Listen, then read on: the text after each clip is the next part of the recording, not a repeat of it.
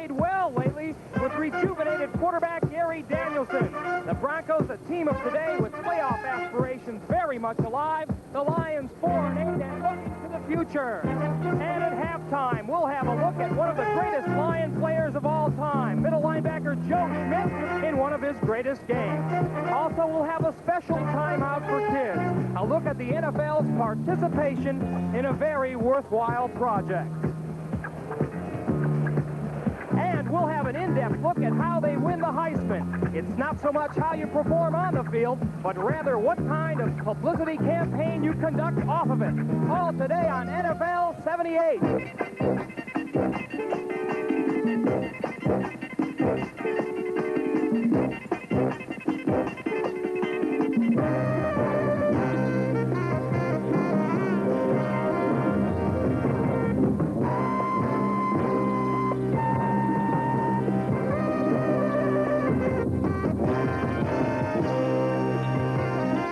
NBC Sports presents NFL 78, an inside look at professional football, and a preview of today's game. Brought to you by Oldsmobile. Discover that great Olds feeling in a test drive today. And by Tuborg Gold. When you go for beer, go for the gold. Tuborg Gold. And by Allstate Insurance Companies. You're in good hands with Allstate.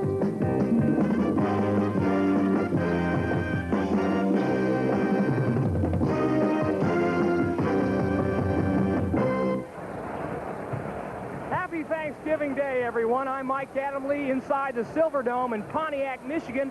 Let me tell you that it's 45 degrees and pouring down rain outside the stadium, but inside the Silverdome it is a pleasant 62, just ideal football conditions. My old buddy Brian Gumble is holding down the fort in New York. And Bryant, traditionally the Lions have been world beaters on Thanksgiving Day, but in the last 6 years they have only won one game. Well, Mike, first of all, I'm not that old. But secondly, I think the reason they've kind of slacked off in recent years is they used to do it with defense in Detroit. Since then, their defense has gone downhill. Now they have the offense, and it's their opponent today, the Denver Broncos, who boast stopping people. Well, I was talking to General Manager Russ Thomas yesterday, Russ Thomas of the Lions, and he thinks the man that can turn it around for Detroit is new head coach Monty Clark. They're 4-8, but they are definitely on the upswing. Certainly, Clark has worked wonders, as has Gary Danielson. I tell you what, if you'll get out of my screen for a moment, okay, we'll take a look at just how the standings stand right now as we start week number 13. We'll start in the AFC East, where the New England Patriots now hold a one-game lead over the Miami Dolphins, and the Jets are fast fading. In the Central, the Pittsburgh Steelers rule the roost, but the Houston Oilers, with a big win Monday night, are now at 8-4 and sitting behind only two teams for a wild card berth. Over in the West, it is still Denver and Oakland. You heard Mike mention how close they are, but don't forget the San Diego Chargers. Right now, the football they're playing is as sound as any team in the NFL. Over in the NFC East, right now the Redskins and the Cowboys are tied at the top at 8-4. Today they'll resolve that tie in Irving, Texas. In the Central Division, the Pack has come back to the pack. Green Bay and Minnesota tied at the top right now, while in the West it is still the Rams and the Atlanta Falcons at 7-5. If we can change this one over, the Rams are on top. The Atlanta Falcons at 7-5 are still looking for a playoff berth. One team out of the playoff picture right now, the New York Giants. We'll see why when we come back.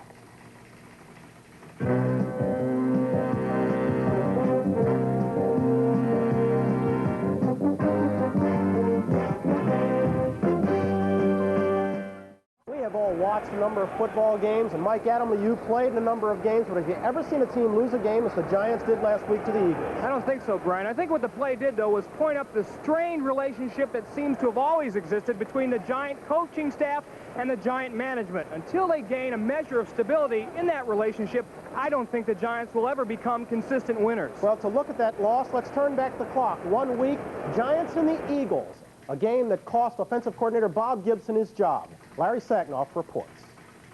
The Giants had the ball at their own 29. They were leading 17-12 over the Philadelphia Eagles with 31 seconds left in the game. And instead of having their quarterback, Joe Pisarcik, fall on the ball and let the clock run out, the play that came in from the bench was an unbelievable one. It called for a handoff to the fullback, Larry Zonka. Well, it was a disaster from the start. The ball was fumbled, and Herman Edwards of the Eagles ran it in for the touchdown. The Giants lost the game 19-17, and no one could believe it. I mean, obviously, looking back, why should you call anything else? But, you know, I don't know. If we hadn't fumbled the ball and we had just ran the play like we did the play before and ran the clock out, and I'm sure nobody would have said, why didn't we fall on the ball, you know, but because it wouldn't have mattered, obviously, you know, the game would have been over. But we didn't execute the play. If we execute the play, then the game's over anyway. And it's not the safest play, but it's not the most dangerous either. It's pretty much a simple handoff. The Monday following the game, Bob Gibson was let go as offensive coordinator of the Giants. He's the one that called the play, so he's the one who got fired. We felt, as a group of people that discussed the game after it was over, that it would be very difficult for Bob to regain the confidence that he needed to coordinate the concerted efforts and the spirit and all that goes in with a football team. All right, so Gibson is gone, but how could a head coach, in this case John McVay, let that play get past him on the sidelines and into the game without questioning it? You know, McVay's contract runs out at the end of this season, and I would be surprised if we see a whole new coaching staff down on the sidelines come 1979. Larry Sacknoff, NBC Sports.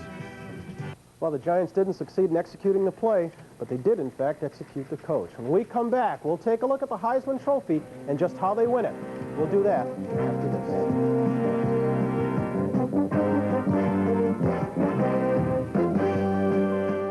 Professional football has become a year-round proposition, not only in the realm of conditioning and playing, but community involvement as well. The evolution of the Ronald House is just one example of how players' special commitment has benefited communities across the country. After an outstanding career at USC, Fred Hill went on to distinguish himself with the Philadelphia Eagles. He really couldn't have written his script any better. But in 1969, there was a tragedy. Hill's 3-year-old daughter, Kimberly, was stricken with leukemia. It was a sad thing because we didn't know, anything about the disease. We went to Dr. Audrey Evans, who was the head of hematology, and we said, we would like to donate some money to you, make a list. Fred Hill got in touch with us to see if there's anything that he or the Eagles could do for funds, to raise funds for us. And talking to Jim Murray, he said, can we not help you with the house that you plan? And so he made the dream reality very fast. Well, everybody can identify with a house. You either have a mortgage or a leak, or maybe you have both. And when you say it would be kind of neat if you could put people together that have the same problem. And that's exactly how this started.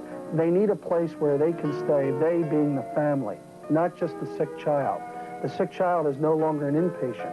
He's brought out of the hospital and put in the Ronald House. What happens is his mother, his father, his brothers, his sisters can come with him. In the minds of pediatric oncologists, the concept of a house was considered therapeutically essential for the more effective treatment of leukemia. The idea has caught on. With the support of Eagles owner Leonard Toews, the Bears' George Halas, and McDonald's Ray Kroc, and the tireless efforts of Dr. Edward Baum and attorney Charles Marino, the house became a reality in Chicago. Other cities have taken note. Planned openings are scheduled in early 1979. Even cities without NFL franchises have committed themselves to a project that has become a giant team effort. We have a team, and, I guess this has really got God's hands in it. There's no way this thing could have come this far, this fast. But you talk about, Thanksgiving Day and what America's all about. Here's a large corporation like McDonald's. Here's the National Football League and member teams. We're about 20 teams strong now in this program. You talk about football players, but the whole basis of what this is the parents, the doctors, and the children. But without the players' efforts, the Ronald House might not have witnessed such a dramatic success. John Cappelletti of Los Angeles, Steve Bartkowski of Atlanta, the Steelers' Jack Lambert, New York's Dave Jennings and Randy Rasmussen, Russ Francis of the Patriots, Ed O'Neill of the Lions, and Bill Berge are just some of the players who became more than casually involved in their area. Berge's teammates, Harold Carmichael and Vince Papali, pay regular visits in Philadelphia. Well, I was particularly impressed with the concept behind the Ronald McDonald House, and I come in contact with Dr. Evans, and she explained to me exactly what was going on, and it was just such a unique thing, and being a family man myself, that I thought if I were to have someone that had leukemia or had to go on an outpatient kind of a thing, that would be the sort of thing I would want for my family.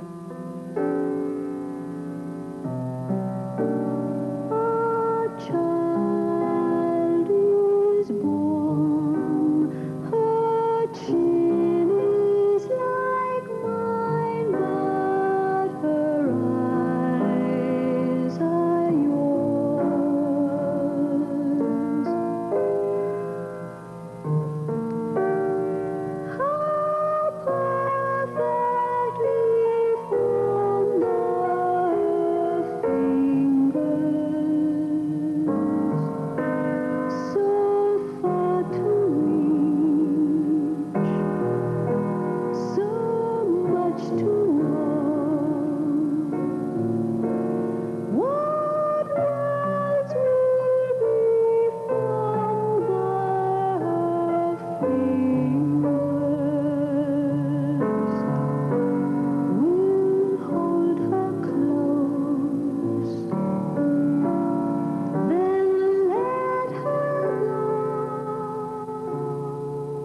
Willie Hill is 12 years old now and has undergone a complete remission, a remission that might not have come to pass without the combined efforts of so many good people.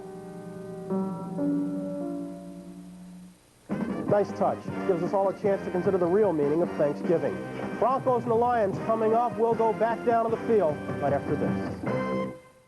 Silverdome in Pontiac, Michigan. Well over 70,000 fans to celebrate this football Thanksgiving between the Detroit Lions and the Denver Broncos. Hello, everyone. Dick Enberg along with Merlin Olsen. A happy Thanksgiving to you all. And this has been part of the tradition for a lot of you fans. It started 45 years ago. That was the NFL infancy, and the Detroit Lions owner decided, why not? Colleges and high schools played their big football games on Thanksgiving. Maybe it would work with the pros, too. And it certainly has. Been some great games and some great names as we reflect on them now. Brink Stadium, Detroit, 1949. Ex-Notre Dame All-American Johnny Lujack leads the Chicago Bears to a 28-7 win before only 25,000 chilled Detroit fans. The Lions' only touchdown was a record setter. Sid Luckman's pass picked off by defensive back Bob Smith. He grabs it in his own snowy end zone, and perhaps because he couldn't see his own goal line, decided to take it back the other way. A 102-yard return for a touchdown. Smith's long run still a Lion record. 1951, the beginnings of the championship era for the Lions. Quarterback Bobby Lane fires 4 touchdowns. This one to Doak Walker in a big win over Green Bay. Safety Jack Christensen, a rookie, returned 2 punts for touchdowns. One for 72 yards, and this one a dazzling run of 89. The Lions beat the Packers 52-35. Chris's crew, that Lion defensive backfield, would be known with Bob Smith, Yale Larry, Jim David, and of course Jack Christensen, who could not only pick off passes, he could return kicks. 1953, the Lions are on their way to the NFL title. Thanksgiving Day, Bobby Lane has a special holiday surprise for the Packers. He hooks up with Cloyce Fox for a 97-yard touchdown. Second longest in Detroit history. I was a high school sophomore at the time, and it was special for my dad and me as we watched it from the lower deck at Briggs Stadium. 1962, perhaps the most famous Thanksgiving Day game of all. Number 76, Roger Brown, leads a swarming assault on Green Bay's Bart Starr, forcing the NFL's top passer into several errors as Detroit jumped into a 23-0 halftime lead, went on to upset Green Bay 26-14. Brown was joined by Joe Schmidt, Sam Williams, Darris McCord, and oh yes, Alex Karras was in on the Turkey Day party too. 1966. John Brody led the 49ers to a 41-14 blitz of the Detroit Lions with shots like this one to his favorite target, one of the best in the league in that year, Dave Parks from Texas Tech. 1976, 2 years ago, Buffalo's O.J. Simpson set a new NFL single-game record as the Juice rushed for 273 yards in a losing cause. From O.J. to Bill Dudley, Dutch Clark to Hunchy Hornschmeyer, Joe Schmidt to Charlie Sanders, Thanksgiving in Detroit has long been associated with this football classic, a tradition now for NFL fans everywhere. We want to wish you and yours a very happy Thanksgiving. To you, Susie, to our families in Dallas, to my sisters and their families in California, the Lord's blessings to all of us on this wonderful Thanksgiving Day. And our warmest Thanksgiving wishes to you all from NBC Sports. Number 61, Homer Meyer. NBC Sports presents the best of the National Football League, the American Football Conference.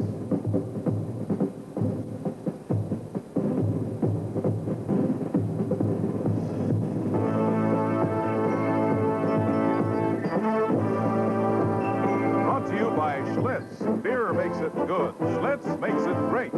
By Chrysler Plymouth, who invite you to see and compare Plymouth Volare, the solid, substantial midsize 479. And by Kmart Automotive Centers, where quality auto products are Kmart priced.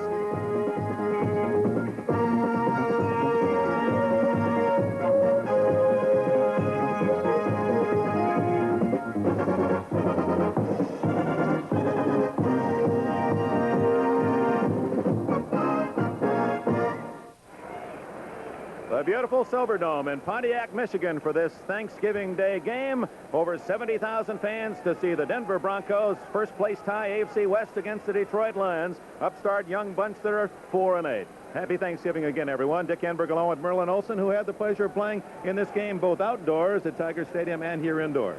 Well, I'm glad we're not out in Tiger Stadium. It'd be muddy and wet. Much more comfortable here in the Silverdome. What does this game mean to the players in Thanksgiving Day? One of the things, it's on national television. The whole country is watching, but I think perhaps even more important than that, these players know that all of the NFL players and coaches are watching. To be playing in front of your peers, very special. I can expect they'll be playing hard today because of that. Let's set up the two teams. The Broncos need a win to assure themselves at least a tie with the Oakland Raiders. They've done it with a stingy defense. Toughest team in the entire National Football League to score against. The Broncos have only given up 151 points, and that is the best in the NFL. And over the last 2 years, they have really dominated defensive statistics around the league with great hustling defense. They're one of the quickest defensive teams in all of football. They really hustle, and they really hit you. And their quarterback, Craig Morton, led them to the Super Bowl last year, off to a slow start this season, back on his game the last couple of weeks. Fred Miller said that one of the weaknesses of this team early was that they weren't getting the big plays from their quarterbacking position. Morton hurt, Weiss hurt. In the last 2 weeks, Morton has had great games. He'd like to put another one together here today. And the Lions will feature one of the great young rookies in the NFL, number 60, Al Baker. He has really been growling. 21.5 sacks. Now, that's a great season's total for any veteran. This young man has it before the end of the year. He certainly has to be our leading candidate for Defensive Rookie of the Year. By the way, more sacks than the entire Denver team. Quarterback for the Lions, Gary Danielson. He's brought a new spark to this team. They're very excited about this young man. Smart football player, determined, earned his way to this assignment, reads the defense as well, has really given them an added punch over the last 4 or 5 weeks. So the scene is set here in the Silverdome in Pontiac, Michigan. And now, ladies and gentlemen, our national anthem.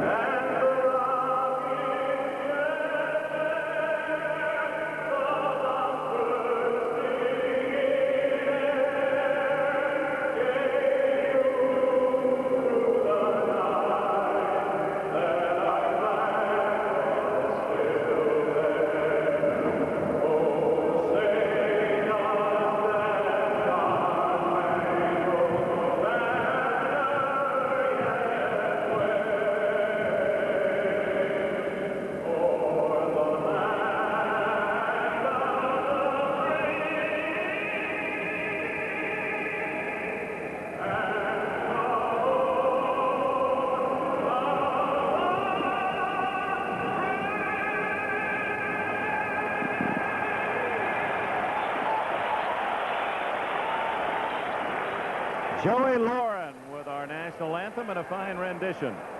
Well, they have the coin toss, of course, now an official toss to determine who will receive the ball first.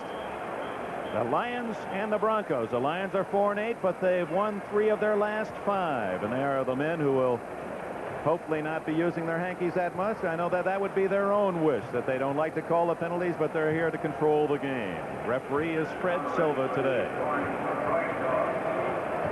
Talking to some of the Bronco coaches and players, and to Mike Lucci, who's been their radio broadcaster during the year. They really have come on strong in the last 4 or 5 weeks, Dick. And after the early disappointments to Monty Clark and his staff and a lot of early season changes, this is a much improved young team.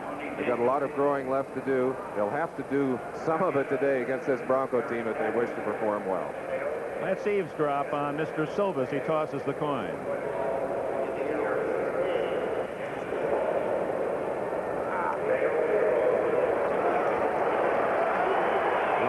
obviously have won the toss and will take the ball.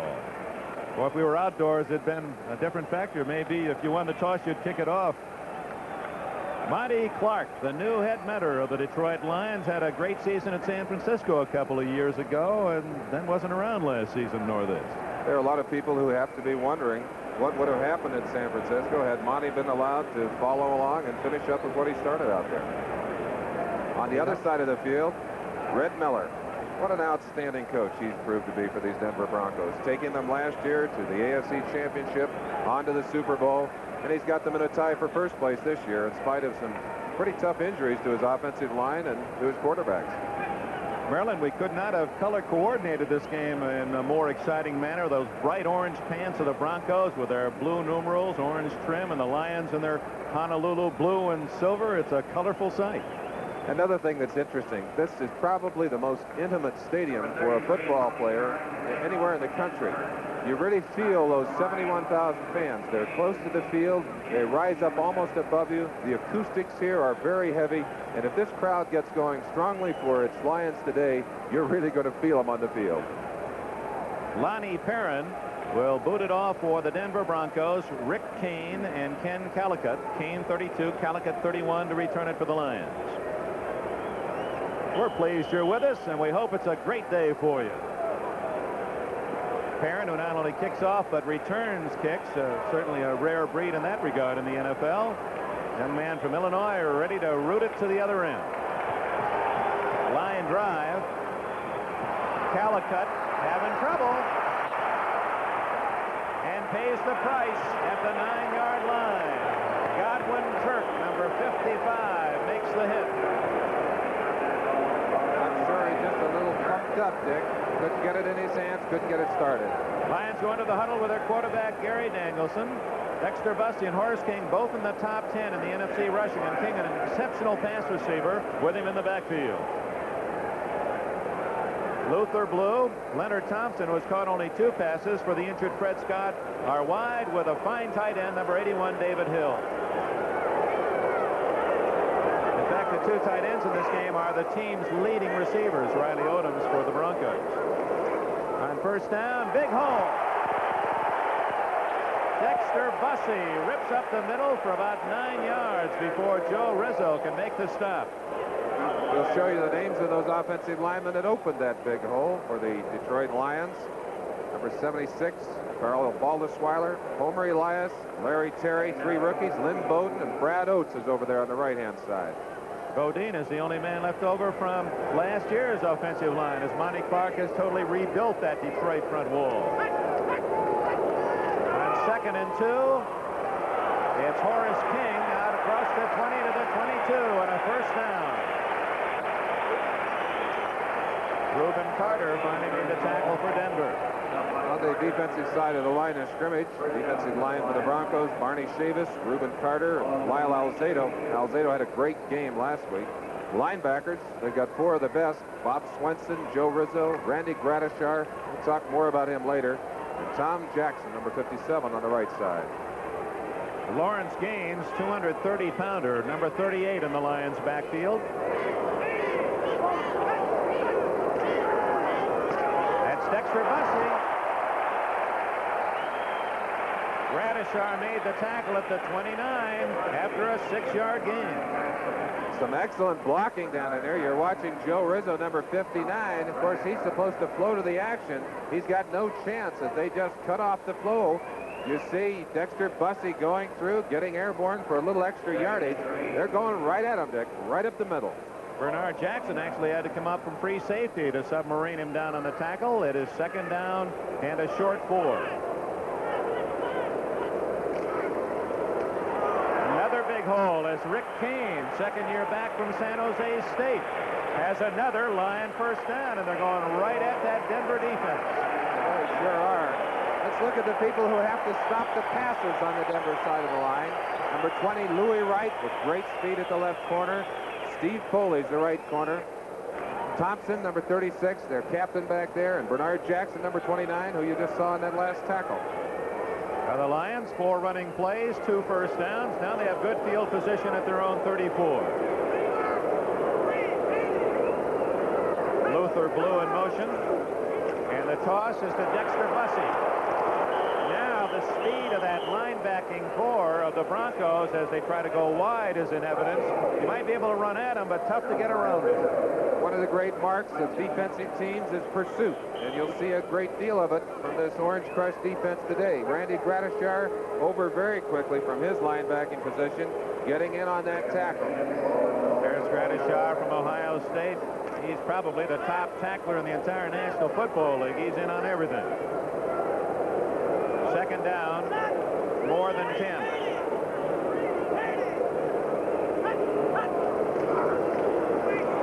Dexter Bussey and Lyle Alzado, the defensive end, 6'3" and 250 from Yankton College, and that's just what he did. He just yanked Bussey to the carpet after a short game. Even though they were caught by the backside in pursuit, David Hill, number 81, puts a great block on Barney Chavis. It's a double team. He brushes off, and then he just takes the legs right up from underneath Joe Rizzo on the inside, but they couldn't get away from the great pursuit of number 77, Lyle Alzado. Ball at the 38. The Lions face a pass situation. 3rd down and 7.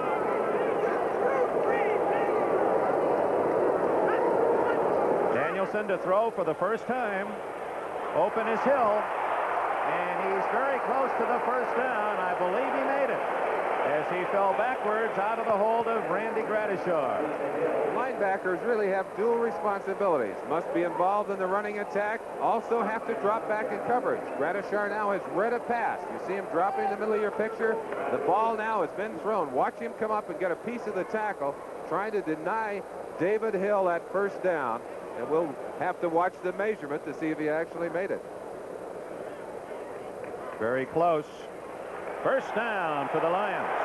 Now, throughout this Thanksgiving Day, we're going to pay tribute to the wives and families of the various athletes, and in turn, it's our way of saying we hope you and yours are enjoying this special day in many ways more meaningful than some of the other holidays. This is a time where families come together and express their love and feeling for one another. Well, we don't necessarily give presents on Thanksgiving, but that was a nice present to the offense for Detroit as they got that first down to continue this drive. Putting a little pressure on the defense here. For David Hill, that was his 41st catch of the year. Danielson doesn't like the call on the defense, so we have our first timeout of this game. First quarter here at the Pontiac Silverdome. 10 minutes, 21 seconds remain. The Broncos and the Lions. No score. Dick Enberg and Merlin Olsen from the Pontiac Silverdome. The ball is at the 45-yard line. The Lions, after the kickoff return to their 9-yard line, have 3 consecutive first downs as Gary Danielson takes them to the line of scrimmage, and he stayed basically on the ground thus far. I want to ask you about that, Merlin Olsen.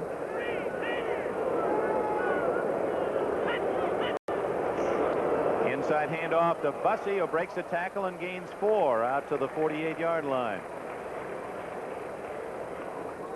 I'd like to give you a look at that last play from the ground level and the secondary. Watch that play come right at you as Dexter Bussey makes a great reaction. He sees Gradishar right in the hole, cuts back, pulls out of his grasp, makes a nice gain, much more than he should have made on that particular play. One of the things that Danielson said, Dick, is they're going to try and mix it up today. Run on passing situations, pass on running situations. They want to keep this Denver defense off balance. 2nd and 6, a draw play to Gaines, and he has it.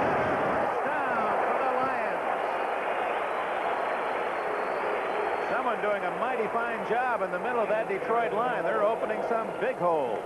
Take you right down on the field and watch the surge from this young Lion offensive line as they just blow people off the ball. Lawrence Gaines, a big bull of a back up inside. And watch the emotional reaction. This defense is very unhappy. Lyle Alzado saying, come on, guys. We can't let them drive like this. Let's get this game under control. Only one pass used by Danielson, who has 4 straight first downs, and now is in Denver territory. Play action. Luther Blue finally tackled at the 12. Make that the 17-yard line.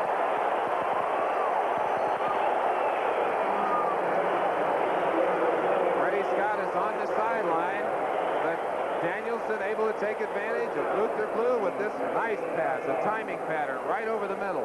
Blue pulls it in, pulls out of a tackle by Foley, makes a few extra yards on his own before Gradishar comes all the way downfield to run him down. The Lions have had the ball for 6.5 minutes at the start of this game. That's their 5th first down in succession, and now they're at the Denver 17. Horace King getting a wrap on his ankle. Danielson looking for 6. No, it's a screen. Bussey, 10, 5. First down at the 3-yard line. Randy Gradishar saved the touchdown. Great call on the part of Danielson, part of the bench for the Lions, as they're just confusing that Denver defense. They really have had them off balance. They've done exactly what they wanted to do. Watch Danielson now. The line is thinking pass on this. They let them get in.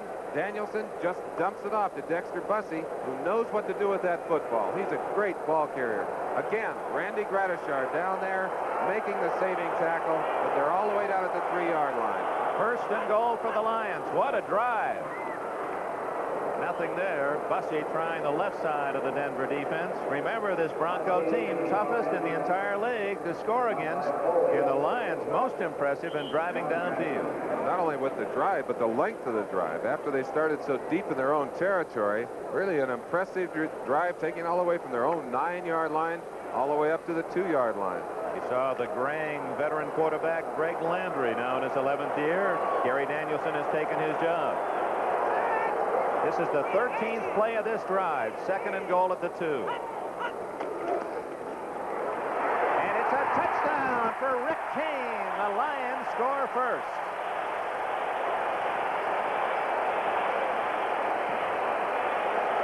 Now, Monty Clark couldn't have written a book any better than that drive. He's established a couple of things early. You want to go out and prove to your opponent that you can put that ball over on the ground. They've moved the ball all the way down the field and now stick it in. Rick Kane making the last shot there. Well, that was a pretty block on Gradishar. Watch Randy Gradishar. Excellent read. Comes across. He gets a nice chop block from the pulling guard. Able to spring Kane into the end zone. Benny Ricardo kicks the extra point, and the Lions using a long portion of this first quarter, nearly 7-8 minutes, take the early lead 7-0. Look at the time of that drive. Over 8 minutes consumed by the Lions offense, and it pays off. A 90-yard drive to the early lead, 7-0. Rick Kane getting the score 2 yards out. Benny Ricardo hits it well, high toward Lonnie Perrin at the 6. Perrin 15, 20, 25, and down at the 26-yard line. Leonard Thompson, number 39, in on the hit along with 31 Calicut. Let's go back and look at that touchdown play. Lynn Bodine, you'll see him pull on the right side of your picture there, number 62. He is going to make the critical block on Randy Gradishar. Watch it right here. Cuts Gradishar, allows Kane to spring through that little hole between Gradishar and Foley on into the end zone. That's excellent teamwork. Fine play by the line, fine play by the running back. Well, the Broncos have their first chance. Craig Morton with John Keyworth and Rob Lytle in the backfield. Moses in motion. Keyworth, the big fullback, and he rips off a good-sized gain to the 34-yard line. Here's the Denver Bronco offense. Veteran Morton at quarterback. And with him, Rob Lytle from the University of Michigan had his best game of the season last week against Green Bay. Keyworth, who just carried on that first down try. The wide receivers, Jack Dolben, speedy outside man, Haven Moses, the veteran, he and Morton, the M&M combination. Riley Odoms, the leading receiver, 38 catches. 2nd and 2. Otis Armstrong. A first down and more for the former Purdue star. He's out to the 44-yard line.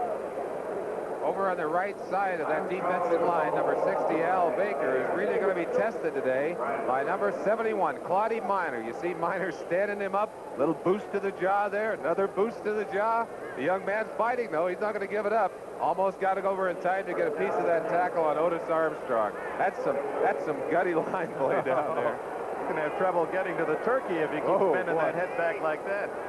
First down at the 44 for the Broncos. Morton stays on the ground, and Lytle gets nothing, and a flag is down, thrown by the umpire. Ralph Moorcroft, and usually you suspect holding, it is. On that last play, the advantage went to Claudie Miner. but it was Al Baker coming right across the heels of a cross block there to stack it up. You see him here, number 60. Watch the cross block there now, trying to take advantage of him, leave him to the outside. He slides inside, meets Rob Lytle right dead in the hole. He's not going anywhere. You can see the center, Bobby Maples, number 50, holding the defensive right tackle, Doug English. So 10 yards, it's 1st and 20 now for the Broncos at their 33-yard line. Moses to the near side, Jack Galvin far left. Keyworth and Armstrong stacked up behind Morton. Some problems with the football. There's no rain inside, but something wrong with the ball. Maybe some stickum on it. Yeah, probably a little stickum. All of those receivers and offensive backs will have that stickum to allow them to handle that ball. There'll be a little perspiration on that field today. Humidity pretty high, even though we are inside.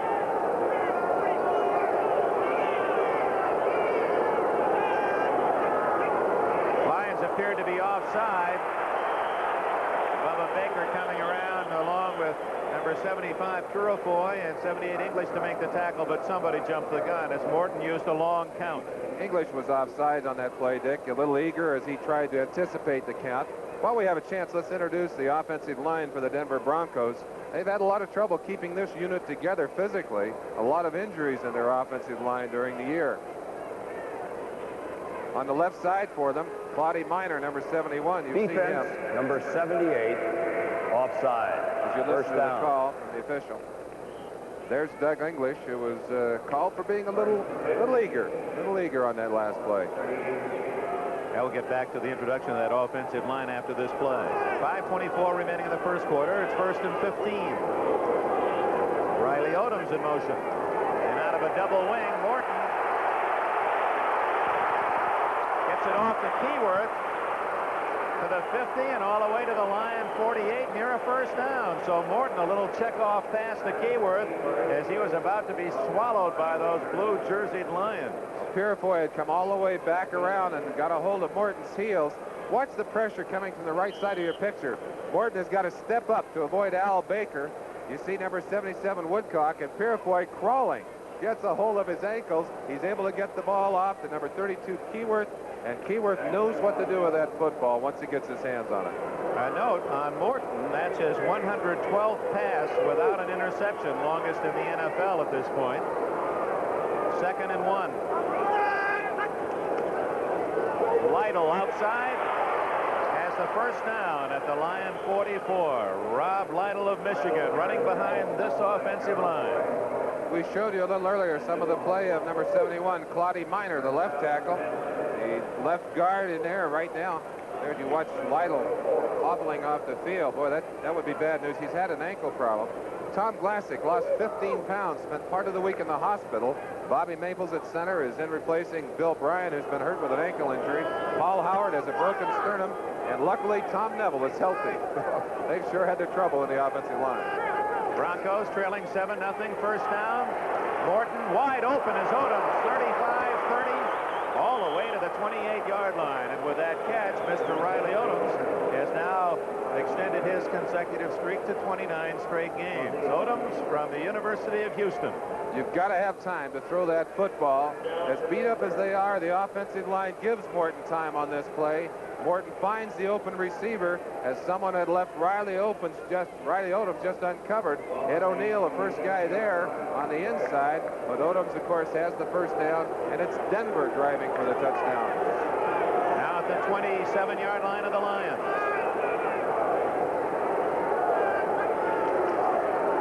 Lonnie Perrin. And he slashes off the left side to the 23, a gain of 4. Defensive line for the Detroit Lions. Young, aggressive, eager. We've already shown you Al Baker, who's at the right end. Inside, Doug English, John Woodcock. And they picked up Dave Purifoy, who played at Green Bay for a long time. Now is in the defensive line at left end here for the Detroit Lions. Linebackers, quickly Paul Newmoff, Ed O'Neill doing his job in the middle. Charlie Weaver, been their most valuable player the last 2 years on this defensive team. Good news, Merlin. The injury to Lytle is not believed to be serious. 2nd and 6. Flag down as Perrin drives straight ahead to about the 18-yard line. It appeared there might have been some illegal motion by the Broncos. I think Craig Morton is getting him with his count in there. I watched Floyd Peters, who's the defensive line coach for the Detroit Lions, and he's working them on sound yesterday. They're really training these defensive linemen to get off the ball on that sound. Well, sometimes you get a little too eager, and a quarterback will give you a sound that gives you the thought that he is going to take that ball, and you're gone. Unfortunately, the ball's still on the ground. You're going to have a 5-yard penalty. It is against the Lions for offside. I want to talk about that sound after we hear from Fred Silva. Defense, number 75. Offside, second down. I recall a game in which you played against the Lions in Detroit. Bill Munson, the quarterback, and the Rams must have been offside 8 or 9 times. 13. 13. I'll never forget. And he used that inflection. That he'd use one tone, and then he'd give you an extra little high hut, and you'd all jump at it. Dave Preston inside the 15-yard line for another Bronco first down. We've gone end-to-end with these two teams. Well, they're 2 long drives. Let's take an opportunity to introduce you to the defensive backs for the Detroit Lions. They've had some injury problems there, but we're going to see Walt Williams, number 21, at the left corner. Jimmy Allen, been questionable with a knee injury all week. He is in the lineup.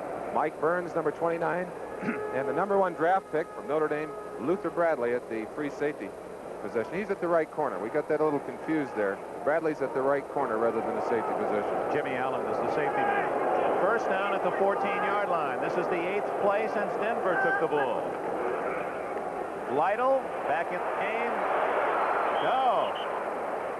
Craig Morton winds up with a football, and he gets down the 10-yard line. Some clever little ball handling in the Denver backfield. Morton has done that twice in the last couple of weeks. Just a solo bootleg out of there. He doesn't even tell the rest of the team. We pause briefly for station identification. This is the NBC Television Network. KXAS TV 5, Fort Worth, Dallas. Number 50, Paul Newmoff on the Lions sidelines. He's one of the graybeards in this young Detroit Lion team.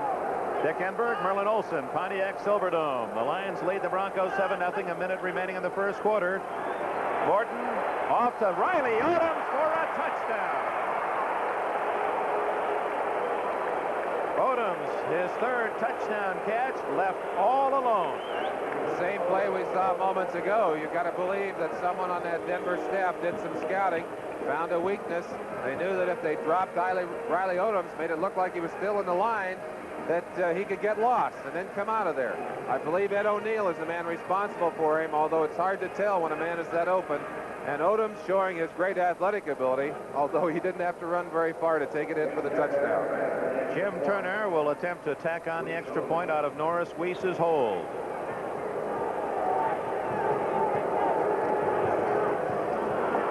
And we've got a new ball game. 2 long, impressive drives. The Lions go 90. The Broncos come back 74 yards. And with 56 seconds left, we're even at 7. A short work week for these two teams, and sometimes the defenses don't have a chance to really go to school. At least it looked that way in the first 2 drives, a 7-7 tie. We're going to go back and take a look at it. I think there's a little trickery involved in that play. I think Riley Odoms lay it on the ground, playing dead, getting up. I think that's the reason he was so open on both those plays. Same play on a big first down play, and of course on the touchdown. Monty Clark sees Lonnie Perrin drill one toward the end zone. Kane will let it go on through. Now, we used to use that slip play, travel this side, fall down, never could get back up again. Let's see if we can't see what happened to Riley Odoms, why he was so open. Watch it here, a little play action fake. Odoms now is on the right side of your picture. You see how open he is. Just slipped to the ground. I'm sure that's what the linebacker believed, that he was safe to go in coverage somewhere else. You see Odoms on the bench is having a fantastic year. That's his 5th touchdown catch of the year, averaging 15.2 per catch, which is not that unhealthy in itself. Riley Odoms is a great athlete, and many feel will be, if he's not now, the best tight end in football. Dexter Bussey on first down for the Lions. Gets about 4. These 2 running backs for Detroit, King is 5'10" and 205, and Bussey 6'1", 195. They're not big, but both with good leg power. We talked about Randy Gradishar. He has 223 tackles on the year, an average of 18.5. That's combined tackles and assists.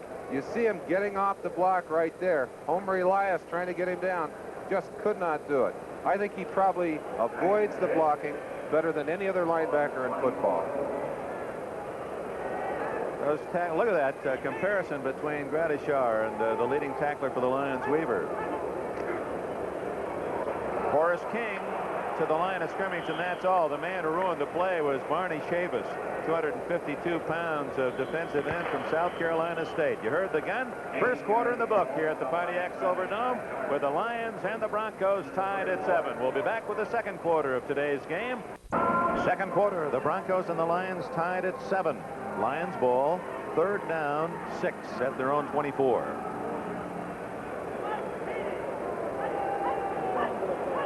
Oops, Alzado is offside. Danielson will go through with the play, and he hits his tight end, David Hill, for a first down at the 31. The standings in the AFC West, and of course the Denver Broncos. This becomes such an important game. They play Oakland next, and those two teams tied atop the AFC West, with San Diego going to the whip and coming hard, and Seattle certainly will be a factor in the final 4 weeks of this season. It's a tough division. The Seahawks and the San Diego club just really playing much better football than they were expected to play. And of course, head-to-head in a battle with a team like Oakland, Denver simply cannot afford to get a game behind here today. And then you look at the wild card. 2 AFC teams will play for that wild card spot. Will it be Denver, Oakland, New England, Miami? And you also have Pittsburgh, Houston. So there's some real tough teams coming down these last 4 games. The battle is just beginning. On first down, Danielson looks like he wants to go long. Luther Blue. Just off the fingertips of the ex-Iowa State star, Luther Blue. And that was a long, long throw by Danielson. Give you a chance to watch the man who was on the receiving end of that. Luther Blue, number 89, has fine speed. He's going to cover a lot of ground before that ball is finally thrown up. That's Steve Foley, number 43, matching him stride for stride. But had the ball been thrown a little shorter, a little more to the inside, Luther Blue may well have had the ball and a big first down. Officially measured as a 6-yard skid on the miss by Blue. Well, that's hard on you, too. That turf will eat you up. He probably burned his arm up pretty good as he rolled over on it. 2nd and 10. Screen. Horace King knocked down at the 35, and that'll be a gain of 4. King, a good pass receiver, 2nd on the club to David Hill. That's his 40th catch of the season. Rizzo and Gradishar made the stop. Was their leading pass receiver last year, Dick, by the way, as well as their leading runner. Good all-purpose back. This telecast presented by authority of the National Football League, intended for the private use of our audience. Any rebroadcast or other use of this telecast without the express written consent of the Detroit Lions and the National Football League is prohibited. 3rd and 6 for Danielson and the Lions. Down the middle, open, and intercepted by Bernard Jackson. Jackson at the 50. 40, out of bounds at the 36, through the fingertips of Luther Blue and right into the hands of Jackson, his 5th interception of the year. Just about had a little altercation over on the sideline. 76 Ballesweiler over there. David Hill in on the tackle, but Bernard Jackson still telling him what he thinks of the hit after the fact. Of course, that's a big turnover, and what a tragic one for a quarterback. Throws it into the hands of the receiver. You'll get a chance to watch it here for yourselves. Actually, the ball well thrown, a little high. Receiver tips it. And now the easy pickup. Number 29, Bernard Jackson. And he's got some speed as he burns up the sideline. Watch the trouble on the sideline here. Develops after he's bounced out of bounds. Hill coming in, puts a little shot on him there. Didn't get to see Baldesweiler, but he ended up coming in too. Bernard Jackson told him in no uncertain terms, leave me alone when I go out of bounds. Early in the second quarter, the first turnover of the game, a 7-7 tie. Morton trying to capitalize, Rob Lytle, but a flag is down. I believe we have holding against the Denver Broncos. We do. I'd like to go back, compliment our NBC crew, Ted Nathanson, George Finkel, and all the technicians, cameramen. At last, the interception. We had the replay from 2 different levels, the graphic.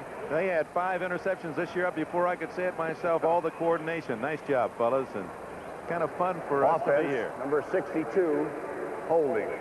62 is Tom Glassick, the left guard from Virginia. Can't blame him for hanging on a little bit today. They said when he was in the hospital, in a matter of 8 to 10 hours, he lost close to 15 pounds. So he's got to be pretty weak out there today. In fact, he wasn't supposed to play. First and 20.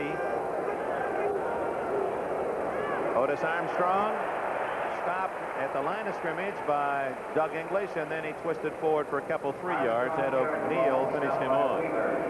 There's English from Texas, second-round pick a couple of years ago. You saw his Great Dane. I think he calls him Spike, 215 pounds. That's a lot of nail. Spike is bigger than some of the players on the field today here. Maybe they ought to suit him up. 10 pounds less than his master. I'll tell you, Monty Clark is beginning to worry about football players. He's had a lot of injuries here. We'll give you a chance to hear more about that later on. Morton fakes the draw. He's in trouble. The Lions, they call them the Silver Rush. Purifoy and Baker make the sack.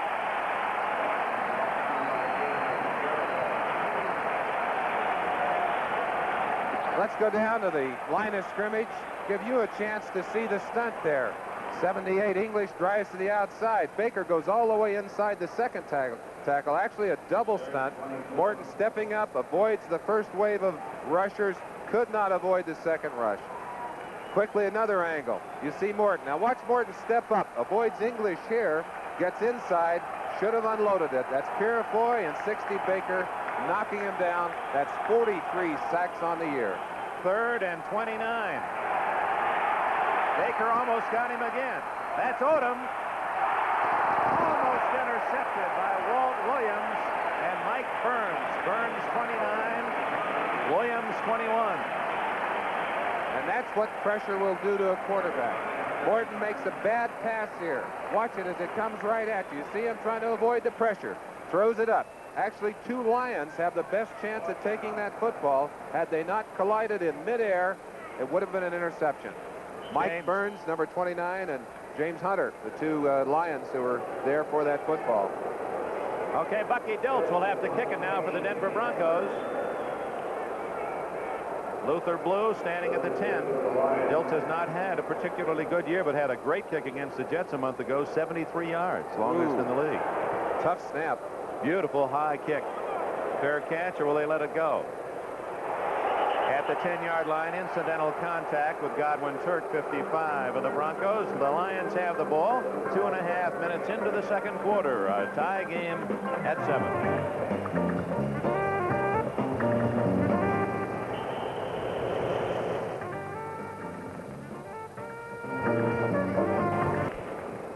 Now the Lions stop the Denver Broncos after the pass interception, a penalty, and a sack. And now with the kick, Detroit has the ball at the 10-yard line. Red Miller, whose teams have never lost 2 in a row in his 2-year reign as the head man at Denver. And they're currently on a modest 2-game winning streak.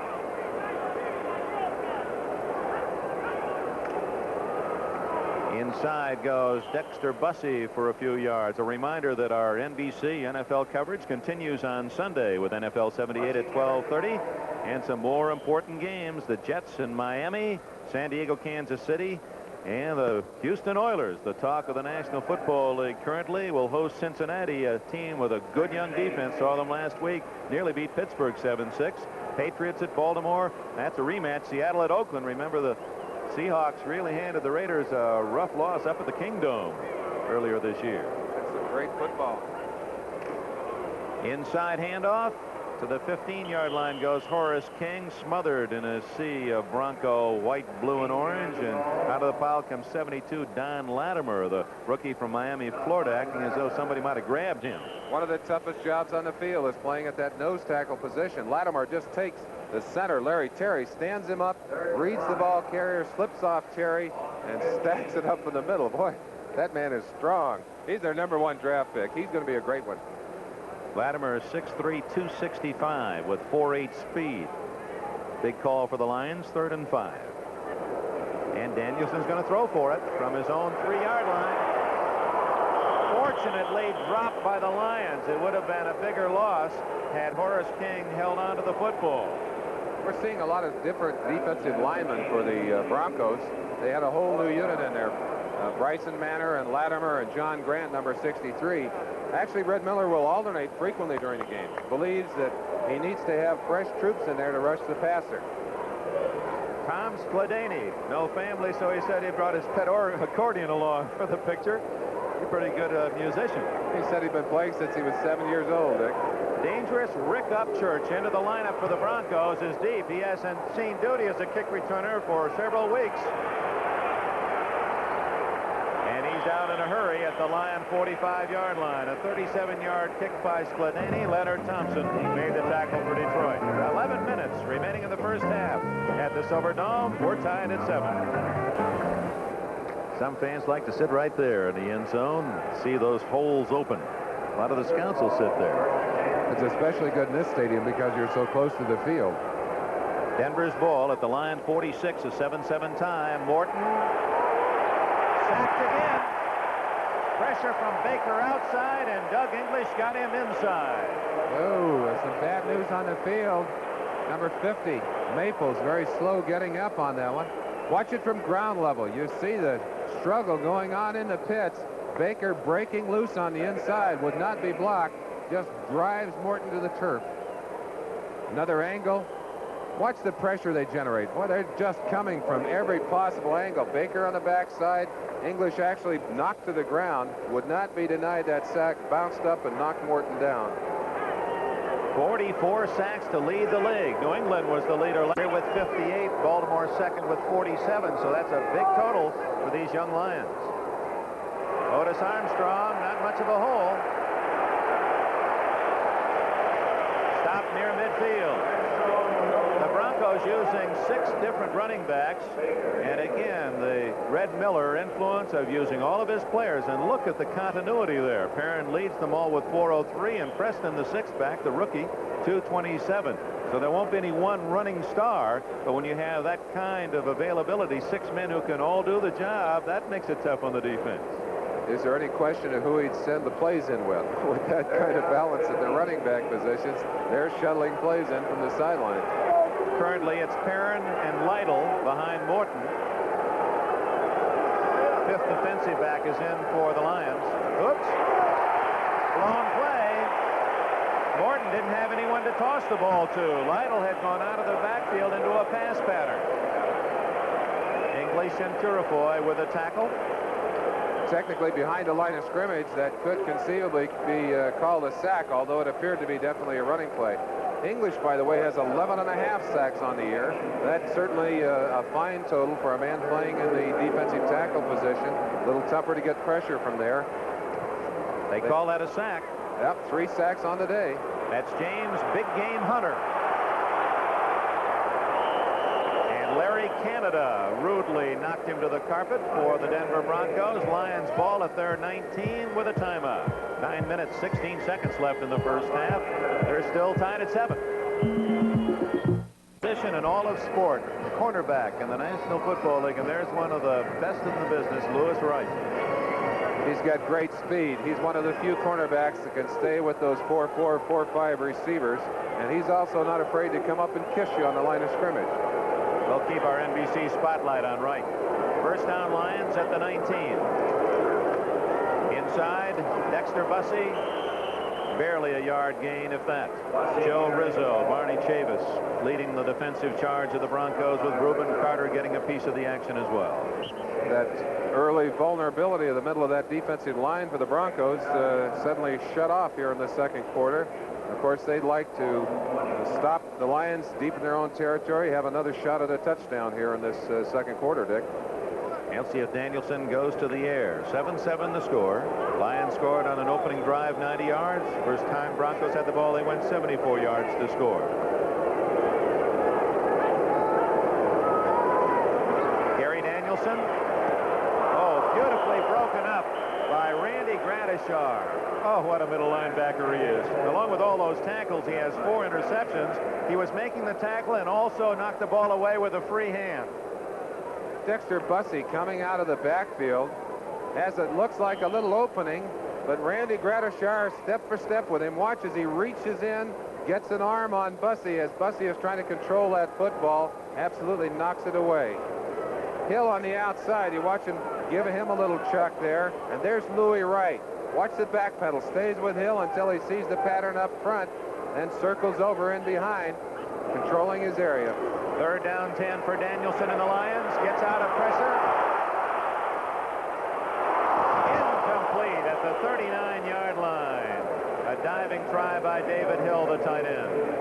Danielson, one of the things the Lions like about this young man is he's agile, he can get out of trouble and still make the throw off balance, and he almost hit his man.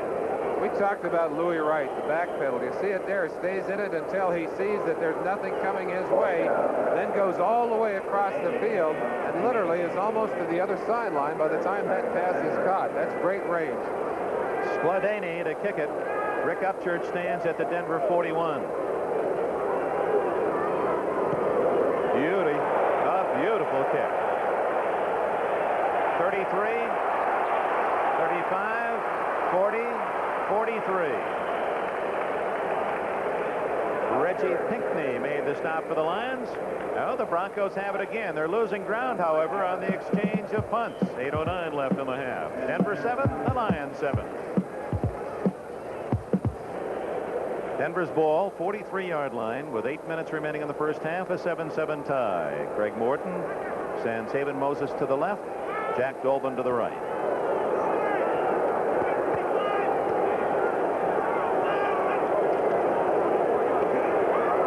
Inside the handoff to John Keyworth. He gets a couple of yards out to the 45. John Woodcock made the tackle. Looking down on the field, Dick, have to feel that after those two very strong drives by the offensive teams, the game has suddenly changed, and now it's the defensive teams who are dominating. Looking down at the line of scrimmage, Paul Howard, number 50, got all he can handle, and John Woodcock in there, but he's been hurt, hasn't he, Dick? Number 60, actually, Howard. 50 is Maple. 60, Howard has a broken sternum breastbone, and he's wearing an actual steel plate under his uniform and then foam rubber. John Keyworth again, about the same result, a short gain, makes it 3rd down and 6. So he is, there's Maple's 50, but 60 is the man, Howard from Brigham Young. And incredibly, he's wearing, and you can see how bulky he is, on the chest, a steel plate, and then that's covered by foam rubber to protect against that injury. He's one of the strongest players on this Bronco team. In fact, my brother Phil, who played with the Broncos for a while, said, "Why is he wearing steel? His chest is like steel." You bounce bullets off that guy. 3rd down and 6. The Lions will be coming with that pass rush. And a blitz is on. Dumped off to Odoms. He did not get both feet down. He got his left foot down, but not his right, as Morton had to unload not only that fierce defensive line, but a linebacker coming as well. Morton was expecting a lot of blitzes from this Lion team today, and of course his favorite receiver, and that is his tight end, Riley Odoms. Read the blitz, went quickly to the outside. Morton threw it just a little too far. Odoms got 1 foot in, 1 foot out. Of course, the ball has to be turned over. So Vito Bay Perilli there with Morton on the sidelines. Bucky Diltz delivers a high kick toward Luther Blue. At the 21-yard line, and a flag is down at the line of scrimmage. We may have had a Bronco releasing before the kick. That's right. See if the Lions will ask for it to be punted again. They may well do that. Diltz has not been that consistent during the year. Something else that you kind of get the feeling up here in the booth, Dick, that even though the battle has been very even to this point, 7-7, I get the feeling that Denver knows they're going to win this game, and that Detroit, like many young teams... Offense, number 50 on the kick, illegally downfield, refused, 1st down. Now they're going to take the ball. But I get the feeling that even though the Lions have played well, as a young team, they're still concerned about their problems. 6:41 remaining in this Thanksgiving Day special from Pontiac, Michigan. And we'll be right back with more first half action. Play the Detroit Lions. I'd like to wish everybody a happy Thanksgiving. I'd also like to say hi to Mom and Nikki and everybody in Newark. Tell O'Hyman to take it easy in Colorado.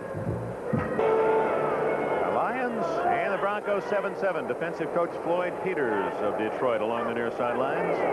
He's the man responsible for that silver rush, that fine defensive line. First down carry. Straight ahead goes Horace King, right into the teeth of that Bronco interior defense. 2-yard gain. Alzado, Rizzo collaborate on the stop. Peters had the San Francisco 49er lineman under Monty Clark, and certainly, or before Clark even, and developed them into a mean pass rush. They called them the Gold Rush. They put together 61 sacks. That's second best in the history of the NFL. And he's already on track with that here in Detroit. Boy, he has developed some very aggressive young defensive linemen on that Detroit team. He looks great, too. He's down to 215 pounds. Danielson tosses to King. And he meets a lot of resistance at the 25. It'll be 3rd down and 6. Swenson led the charge. We talked about Randy Gradishar's pursuit. He got there a little too early this time. Watch what happens to Gradishar. Makes some fine pursuit. They don't get a chance to block him, but he ends up in the hole before he's ready to tackle, and he actually takes the blow. That back said, not this time, big boy. I'm going to put it on you. There again, that statistic. Gradishar, the leading tackler for Denver. Swenson is second. Weaver is the leading Detroit tackler, and he doesn't even have half of Gradishar's total. That's amazing. Every time I see that, I think there's something phony about the stats until we watch the game, and he has that many tackles in a ball game. Right through the hands of Horace King, and a flag is down. Illegal procedure, the call against the Lions.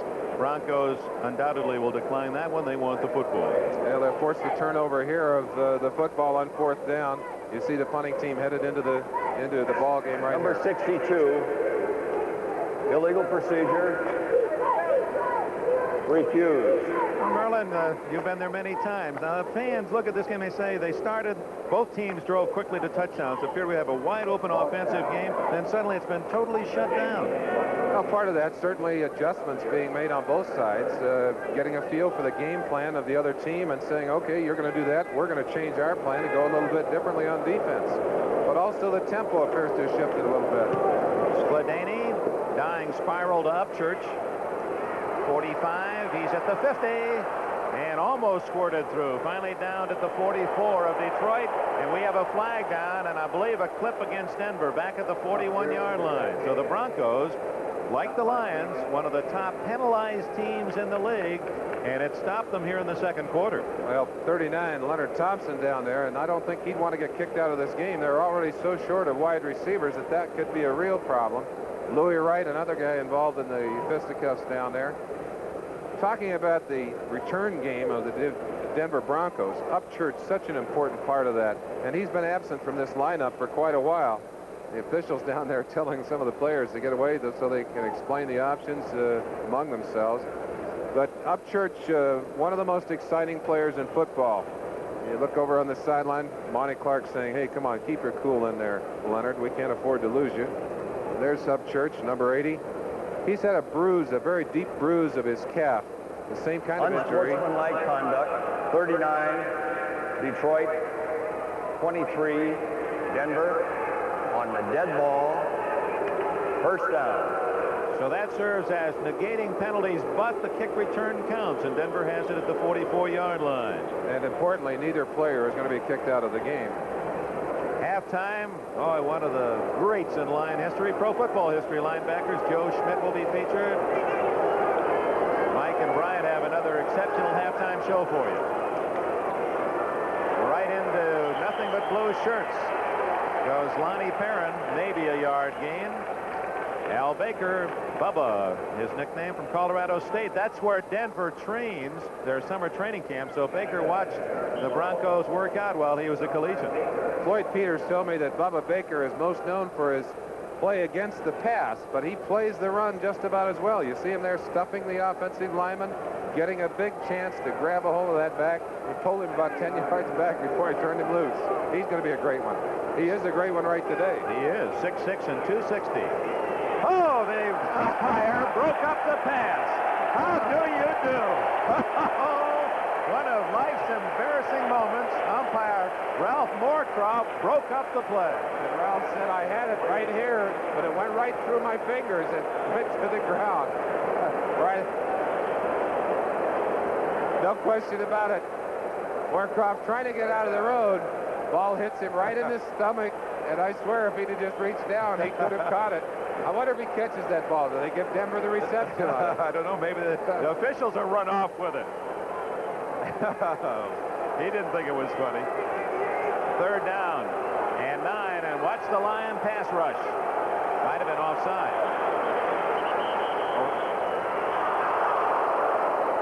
Let's play was whistled dead. Apparently there was contact in the line before the snap. John Woodcock in the middle of the Lion defense had charged prematurely. Was he drawn offside? Well, it looks like Woodcock pointing toward the Broncos, saying, yes, they did draw me offside. We'll have to let the officials sort that one. No question that Woodcock was across the line of scrimmage, but was there motion on the offensive side to pull him off? Apparently so, yep. John makes his home in Hawaii. Went to the University of Hawaii. Was a third-round pick of the Lions 2 years ago. Denver, another penalty. Ball start, 76, offense, third down. Going into this week's play, Atlanta led the NFL with 104 penalties, followed by Cleveland 101, the Rams 100. Denver and Detroit tied 97 each. Can you figure anything statistically? Some would say, well, the most penalized team, they're aggressive. Maybe that's a positive sign. Others say, no, you can't have those penalties and win the big ones. There's no question that penalties hurt you, but an aggressive team will have penalties. It's a balance thing. John Keyworth on a draw as Morton knew that pass rush was coming, but he's far short of the first down, gets it down to about the 43-yard line, and in comes punter Bucky Dilts. So this second quarter, the Lions have been pinned deep in their own end. Denver almost every possession near midfield or Detroit territory, but the Broncos have not even been able to manage a field goal. That's a good sign for Lion fans. That's certainly a good sign for the Lion defense that has been just rib tough here in this second quarter. Luther Blue at the 10. That one headed for the end zone. So on the touchback, the Lions have the ball at the 20-yard line.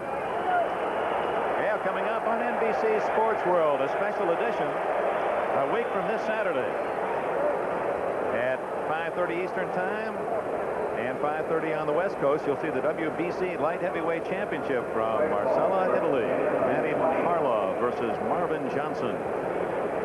Keep that in mind. Sports World, of course, will be back with us full-time early next year, but there's a special edition. Boxing action December 2nd. The centers at home realizing that was a bad snap. Maples, one of the best deep snappers in the league, has had trouble now that he's having to play full-time, getting the ball back to the punter, back to the holder on the placements. Dilts did a good job of short hopping the ball. That's Dexter Bussey. 8-yard gain. The best run by the Lions since their opening drive. Bodine and Terry doing a good job in there for the offense. You know, Larry Terry's a good story. Monty Clark was telling us that here's a young man that came into the Lion camp, was not really expected to do too well. Extremely heavy, actually about 30 pounds overweight. They talked to him, they explained what they wanted him to do, lost 30 pounds, changed his physical makeup, and has become an excellent football player. That's Larry Terry over the ball, number 54, still weighs 260. Danielson for Rick Kane, who struggles forward for a first down. Boy, you could hear the pads pop on that one. Boy, you could hear the pop coming all the way from the top. 25. Horace King just put a knock on 51 Swenson. Watch number 51. Goes inside. His responsibility to shut that hole down. Look at the contact right there between Swenson and King. Actually closed that hole, kept him from popping clean, but the drive of the offensive back giving him a couple of yards gain. We're late in the second quarter. 2 minutes, 20 seconds remaining before halftime. First down at the Lion 32. Bussey in motion. Danielson, good protection, and he hits King, secured by the ever-present Randy Gradishar. And we have another little flurry of tempers. No flag. Dexter Bussey apparently didn't like what was happening as he engaged Bill Thompson of the Broncos. Billy Thompson all over the field. You get a chance to see for yourself. That's Gradishar. Slips underneath him here. Let's see where Thompson comes there, right at the top of your picture. That's Bussey and Thompson having a little fisticuff action there. Number 66 comes over and pulls him apart. He said, hey, fellas, enough of that. We don't want to have a fight here. 66, Bryson Manor, the defensive end, as they've rotated the defensive lineman again for the Denver Broncos. 2-minute warning. The Lions have the ball on 2nd and 11. The Broncos and Detroit tied at 7. Howdy, I'm Doug English from Dallas, Texas. I'd like to say happy Thanksgiving to my family in Dallas watching the game.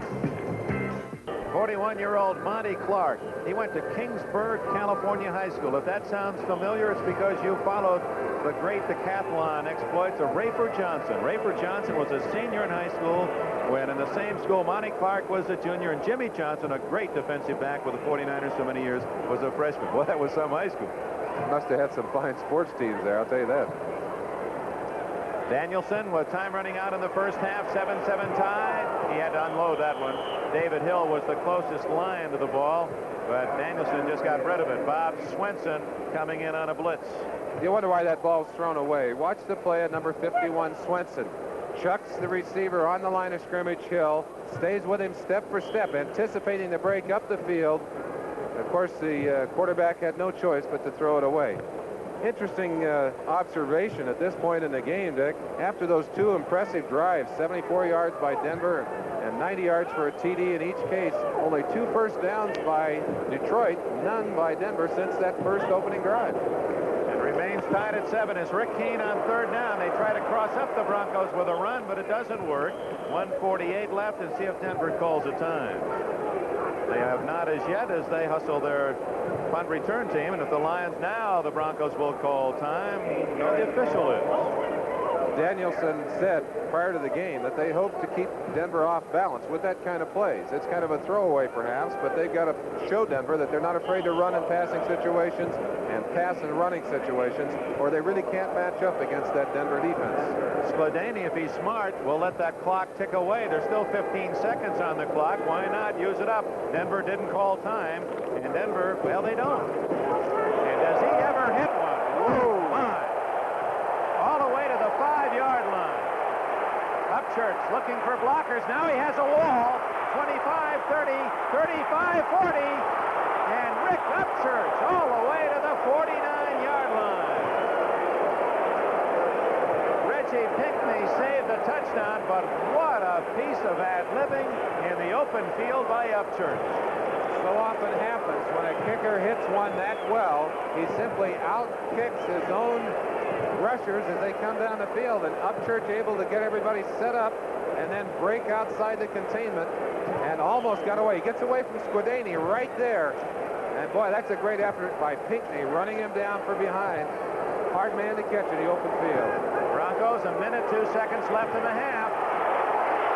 Wide open, Odoms. And he's out of the hold of Walt Williams down to the 34-yard line, but we have another flag against Denver. The Broncos are being penalized almost every play. I don't blame the Denver offensive line for trying to hold. They're just trying to protect that man, number 7, Craig Morton. And the Silver Rush is just erupting off that line of scrimmage, giving them all kinds of fits in there.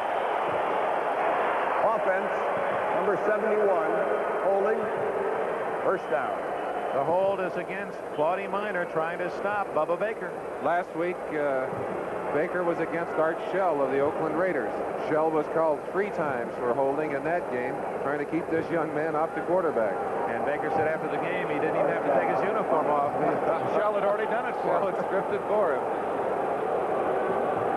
At the 41, 1st and 20. To the draw play, and that's Perrin.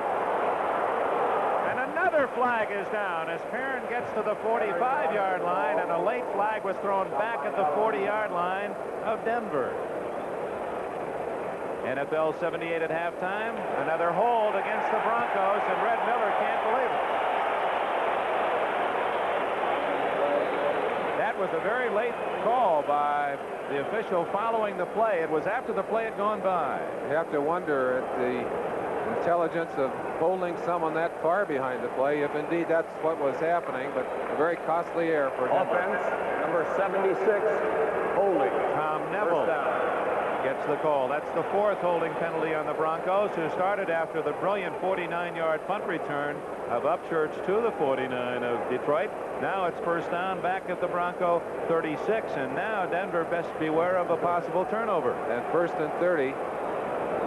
Of course, the Lions would like to put some pressure on here, get a fumble or an interception, have a chance to score themselves. Give it to Dave Preston, the rookie. right into the arms of number 29, Mike Burns. Burns from the University of Southern California. You see Burns taped up there. Must have a groin problem as they try to strap him up. You see the ace bandage wrapped around to try and keep some pressure on that inside area of his leg. Very common ailment, especially on the artificial turf, which has a tendency to stretch you out. Talking about Tommy Neville earlier, the penalty being on him earlier, it's a good story for these Broncos. He's added some real stability. They've had so many people hurt inside at the guards and center positions. They've leaned heavily on their two tackles, Neville and Claudie Miner. When Neville came to the Broncos, they wanted him to play left tackle. Claudie Miner was playing on the right side. Neville said, I broke that drive leg. I can't play on that side. Red Miller said, gosh, I don't think I can ask Claudie Miner to move. He might be an all-pro there this year. Claudie Miner came to Red Miller, said, I'd like to trade places. I know that Tom will have problems on that side of the line of scrimmage. Volunteered to switch across to the left side. That's the kind of unselfishness. That's a very important word that you have to have if you're going to be a winning team. Well, maybe an average fan could liken that to if you're writing right-handed all your life, suddenly the teacher says you got to write left-handed. It's a tough adjustment.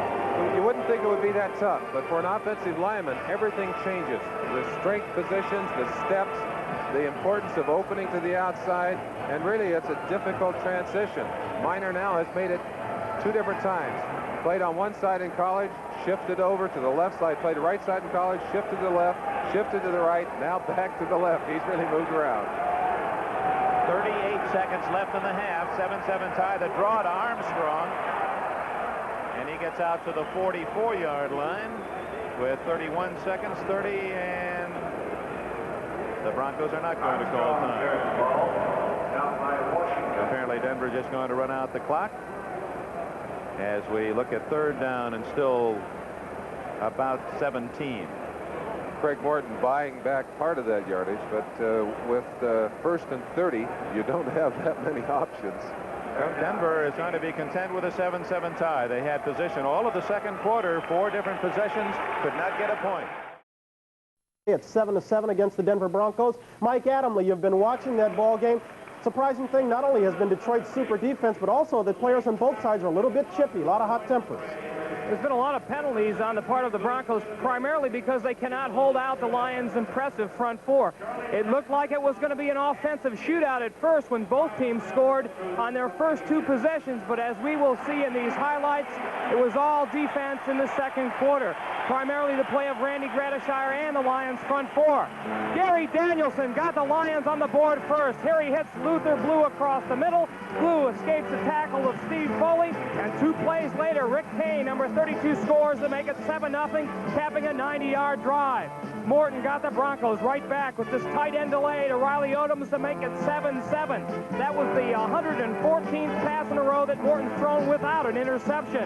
In the second quarter, Danielson, 3rd and 6, his own 34. He wants more points. He goes to Blue.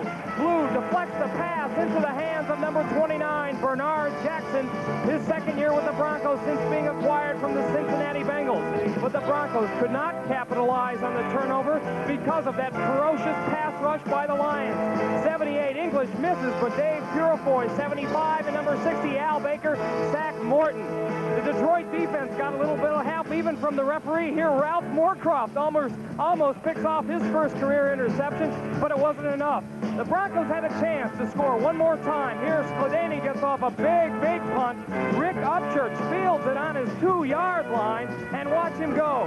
He finds a little daylight on the sidelines. He goes all the way down to the 49-yard line, and it looked like the Broncos may get a chance to get 3 points on the foot of Jim Turner. They did not. They were held because of holding penalties. They could not stop that front four, like I told you before.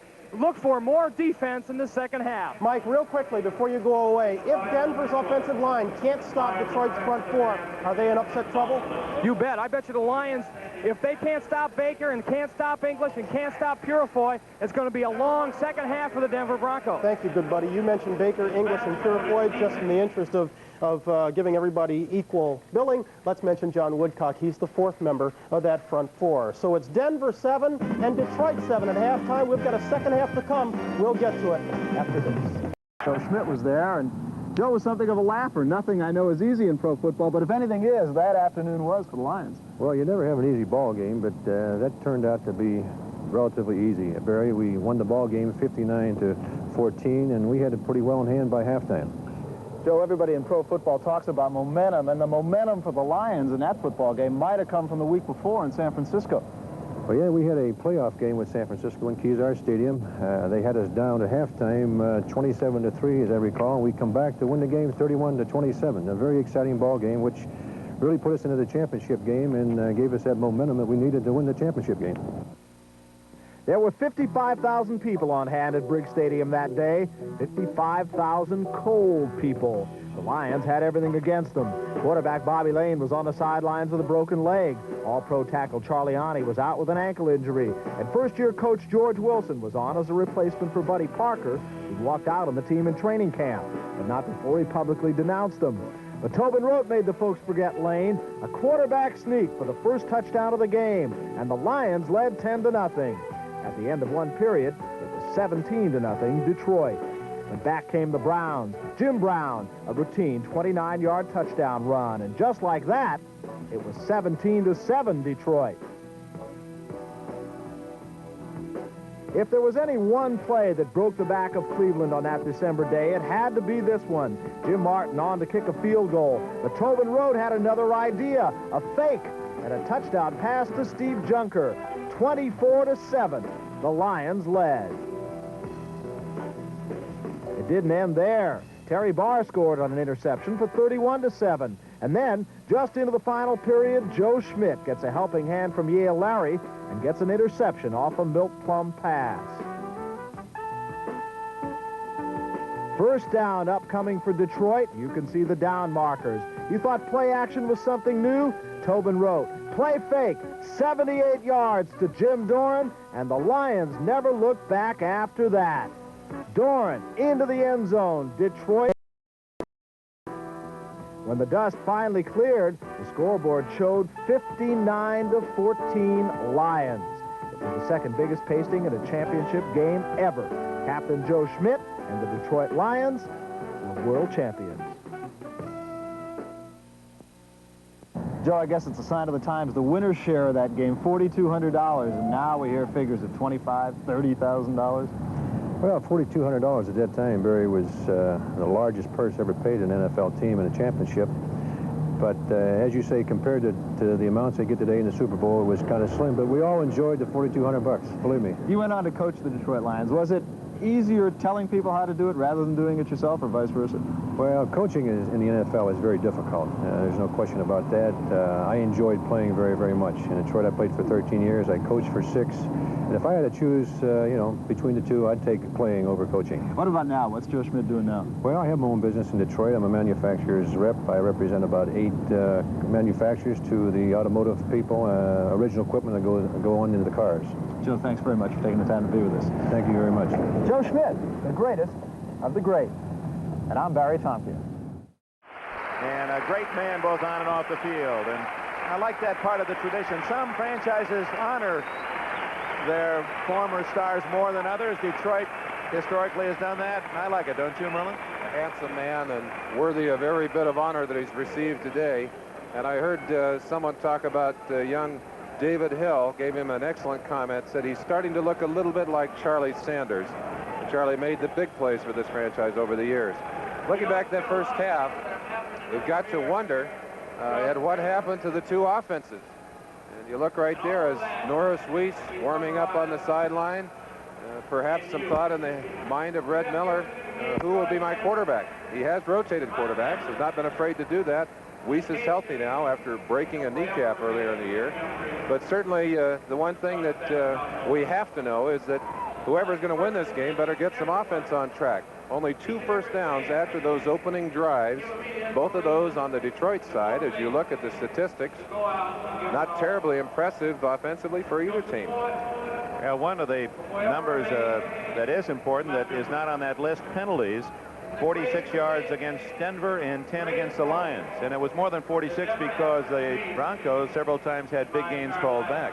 Well, those penalties are costly. I think the major factor, though, in limiting Denver's offense in the first half, the tremendous rush put on Morton by the defensive front four of the Lions. The Silver Rush, as they're called, living up to their reputation and more in that first half, making it extremely difficult. Morton had to go to the draw to get away from that big rush. Had to take some opportunities to do something other than throw the ball, and it hurt him. A final standing ovation for Charlie Sanders, one of the ex-Lion heroes. Haven Moses comes from across the field to congratulate Sanders. A nice touch. Riley Odoms, number 88, a tight end. He comes over to give one of the all-time NFL greats his congratulations.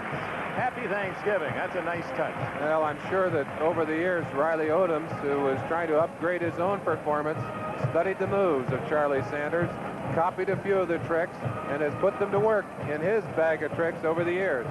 Well, do you see, along that line of thinking, the Lions, during the course of this year, have called upon a lot of trick or gadget plays. Do you think we'll see some of them? They played a rather conservative first half offensively.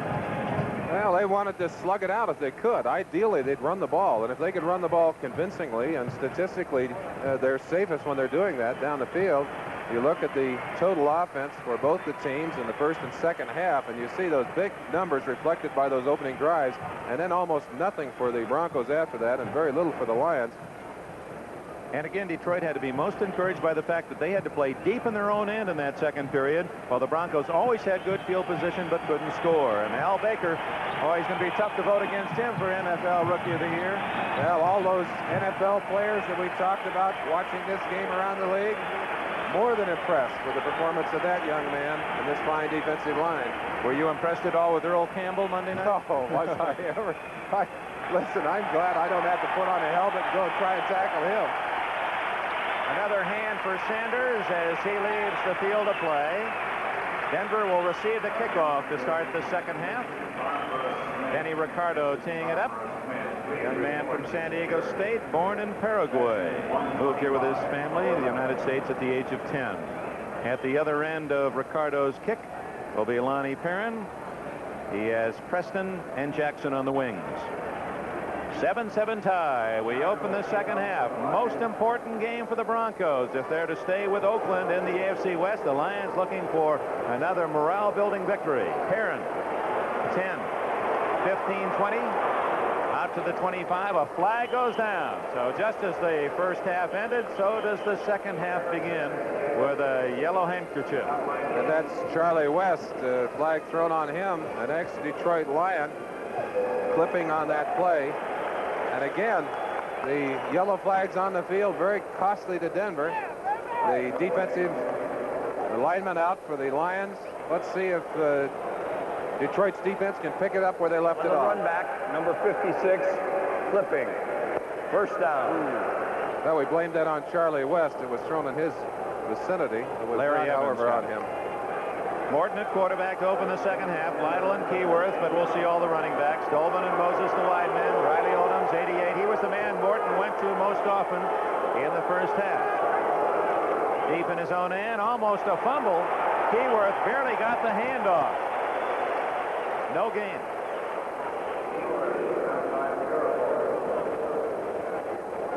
And they did pick it up where they left off, talking about Detroit's defense. Number 75, Dave Purifoy, coming in from the outside, would not give Keyworth room to the outside, got a hold of the leg, and simply refused to let go. And you have to credit Keyworth with a great job of handling that handoff from quarterback Morton. He actually gathered it in off his left hip. You don't want to fumble down there. 2nd and 10.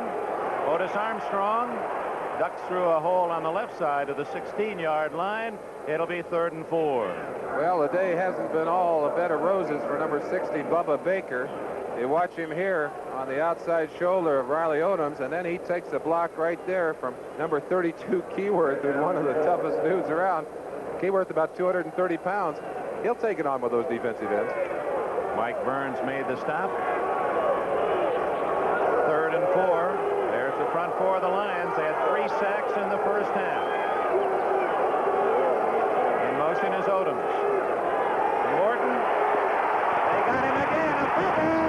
And the Lions recovered. John Woodcock, number 77.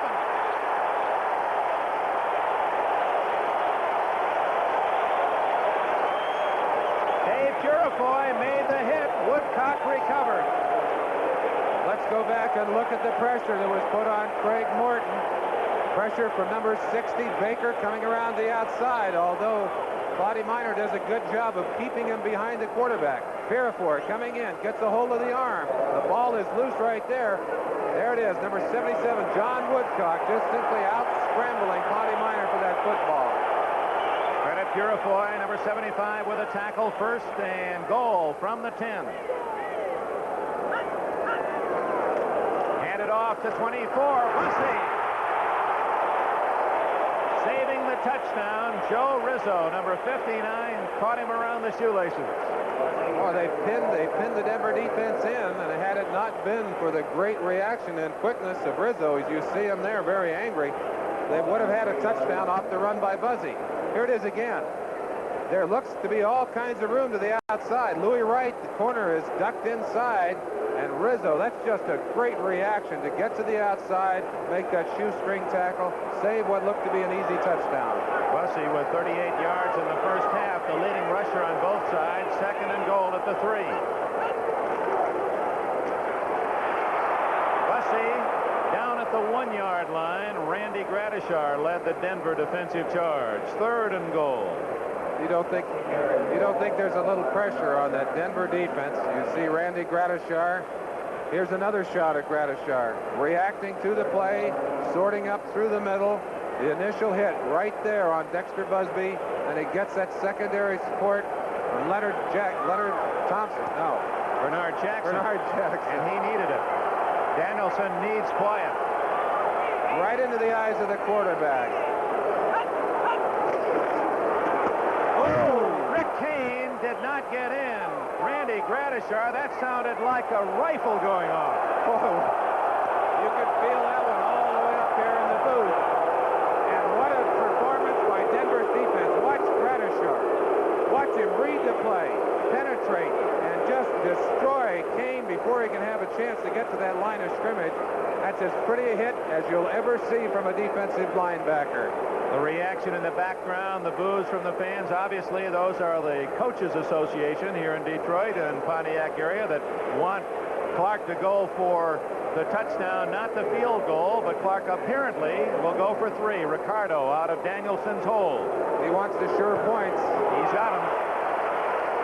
Timeout, 11:15 left in the third quarter. The Lions turn a fumble into 3 points. Detroit 10, Denver 7.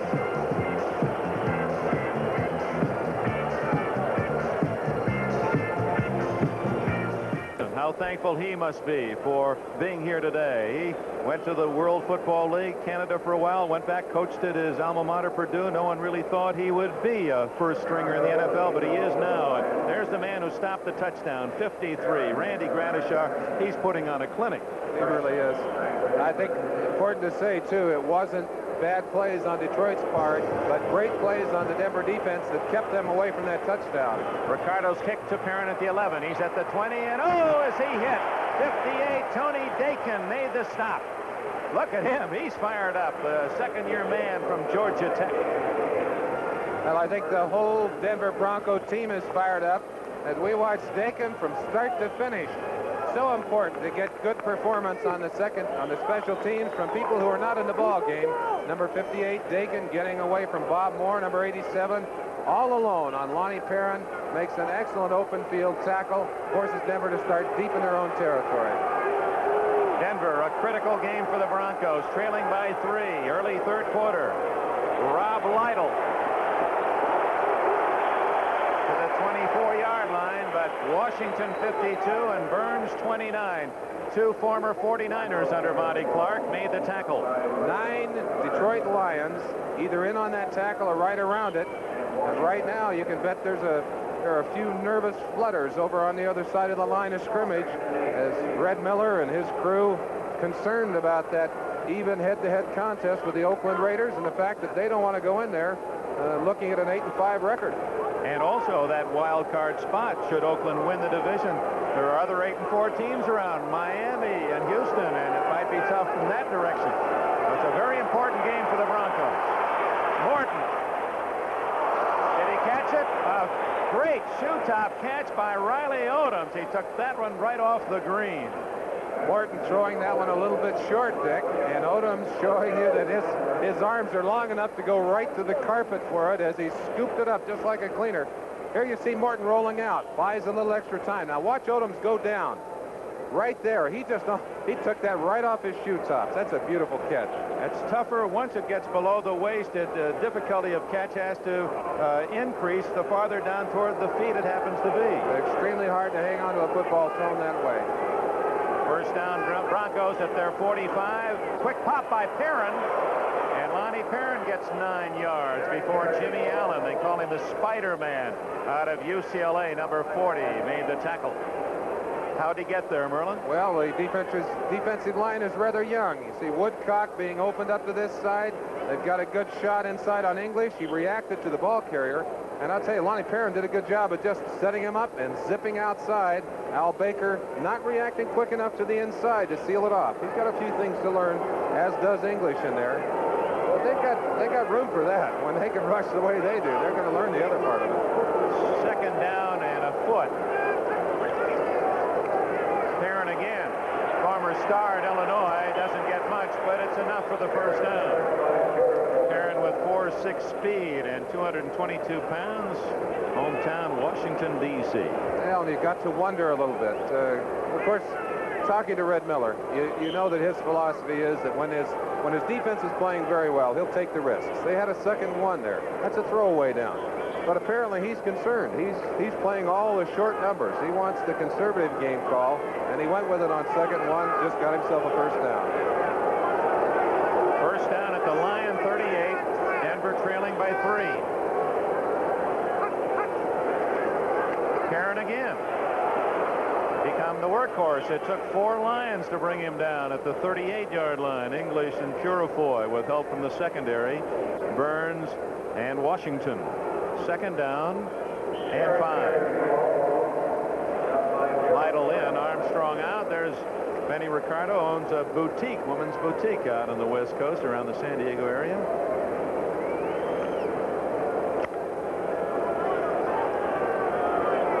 Moses right, Dolvin left. The wide receivers of the Broncos have not caught a pass. Not a pass by either Moses or Dolvin in the game. Lytle. Walt Williams, number 21, made the force from his left cornerback spot. A loss to the Broncos. Fine play by Walt Williams. But inside, you won't get much to see of it, but Purifoy stood off the double team. Watch it right there. You see the double team stacked up right there, forces the play outside. Howard has to dip outside. The pulling guard leaves the back naked. Walt Williams able to come up and make an excellent tackle. That's good defense right there. Williams has 9.5 speed. He shot up from the secondary. 39-yard line, 3rd and 6. Lion fans trying to help out. Perrin, and he's out of bounds. Very close to the first down at the 33-yard line, and Morton was popped by Woodcock. He's okay. You wonder why these quarterbacks are so well paid. You better believe that Craig Morton earns whatever he's paid. Watch it here. Gets away from Al Baker, just rolling out. Woodcock right on top of him. Ball out. Good catch by Perrin. And Perrin sees that corner stripe, but Dave Washington just won't quite give him enough. Let's go back and look at Baker. Baker had a chance at that sack, but Morton's coming his way. Oh, look at the face mask right there. It's no wonder he didn't see it. 4th down and 1.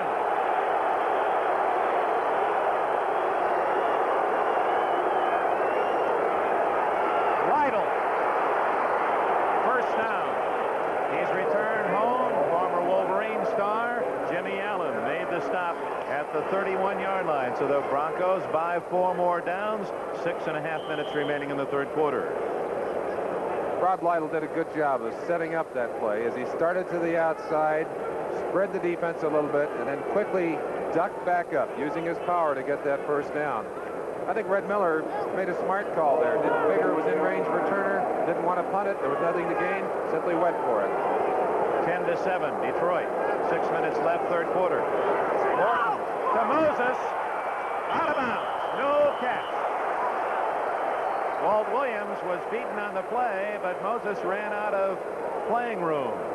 Williams actually did a pretty good job, though. Even though he was not right on top of the play, his position screamed Haven Moses.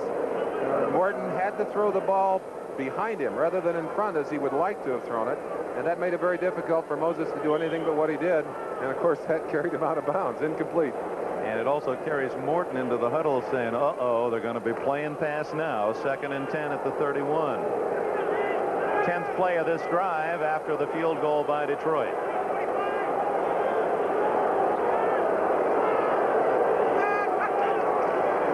Lytle inside to the 25-yard line, a gain of 6. Charlie Weaver, 59, made the tackle, replaced Wayne Walker at that right side linebacker position after Walker starred here for 15 years. Weaver, as Merlin Olsen told you earlier, last 2 years voted by his teammates the most valuable player. Smart call on that last play, as we would all have expected to pass, and with a defensive line charging as aggressively as the Lions are, quick popper right up the middle, made a good gain. Going to be 3rd and 4.5.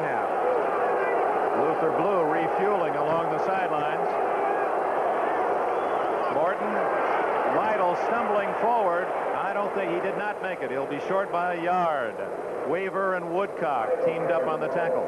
Let's go down to the pits and watch John Woodcock, number 77, who's been doing a good job on the inside, a defensive tackle.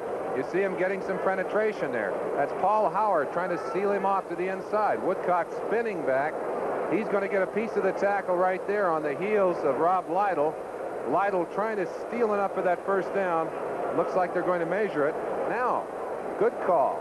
What do you do now? Red Miller looking probably within the range of Jim Turner. It's going to be about a 40-yard field goal for Turner. No, more than that. Yeah, about a 40-yarder. And that's inside Turner's range. But he hasn't got much to go. Will he go for it? Yep. He will. Bob Moore, 87, will come in as the second tight end to bookend the line. Moses goes out. Big call. Lions bring in Tony Dakin, 58. The last play, they brought it right, started it outside, and cut it in. Let's see what Morton decides to do with it here.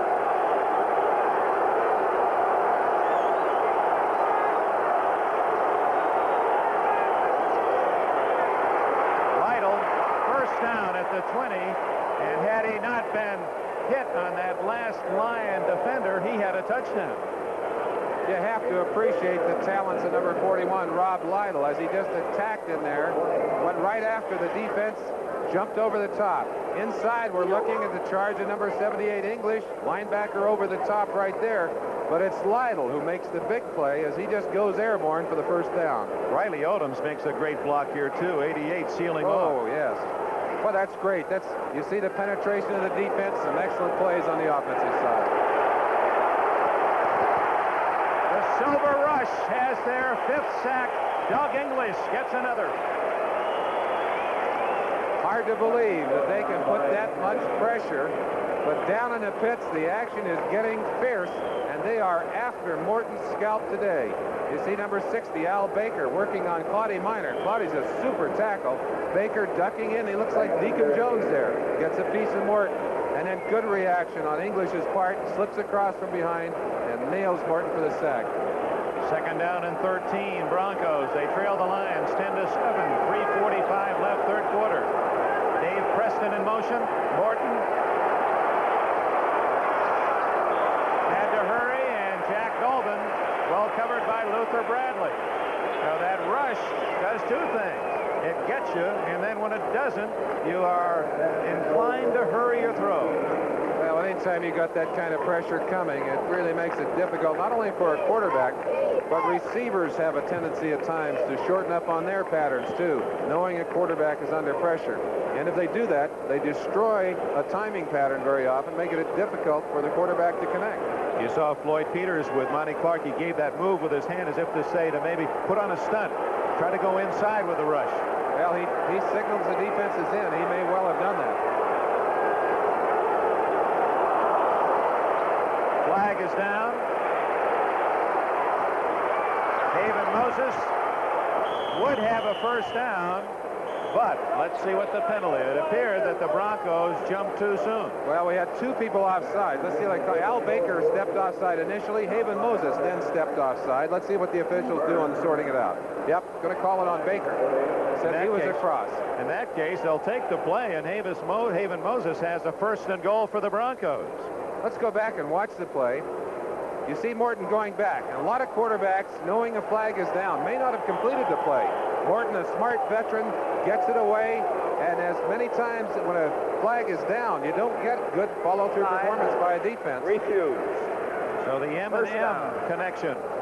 Morton to Moses. They've clicked for 100 yards each of the last two games. That's their first completion today. You wonder why Morton's a little nervous. Look at the kind of pressure he's getting from an all-out rush by that defensive line. That was English just missing another chance, and then he's nailed to the ground.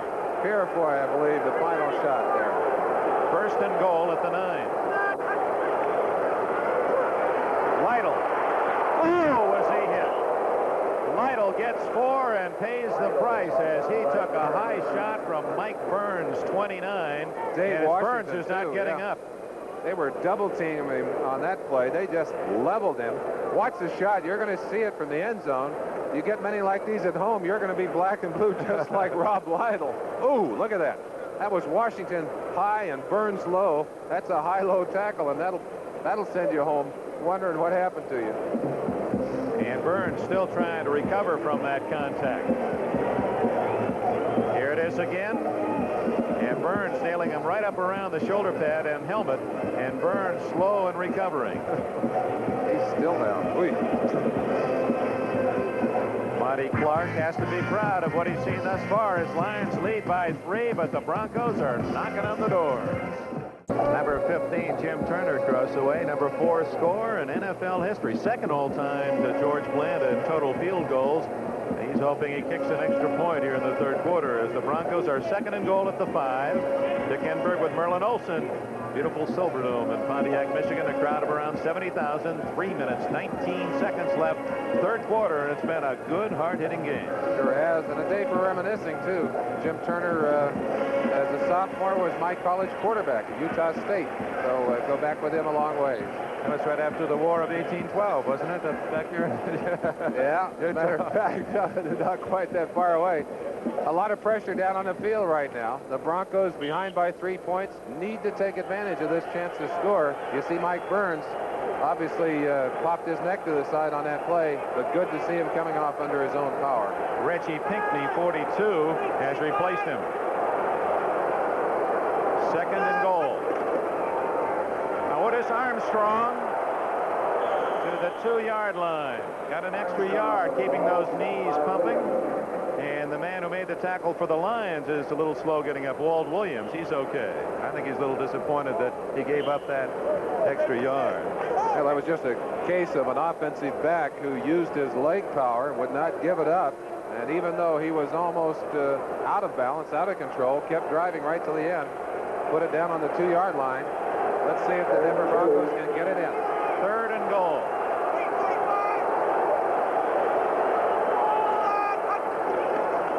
Larry Canada, touchdown. Canada bolts into the end zone. So the Broncos, a long drive, made it on 4th down short twice, and they knock it home on 3rd down from the 2. Larry Canada, a big, strong back, taking advantage of the fact that they didn't follow up. He got a good, hard hit right at the line of the scrimmage and then just broke off the tackle, slid to the inside, just barely enough to get across that goal line. Watch it yourself. Cuts across, takes the shot right there, leans in. Look down inside at some of the shots inside. Boy, you don't think it's brutal down there. Had Canada had one more Detroit Lion inside of him, wouldn't have been able to get in there for the touchdown. Turner's extra point try as he punches it home. 2 minutes and 20 seconds left in the third quarter. And for the first time today, the Broncos are in the lead. Denver 14, the Lions 10. Hi, I'm Danny Ricardo from the Detroit Lions football team. De mi familia les quiero desearles a todos ustedes un gran día de gracia.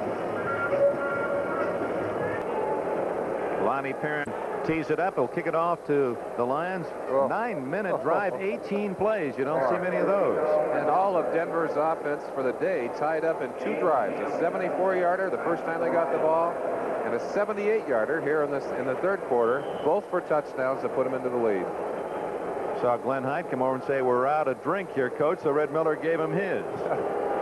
Lonnie Perrin kicks it off, hits it well to Rick Kane at the goal line. Kane, the touchdown maker of the Lions earlier, tripped up at the 23-yard line. It appeared that Rob Nairn, 58, got a piece of him, and he stumbled forward. 46, Preston also getting a chunk of that tackle. That's a little tricky, that turf down there, Dick. A lot of times you end up catching a toe on that. The footing is so good, you'll end up hooking a toe and sometimes losing your own balance. Tricky, and also sometimes leads to injuries. Look at that, injured reserve. That means you can't come back and play in that season. 15 Detroit Lions players on that list, and 6 were starters. Gradishar right in the line of scrimmage, almost offside. And he drags down Dexter Bussey. No, it was 57, Tom Jackson, who made the play. But Gradishar just almost in the backfield of the Lions on that play. When you said on the line of scrimmage, you bet he was. In fact, it looked like he was over the line a few times in there, able to get back just at the snap and stuff the hole that they wanted. They wanted that hole inside, forced the ball carrier outside. All they could get was a small gain. 6'3" and 233 pounds of inside linebacker Gradishar. I bet he's on his average for today, averaging just over 18 tackles. I bet he's probably ahead of the average for today. Second down, 8. Danielson, a reverse to Thompson. No, he keeps it himself. And Danielson's all the way to the 42-yard line. Tom Jackson made the tackle. They fake the reverse, and Danielson picks up a key first down.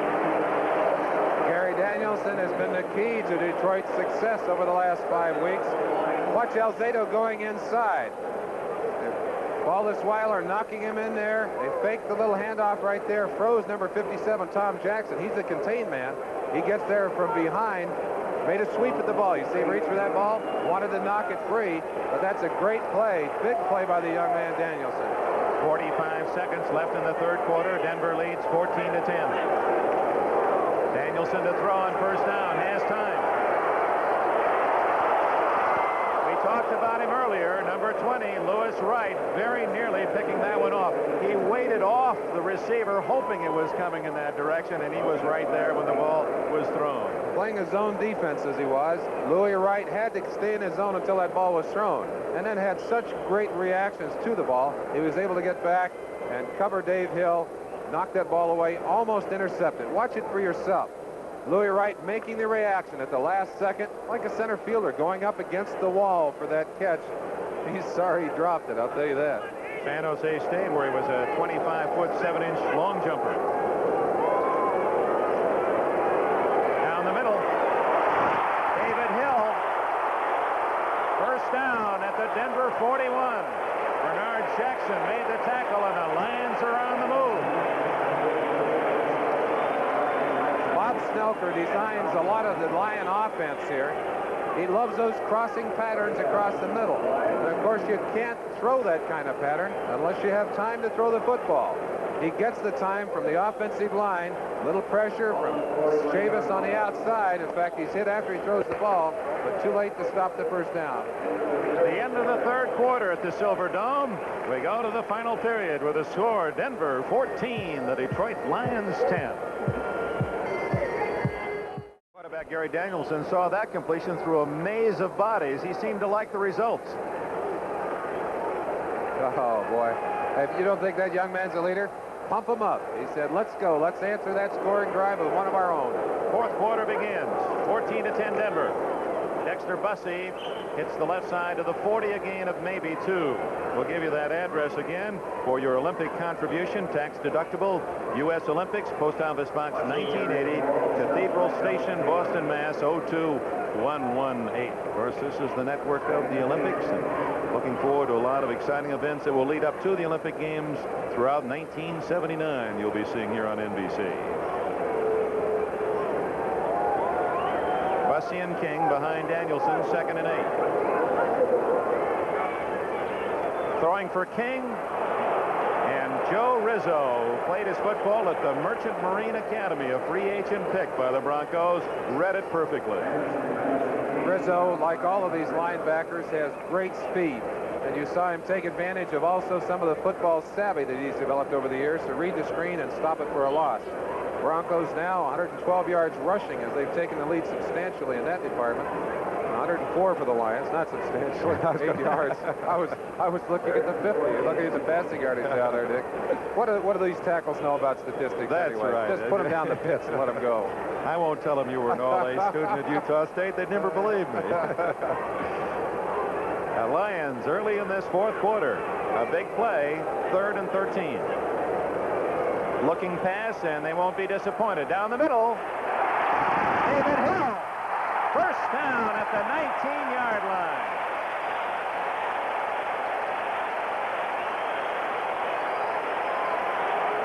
The crowd reacts to number 81, David Hill. That's his second big catch on this drive. As he comes off the line of scrimmage, 51 Swenson trying to stay leg for leg with him, but Hill just makes a good move, cuts around him, and as Rizzo goes to the ground, as Swenson goes to the ground, he makes a couple of other steps on his own. Looked like a halfback there, didn't he? Steve Foley finally coming up to make the stop on him. Dave Hill's brother Jim played in the National Football League many years, now a sports commentator out in Los Angeles. Dave himself is a cameraman here in Detroit. Lawrence Gaines plows across the 15-yard line for a gain of almost 5. Barney Chavis finally stacked it up. Things getting a little nervous along the Denver sideline. And you see Red saying, hey, let's suck it up in there. And this Denver defense has traditionally been able to do that. They'll give up a lot of yardage, but when they get down with their backs against that goal line, they get tough. Really impressed with the way Monty Clark has called the plays with the help of Bob Schnelker today. Done an excellent job of mixing up the plays, keeping the Lions, keeping the Denver Broncos off balance, and keeping the Lions well into this ball game offensively. 2nd and 5. Draw to King. He has a first down at the 8-yard line. Now this big crowd, first half of their day, a football trade and then home for the big dinner, and thus far the Lions have not disappointed. See Horace King, 6 rushes, 19 yards on the day, but that doesn't tell the story of how important that play was, putting him inside the 10 with a first down. Little custodial work as well as he picked up the paper airplane on the way to the sideline.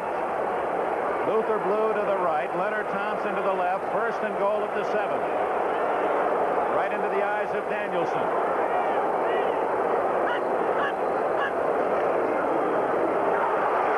Bussey all the way to the 1-yard line. What a block by Lawrence Gaines, number 38. One of the reasons that play was successful, that Bussey was able to get out there, was that they're cutting down the linebackers on the inside. Randy Gradishar plays deeper probably than any other linebacker in football, these short yardage situations. Watch him get hooked right there. Swenson's legs hook Gradishar. He goes to the ground. That's all the opening that Dexter Bussey needs. He takes it all the way to the 1. 2nd and less than a yard. Let's see what they can do with it. You saw Gaines knock Thompson down to open the hole as well. Touchdown! Horace King. The Lions are back in front.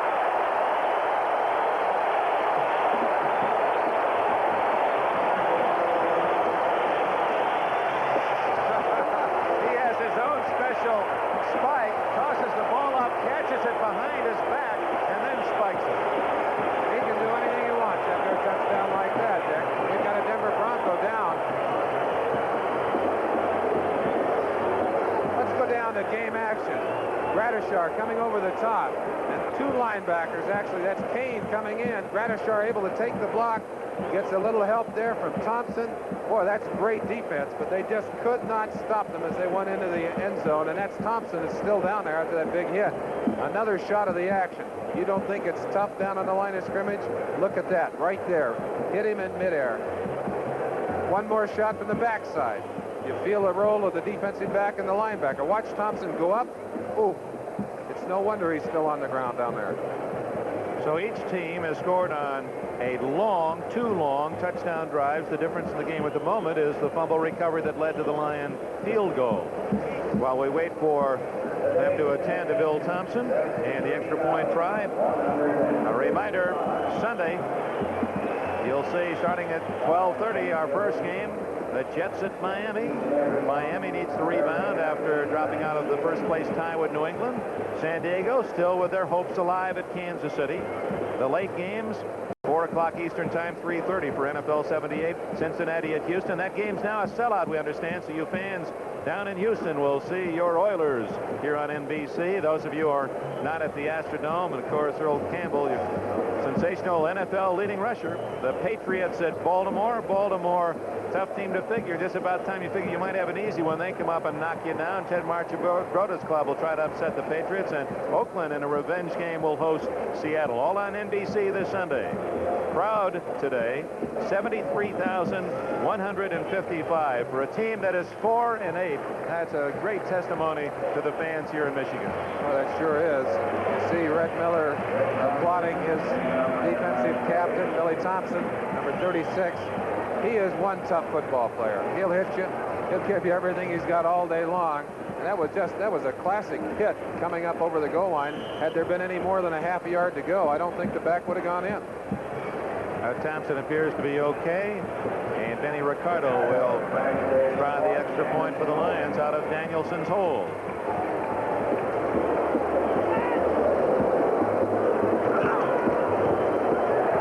Good.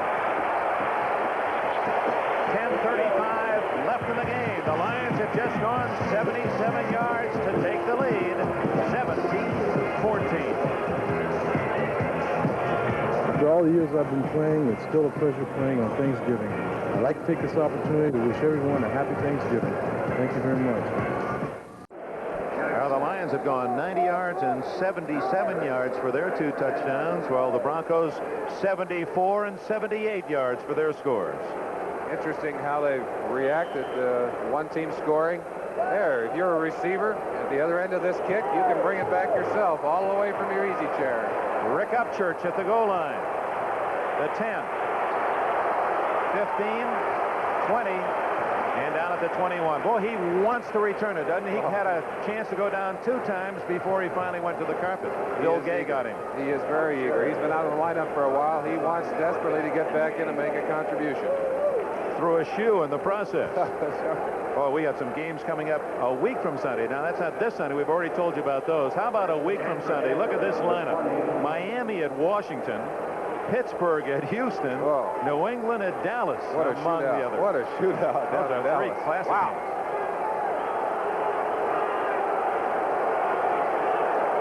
Denver trailing. Plenty of time. 10.5 minutes left. Lytle outside for 5. Dave Washington, 52, made the tackle. And Lytle again limping off. Of course, the Broncos know they can't afford to drop another ball game, get behind. They'll lose that edge they've got, at least the tied position. Give Oakland a chance to go one up on them before a crucial rematch of their battle out in Oakland a week from Sunday. So they're concerned right now, starting deep in their own territory. Let's see if they can put together another of those long drives. Gordon has Perrin and Armstrong behind him. Moses in motion. Armstrong, only 2 yards, so it'll be 3rd down and 3. John Woodcock, 77, made the hit. And Denver now a tough 3 yards against that Lion defensive line. See Woodcock in the middle of that defensive line. Woodcock, English, Baker, all youngsters in there. And of course, Purifoy has been a good addition. They picked him up late off the waiver wire. He just kind of biding his time. They're lucky to find someone with that kind of talent that they can plug into this lineup. 9 minutes left.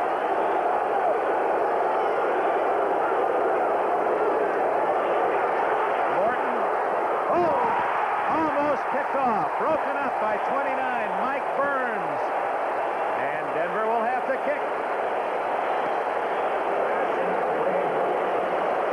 Pass a little bit slow, getting out to Riley Odoms, who had room to catch it. Morton didn't have quite enough zip on it. Burns able to recover in time to bat it away. Let's see now what Detroit can do with the return. They're probably going to end up with good field position. There you see the replay. Ball a little bit slow in arriving.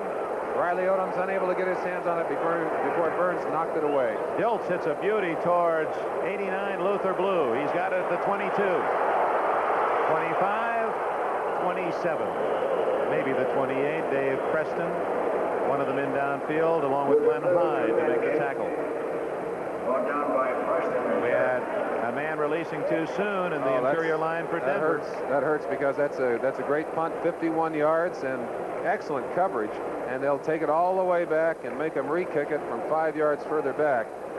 That hurts. You make a good play, and suddenly you're looking at a sore ankle. Let's see who that belongs to. That's Rob Lytle, and he wasn't playing this little piggy goes to market either. No, he sure wasn't. He's had ankle troubles all year. But you make a big play like that. Dilts gets off 51-yarder. Offense, number 46, illegally downfield. Dave Preston. Fourth down. And he was there on the tackle, so Dave Preston eager to get down. It's hard to fault a player for wanting to get in on the tackle, but a lot of critical mistakes for the Broncos today. In fact, Red Miller and his other coaches have to be concerned about the number of times they have stopped themselves today. Tough enough against an aroused defense like Detroit without stopping yourself. Not a very good kick this time. Fair catch by Blue at the 46-yard line. So that 5-yard penalty by Preston amounted to about a 20-yard penalty in the exchange of kicks. Timeout, 8:37 left in the game, and the Lions with the ball and the lead. An average day for Craig Morton, and that statistical list there does not reflect the 5 sacks by the Lion defense. Not all Morton's fault. He's had to hurry his throws. 46-yard line, first down, Lions with the lead. Handed off to Horace King, who gets a couple, maybe 3. John Grant, 63, made the tackle. Broncos using that second unit defensive line. Latimer 72, Manor 66, and Grant 63. Now we're going to be working December 24th in the wild card game in the AFC Merlin, and boy, that could feature 2 great teams. Well, the old concept of a wild card being a throwaway game is certainly gone. Possibility of Denver, Oakland, New England, Miami, Pittsburgh, Houston, even the Jets in San Diego. Who knows? It's a toss-up right now, and it's going to go all the way to the wire. You can go there with us, right along with NBC, down to the playoffs and on to the Super Bowl in Miami. Number 76 rather. Baldischweiler, the young left tackle, jumped the count.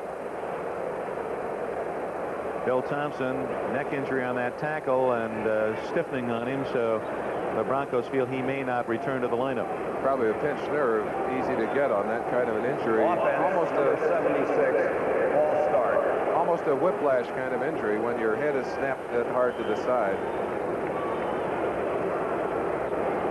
Only the 3rd Detroit penalty, and all 5 yards by the offense. It's Charlie West in there for the injured Billy Thompson. West, of course, as we said earlier, a former Detroit Lion, now playing against his teammates here on this Thanksgiving Day.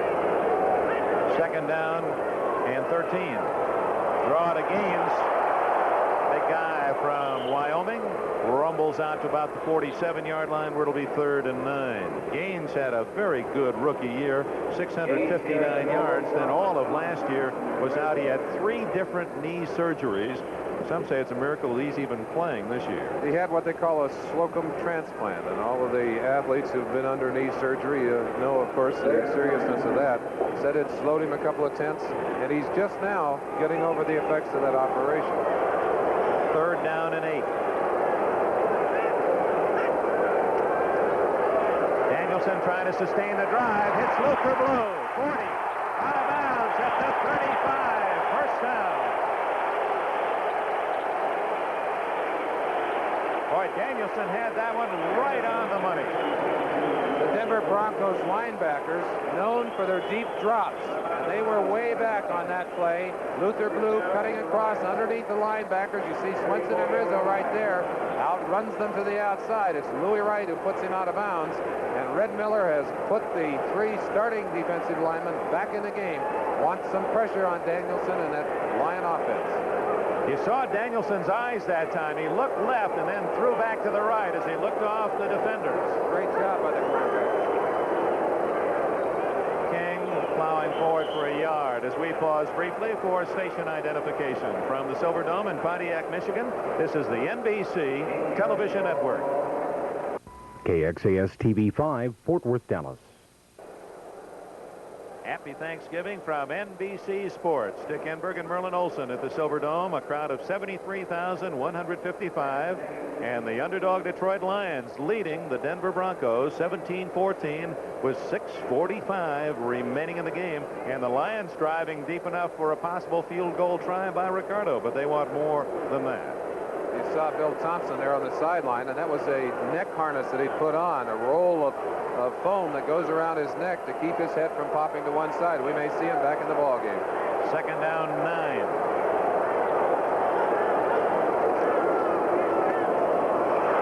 King, nothing inside, tried to roll outside, but Tom Jackson and company there to make the stop.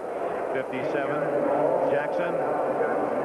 Speedy linebacker and a big play man. Lyle Alzado was also there. Don't forget, after our game, Sperry NFL Report. Bryant's in New York. Mike's here with us in Pontiac. Recap the highlights of today's play, and I'm sure they'll offer a little insight as the implications of whatever the final outcome of this game will be. Of course, it's the pressure squarely on the defense of the Denver Broncos now. They want to get that ball back for their offense, see if they can get some points on the board. Danielson completed a first down pass, third down long. He's got 3rd and 7 this time. And he has time. Out of bounds at the 38-yard line, Joe Rizzo, who probably has as much speed as Danielson. Got him by the jersey, made sure he didn't throw the ball, and Danielson wisely didn't just throw it up for grabs. Watch the quarterback dropping back, looking for the receiver. Watch his eyes, looking for a second receiver. Does not have a receiver open. What is he going to do? He's going to do what he has to, run out of there, still looking for a receiver. Unable to find one. Finally, they get him out of bounds. But he probably had gone to 3 receivers by that time. That's just good coverage in the secondary by Denver. Great camera work there. You hear about the defensive backs reading the quarterback's eyes. You had a chance to do the same. Skladany with Charlie West, the deep man, not Rick Upchurch this time, at the 10-yard line.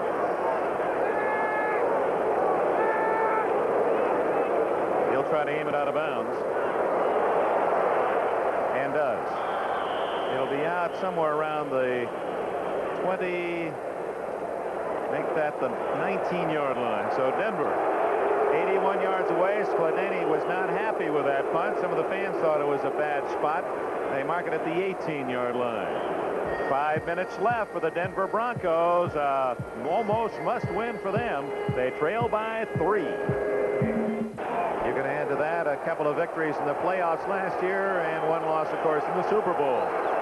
Right now, he trails by 3 as Broncos do, and Morton to throw.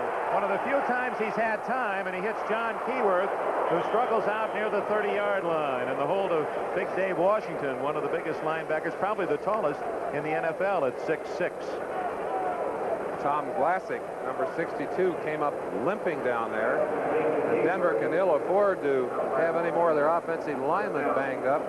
His offensive line, as you said, Dick, giving him time. Hasn't had much of that commodity today because of the great rush that's been put on him by the Detroit defensive line. 4 minutes and 45 seconds left. Morton, here comes Baker. Baker and English and another sack, number 6.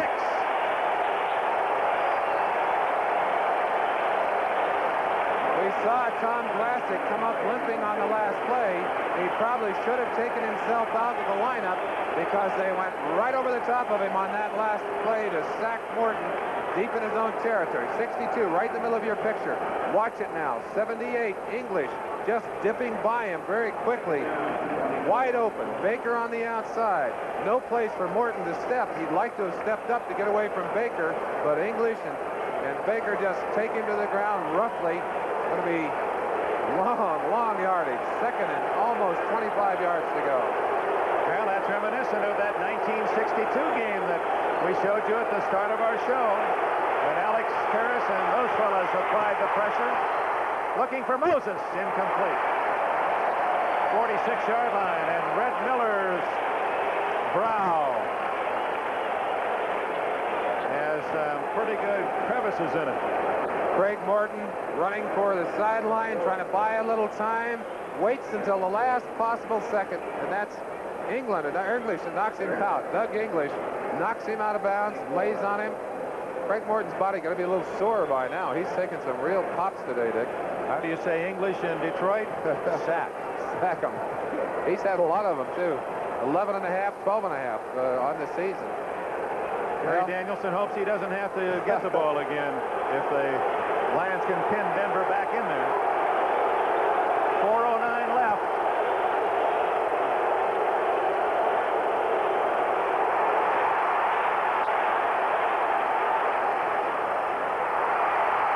Almost intercepted, intended for Moses.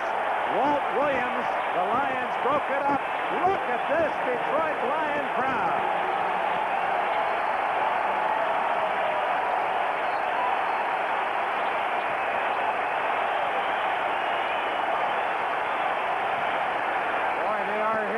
Walt Williams in on that knockaway and almost in on the reception. There's the guy that was putting the pressure. John Woodcock, number 77, just popped clean on the inside. Morton has not had time to throw that football, and when you don't have time, it's pretty difficult to get a football on target to a receiver.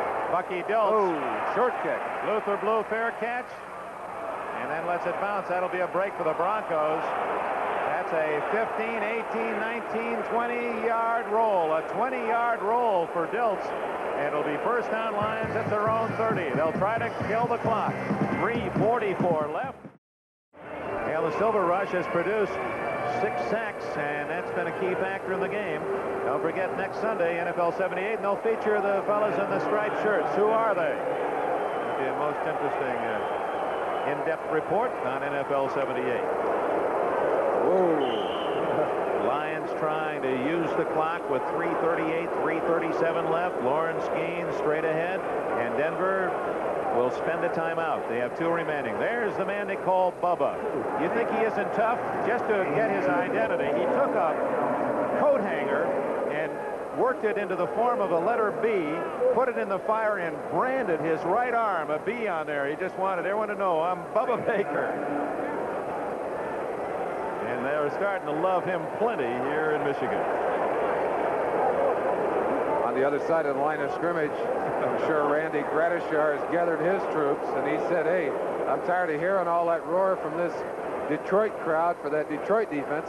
Let's show them some defense of our own. Let's get that ball back. Looking at the scoreboard, Dick, that turnover, 3 points, the big difference so far in this ball game, as it's the critical fumble deep in their own territory, cashed in on with a field goal. And other than that, it's been long drives on both sides. Right after our final gun, our NFL report. Stay with us.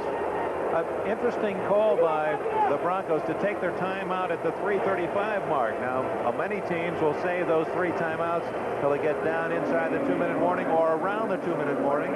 They figure here that what they'd like to do, I suppose, maybe stop the Lions on this drive, even if they have to use their timeouts, get the ball, and still have about 2.5 minutes left for Morton or whoever to get the club going. Well, the most important thing, they want to stop this drive. And with a couple of first downs here, Danielson and the Lion offense can seal this victory for Detroit. Danielson wide to Bussey, hemmed in by Alzado, and he pins him back at the 28-yard line. And the Broncos, will they use a timeout here? I don't think so. I think they've got to save a couple, but that's great defense. You saw Lyle Alzado, who's one of the strongest of the players on this Bronco defense, showing you some good speed and pursuit, rolling to the outside. Nowhere for the back to go. They had him down for a yard loss. He's quite a character, and he's from Brooklyn, New York, migrated out to the Dakotas to go to Yankton College. He's a boxer, was a regional heavyweights champion at heavyweight Golden Glove champion at one time. 3rd down, 11. Up the middle goes Horace King, and he's going to be far short of the first down. So the Broncos have stopped Detroit, forcing the punt with 2:44 left. Alzado made another tackle. You wonder why the fans are booing here. Some of them didn't like the call. They wanted a pass. But Monty Clark is playing the odds for himself. He said, my defense is playing well for me. I'm not going to take a chance on a turnover. Let's kick it away, make them earn a touchdown going over the top of our defense from their own territory. So the Broncos will get the ball before the 2-minute warning. 2:19 on the game clock. 7:65 on the 30-second clock. With 2:10 left, he hits a beauty. Upchurch all the way to his 14. A flag is down already. And Upchurch is hit at the 16-yard line. Leonard Thompson. And I believe we have a clip as well on the Broncos. I believe it's going to go against Louis Wright. The official almost dropped it on top of Louis down there. And if that's the case, the ball is going to go back to the 7.5-yard line. And Morton and the offensive team will be looking at the clock with 2 minutes and 1 second and about 92.5 yards to the opposing goal line. Illegal use of the hands against the Broncos. And that has pretty much typified their problems today. You just can't make penalty mistake after mistake and sustain many drives. A couple they have, but other than that, as you put it so succinctly, their own worst enemy. Well, Morton says, hey, what is the expression that on the run back that Red Miller 20, uses? He says, illegal use of the hand. In fact, at the start of the season, he got T-shirts that had DFWD. It basically stood for "Don't Fool with Denver," and it came from a one of the battleships or aircraft carrier Denver. Well, I'll tell you this, Morton has got a lot of work cut out for him. He does have the tools to work with. Let's see if he can use them. Incomplete. Or is it going to be called a fumble? That's a break for no. Now they say incomplete. Took about 5 seconds before one of the officials said that's an incomplete pass. Appeared to be a good call. Well, the one official on one side of the field felt that the reception had been made, but the official on our side of the field could see a better angle of it, said no, he did not have possession of the ball. And now we're down to that critical 2-minute period. It'll be second 10. And the Broncos are 93 yards away, trailing by 3. 1 minute, 55 seconds left. Detroit 17, Denver 14. In Red Miller's mind, of course, he'd love a touchdown, but I would have to think with 2 timeouts left and that deep in your own end, Denver has to be thinking get in field goal range. Well, and Denver has not been that productive offensively during the season. They've had 2 great games back-to-back. But Morton has his work cut out for him. I'm sure Red Miller would rather have the 3-point lead and put the burden on his offense. That's not the case. The burden is on the Denver, or excuse me, on the defense. It's on the Denver offense here. Might have been offside. Flag is down. Morton. Flag is also thrown in the end zone for holding, I believe. Now, if there's not offside against Detroit, that's a safety. The flag was thrown in the end zone. But if it is offside Detroit, they'll be negating penalties. Baker was offside for Detroit, so they're going to wash each other out. They'll take it back to the line of scrimmage, and we'll have we got holding. Second and 10. Holding offense. 60. He's called so many penalties. Fred Silva's getting hoarse. There he goes. He's coming 76. Back to the rest of it. Holding. Yeah. 60. Offside. Offside. Right. Offset. Well, that's a break for Denver, because if Baker had not been offside, this game would have been all but over. You again get an idea of Morton's problem out there. Pressure squarely on his shoulders, and yet he cannot buy enough time to throw that football. Has great receivers. Haven Moses, Riley Odoms, Jack Dalvin. We haven't seen him today, but he's got good speed. But you've got to have time to throw that football. The Lions refuse to give it to him. Monty Clark looking for the Lions' 5th win. Both Dalvin and Moses are wide left. 1:49 left in the game. A draw to Lytle. Can't get to the sidelines, but does to the 19-yard line. It'll be a first down. Clock is running. 1:37, as you can see, and now stopped by Denver's second timeout.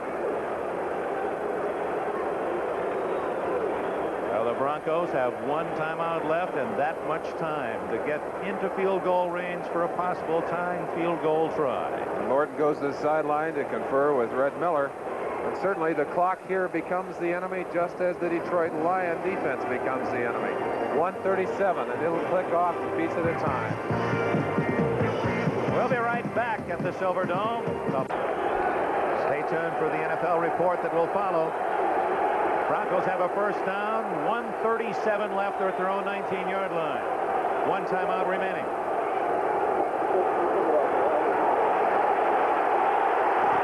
He dumps it off to Odoms, who does not get out of bounds. Odoms did not go to the sidelines, and the clock is running at the 30-yard line. 1:23, 1:22. Broncos will try to get a play off in a hurry. They want to save that one timeout, hopefully at the other end, if they get in field goal range. Odoms did a great job. Morton got him lined up quick enough. They had to send the play back off the field. It was coming in with the number 32. They're not down. It's a penalty on Denver. Even Moses gets out of bounds at the 39, but it won't count. So in the haste, a little waste by Denver. Yeah, it looks like they've got Schindler and Hyde in there at guards. Classic just exhausted, not able to go the distance. And you've got a couple of guys who haven't had much time in there on the inside. One of them was not set. It's going to cost them 5 yards in a big gain.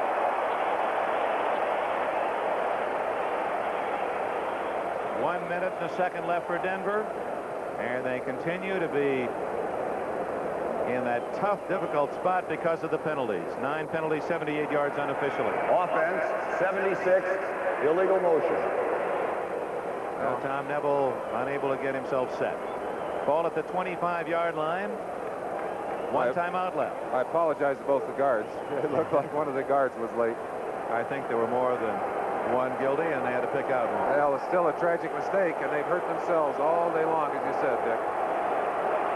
Morton over the middle to Dolvin, his first catch of the game. He's down at the 32-yard line. First down, but the clock is running. 52, 51, 50 seconds left.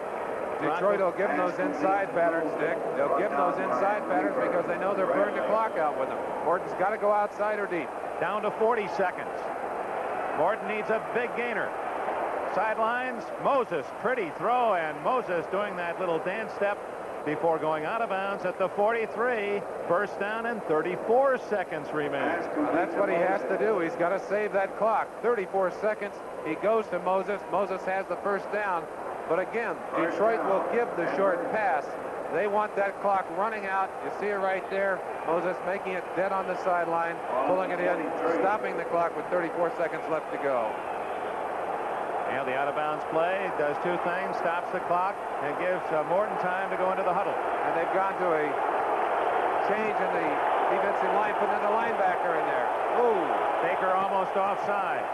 Morton throwing this way to Dolvin. And he was trying to get a penalty called against Luther Bradley, saying that Bradley was trouting him, but no flag. See a little acting on the part of Dolvin down the sideline. Here's a good shot of him. You see Bradley get the legal chuck. He's within 5 yards. He stays stride for stride with Dolvin. Looked like Dolvin actually gave him a little shove and hoping to get an official to say, hey, looks like you got an illegal bump there. But Bradley, the rookie from Notre Dame, was improving with each week. Good coverage. Injured Bronco. This is an official's timeout, not a timeout against the Broncos with 28 seconds left. Well, Merlin, it would appear now that you can reduce the speculative thought for the Broncos. They have a couple of plays at best to get a 20-30 yard gain and then a timeout and try for the field goal. Well, and the field goal and the extra point have not been great strengths for the Broncos this year. In fact, Red Miller bemoaning the fact that they're 3 kicks away from being 11-1 at this point in the season. They've lost 3 critical games, one by an extra point and 2 that could have been won with field goals in the last minutes. Of course, one of those, the game against the New York Jets several weeks ago that we had a chance to see. Of course, Turner, a reliable kicker, apparently was in a slump. They say he seems to be out of that. So right now they have to be looking at getting far enough down. You see Turner warming it up on the sideline. High tops. Yeah, he wore some low cuts earlier in the year, gone back to his trusty high tops, and of course he wants a shot at that field goal. But before they do that, they've got to get down in range, and only one more timeout. So that means Morton's going to have to do it, get it out of bounds. A lot of pressure on Morton, a lot of pressure on the offense here. The injured player is number 54, Bill Bryan, who has been hurt most of this year. Picked at 64, Bryan. And Bryan trying to play on a bad ankle, and he just simply has re-injured that leg of his. Probably should not have been in the ball game, but critical time like this, you go with the best you got. And Bryan said, "Hey, coach, I can do it. Put me in there." And unfortunately, that's going to mean a little recovery period on his part. Lions 17, Denver 14. Denver at its 43-yard line. 2nd and 10, 28 seconds left. Here comes the Silver Rush. Morton caught by number 84, Vince Kinney, his first catch of the year. And now time called or not? No. Clock running, 14-13. They'll have to hurry. 10, 9, 8, 7. And he stops the clock with 4 seconds left. Interesting that the Broncos didn't take the timeout first, and then they would have had a chance for another pass play. Haven Moses down on the bottom of the field here was signaling timeout. But apparently, before the game, the officials say who can call timeouts. Apparently, only Morton is allowed to call those timeouts on the field, and Morton did not call a timeout. We're now getting the field goal team onto the field with 4 seconds left to go. That's a powerful kick for Jimmy Turner, although he is kicking off a good service and will not have the wind as a factor. Longest this year is 44. This year, 9-4-18 to tie the game. A 51-yard attempt by Turner. Norris Weiss to hold. Time called. One of the officials downfield coming into the referee, mentioning something. 55 is Charlie Musser. And of course, for Turner saying, "Hey, I'm just getting myself ready here, and now I'm going to have to think about it a little more." Well, not unusual for a defensive team to call timeout and make a kicker sweat a little bit. I'm sure he's sweating enough down there. All the pressure on this kick. No good. The ball game is over. The Lions, the biggest win for Monty Clark in his first year in Detroit, have beaten the Broncos 17-14. You see the elation. Monty Clark has worked hard here in Detroit. His players are going to celebrate over this one for a long time. And of course, the great pressure collapsed the Denver Broncos on the other side of the field. You see it there in the frustration of Red Miller. It's a long walk for Red Miller, because even though he'll have a week and a half to prepare, his next strides will be in the Coliseum in Oakland, California, where he must win to regain a tie for the AFC West. The Lions, in a spoiler role, played a magnificent game. They took it to the Broncos in the first opportunity, driving 90 yards for an opening touchdown. They stopped Denver with good field position in the second period, 7-7 tie, and they came from behind to win it with a touchdown in the fourth quarter. They showed a lot of maturity today. That's something that has grown and grown in this Monty Clark team. I'm sure he is thrilled as you see him walk off the field. Tremendous pressure on Denver. They were unable to hold up under it today. They go in one game behind now for that critical matchup against the Oakland Raiders 10 days from now in the Oakland Coliseum. And the drama builds in the National Football League as we come down to the final month's play. Well, we've enjoyed it thoroughly. We're pleased that you joined us. And again, our best Thanksgiving Day wishes to you all. Dick Enberg, Merlin Olsen, the final score again, the Lions 17, the Broncos 14.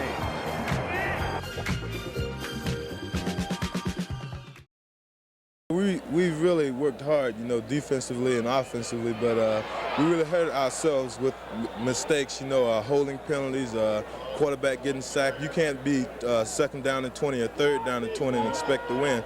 So we made mistakes, but we're going to try to counteract those, you know, this coming week with Oakland. Is this team different than the one that made it to the Super Bowl? No, it's not. I think we're exactly the same team. You know, we lost some really close games, you know, 2 and 3 points, you know, and whereas last year before we were winning all the close games, you know, so I think the momentum is going to take us, on into the playoffs, but we got to really play hard to try to stay in it. You are confident you can get in the playoffs, though. For sure. We haven't given up yet. Detroit was just one game that we should have won, but we didn't. So now the Oakland game is a must for us. I've been asking the Greek and the coach what's going to happen. I should have been asking Jane. She was the only smart one of this group last night because she went over to talk to Roger Staubach. Well, you all partied. Well, I'll tell you, as George has already said, Roger Staubach is one of the premier quarterbacks in the NFL, and Jane talked to him about today's game. Changed since they lost to the Redskins in October. You have to go into a game with a chip on your shoulder to a degree. I don't care which team it is, against the other team. And as world champions, everybody had it for us. But I don't think we had it like we have in the past. And now that we've been beaten a few times, it's starting to develop. And I hope it's not too late. We're in the middle of it now, and we've got some great games ahead of us. And I'm looking forward to a good season after a slow start. Why is it that the Washington Redskins and the Dallas Cowboys are such bitter enemies? When they meet, it's like a Super Bowl game. It's that important to each team. As far as since I've been with Dallas, it goes back to the '71 season where it really started. We had lost to Baltimore in the Super Bowl the year before, and some of our management were talking about we had a team of the future, a dynasty. And then we played Washington and George Allen's first game here. It was in the Cotton Bowl, and they beat us. And, man, they went back to the locker room, and they started saying, well, Dallas has got a dynasty, huh? That's a bunch of baloney. And then the word started. And that year, it was Washington's first year under Allen. They had a great team. And we battled them down to the wire, and we finally beat them out. We went on to play Miami in the Super Bowl. But that developed. The verbal abuse started back and forth. And then in '70... the following year, we played them in the playoffs up there in Washington. They beat us pretty good. And since then, we've gone back and forth. And just because of that first game in '71 where they had to beat us and we had to beat them to get into the playoffs and into the Super Bowl. And when that happens, and then a few verbal things back and forth, it gets heated. All right, Detroit has beaten Denver this afternoon by a score of 17-14. Jane, you were with the quarterback. Make a prediction for me, Washington, Dallas. Well, you know, when I first started with you, I told you that if it ever came to Washington-Dallas, I wouldn't know what to go for. But Dallas, I pick 21-17. 21-17, Dallas. Serve. I like it 21 points. I'm lousy at this. I'll take Dallas 21-10. 21-10, Dallas. Coach Allen. Redskins 17, Dallas 14. 17. Coach Allen, why don't you stick to coaching and let me do the analysis to these games? Dallas is 24-16. That's what I'm trying to do.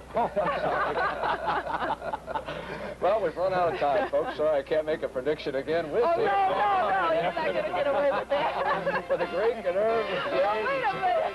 Have a happy Thanksgiving, everybody. I'm Glenn Musburger.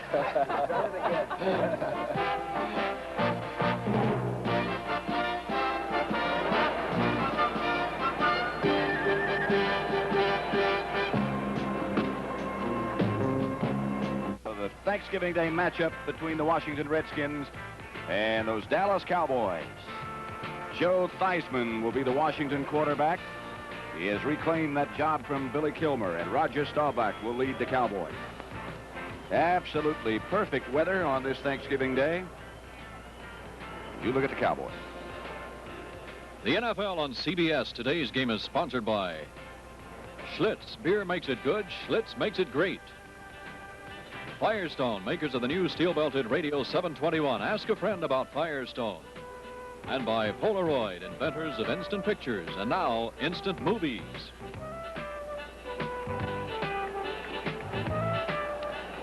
Happy Thanksgiving.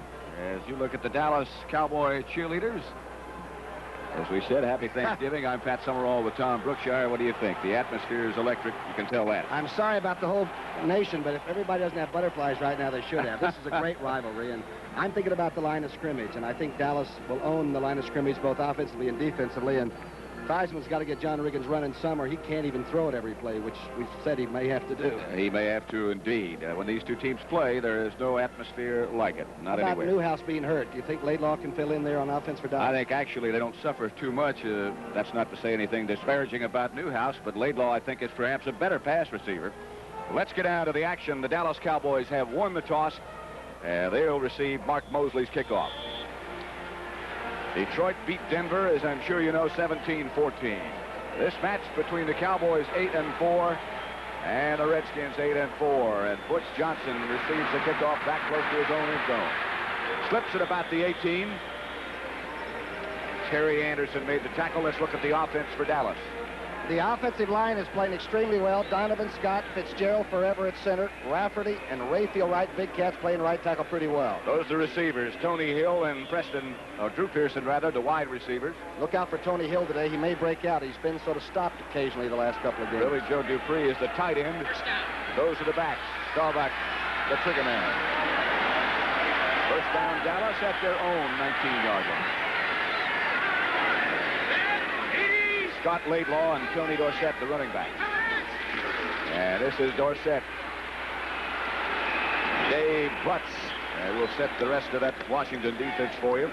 Here's the front four. And Lorch is playing super. He's replaced McDowell at left end. Big Butts.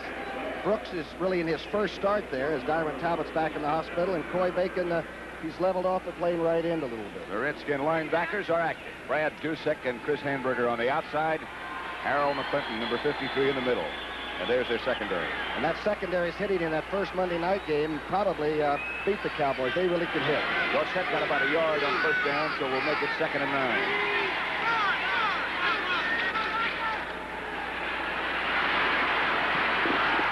Tony Hill. And he was inbound, just shy of a first down. A good throw from Roger. Joe Lavender knocked him out. Catch number 33, but watch the way Roger Staubach throws this. This is the way he's been throwing about the last month, and I mean on target, a smooth, tight spiral, and Hill might be the best third-round draft choice to come in this league in a long time. Third-round draft choice from Stanford. The other wide receiver, of course, is Drew Pearson, who was not a draft choice, a walk-on. Actually, John Nyland went to Philadelphia, and that's how Dallas got that draft choice for Tony Hill. Not bad. 3rd and 1, not bad at all. Scott Laidlaw shifts back into that fullback spot, replacing Newhouse, and Laidlaw will get the carry and get the Dallas first down. Gerard Williams, the blocking up front by Scott and Donovan. Very good. We saw the young guy from Stanford a little bit against Green Bay and Milwaukee because the team was ahead, but to be the starter for the first time since back in '76, that's some responsibility. Got to give John Fitzgerald, the center, too, a lot of credit for a good controlling block on middle linebacker Harold McClinton. Let's see how big those splits are by the Dallas offensive line. See if they're trying to get some room. 1st and 10 at their own 36. Cowboys operate with Pearson in motion, and now everybody else is in motion. Like Rafferty might have moved. Burton Lawless, the shuttle guard, might have moved. Looked like his right ankle sort of made the stutter step, huh? Of course, the early turnovers is really the reason Dallas had so many problems this season. They fumbled 16 times, and when they do it early, sometimes Roger had to wait to get the offense on the field. False start, number 66. Offense, still first down. It was Burton Lawless that moved. That was the voice of Dick Jorgensen, the referee. The umpire is John Keck. Dave Hawk is the head linesman. Line judge is Dick Hantack, the back judge Liguri Haggerty, side judge Royal Cathcart, and the field judge is Dick Golak. So it'll be 1st and 15, Dallas. Dorsett goes down, and so does one of the officials' handkerchief. In the grasp of Dave Butts was Tony Dorsett. They're going to call Kenny Houston for unbuckling the head strap on Dorsett as he went by.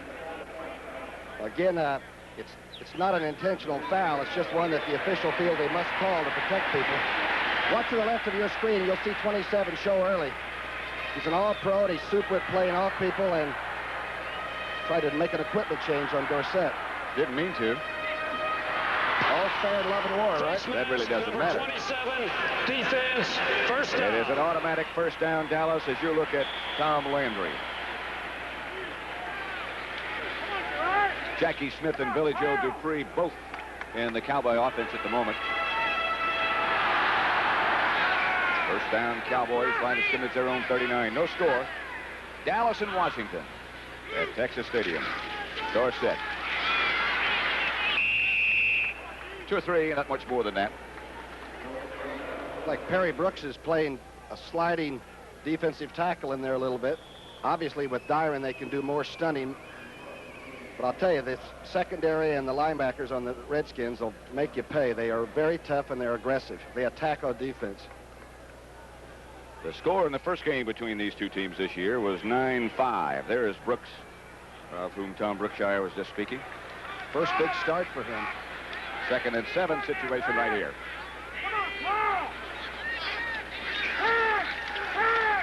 Drew. Oh. Gerard Williams almost got a hand on that one and perhaps was close to an interception. Close to getting beat up the sidelines, too. A short out. If you want to intercept that one, good luck. You won't be in the league very long. A great play by Pearson to make the catch. And you're right, number 45 had a pretty good shot at it. Another good throw by Roger. And right on. First down, Dallas, the line of scrimmage, their own 49. No score. Mike Ditka strolls around behind Tom Landry. Dorsett and Laidlaw the setback.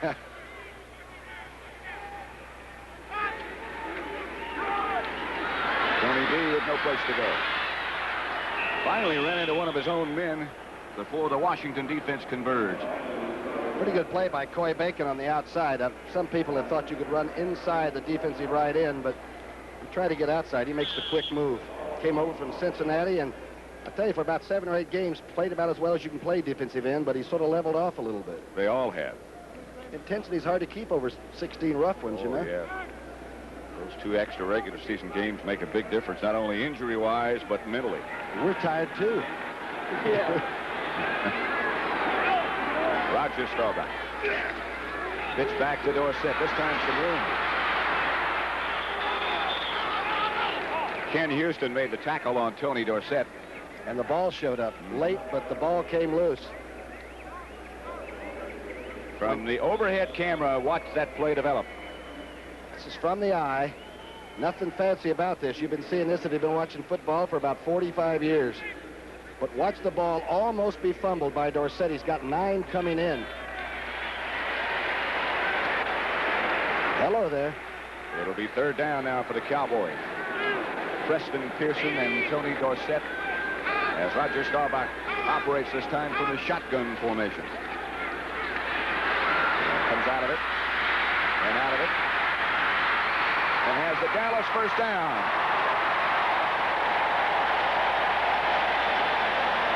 Carl Lorch finally brought it down from behind, but Roger Staubach in Redskin territory.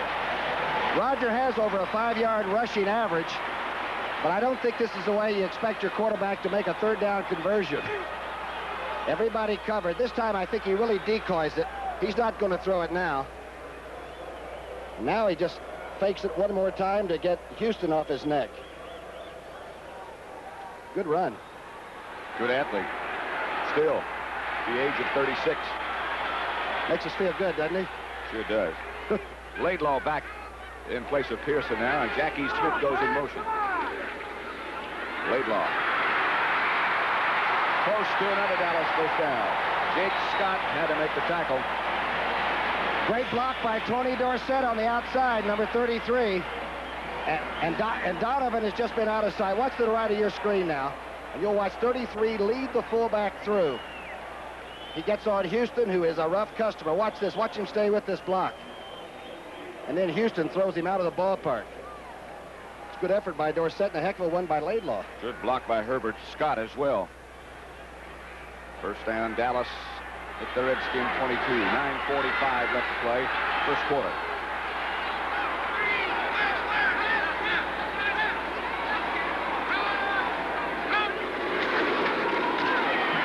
Dorsett in the grasp of Brad Dusek, but more good yards.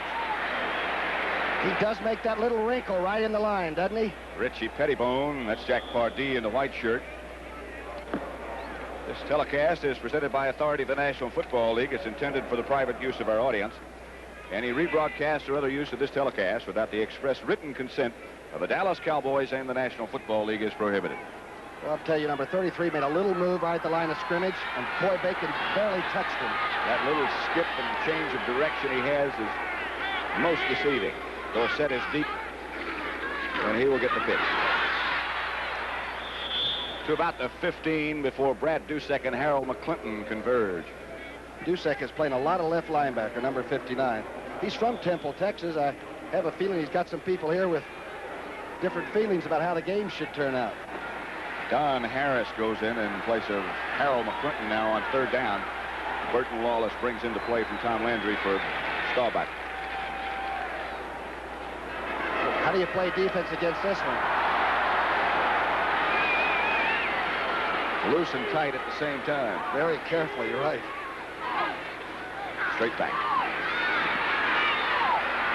Tony Hill had his hand on it, and we will see Raphael Septien. Joe Lavender, number 20 for the Redskins on the coverage. The Bird is out of San Diego State, where he was a basketball player, and at 6'4", he really can play the corner about as well as anybody when he's on. That was a great play he just made on Hill.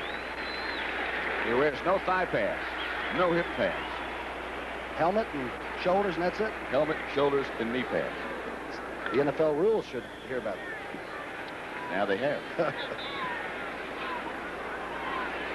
From 33 yards out, Raphael Septien with Charlie Waters holding. There's no score as yet. 8:11 left to play first quarter. And now there is a line drive field goal from Raphael Septien. So Dallas breaks on top with 8 minutes, 8 seconds left to play first quarter. Dallas leads Washington 3-0. 33-yard field goal by Raphael Septien, and that's the Dallas scoring drive. Septien about set to kick off now. That was a big marker for the Dallas Cowboys to score on their first shot at it. Tony Green is deep. There will not be Green. Ike Forte streaks down the far sideline and is shoved out of bounds by Raphael Septien. Dallas 3. The Redskins nothing. And Septien is really upset about something, and a flag goes down on the far side of the field. What's he mad about? I don't know. He's been doing a lot of commercials around town. I can't believe he's upset about anything. Raphael shoved Ike Forte out of bounds. And then something else must have occurred. Unsportsmanlike conduct, number 30. Offense. That is Ike Forte.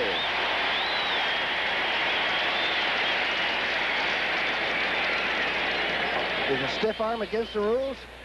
I don't know. Out of bounds? I understand that.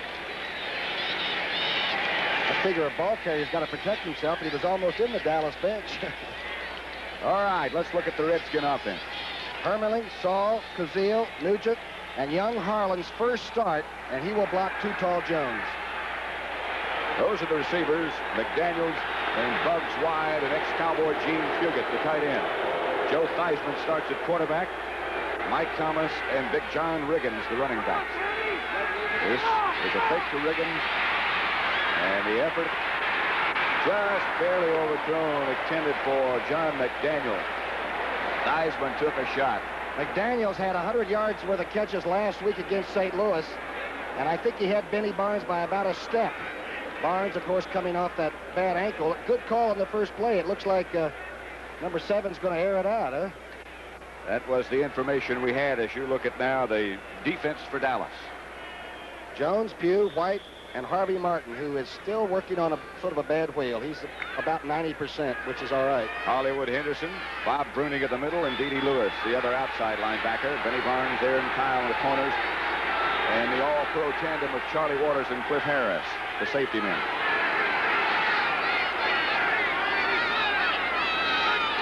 Second and 10, Redskins. Theismann throws and overthrows.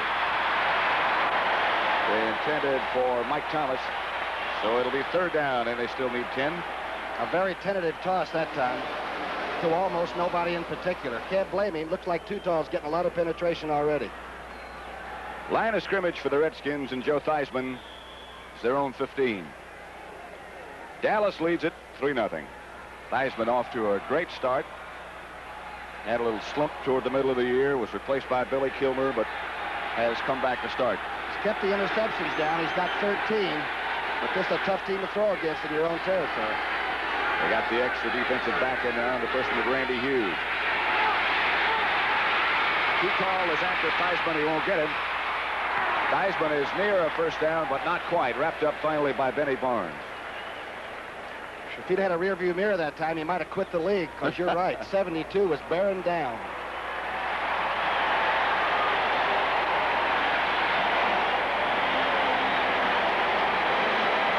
Jack Pardee out to greet his quarterback. Mike Bragg, the Redskin punter, puts Johnson deep for Dallas.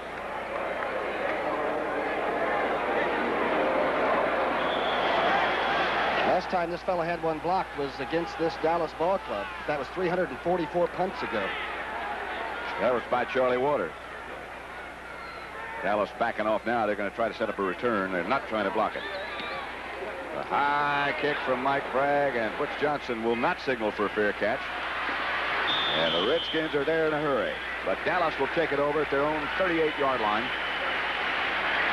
A 33-yard field goal by Raphael Septien, the only point so far. We have 7:17 left first quarter. Dallas leads it by that score.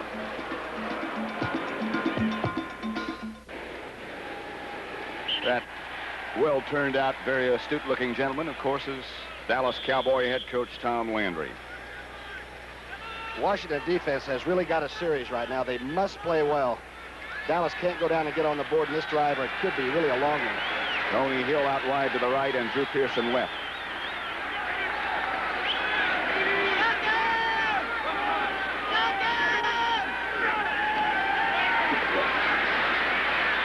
Tony Hill got it.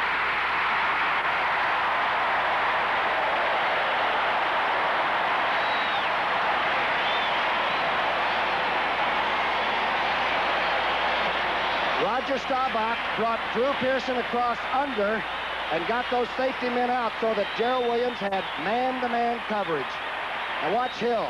The coverage is all right, the pass is super, and the catch is really typically Tony Hill. He just out-jumped him for it. Just good athletic ability. Gerard Williams is the man in the scramble with him, but he got the single coverage. That was a 49-yard pass completion from Roger Staubach to Tony Hill. You know how good that tackle was? You said the pass was right there, the catch, and the talent that had all the ingredients. First down, Dallas. The Redskin 13, they'll operate from there. Straight ahead is Dorsett.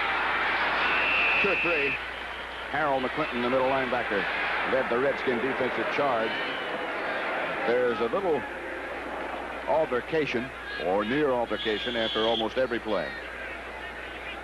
That time, looked like Dorsett might have stumbled over his own blocker or something, because he was suddenly he went under the carpet. Jack Pardee. Dallas has the football right at the 10-yard line. First quarter action. Cowboys already lead it 3-0.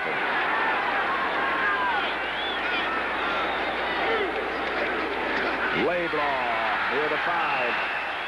Harold McClinton and Kenny Houston again involved in the stop.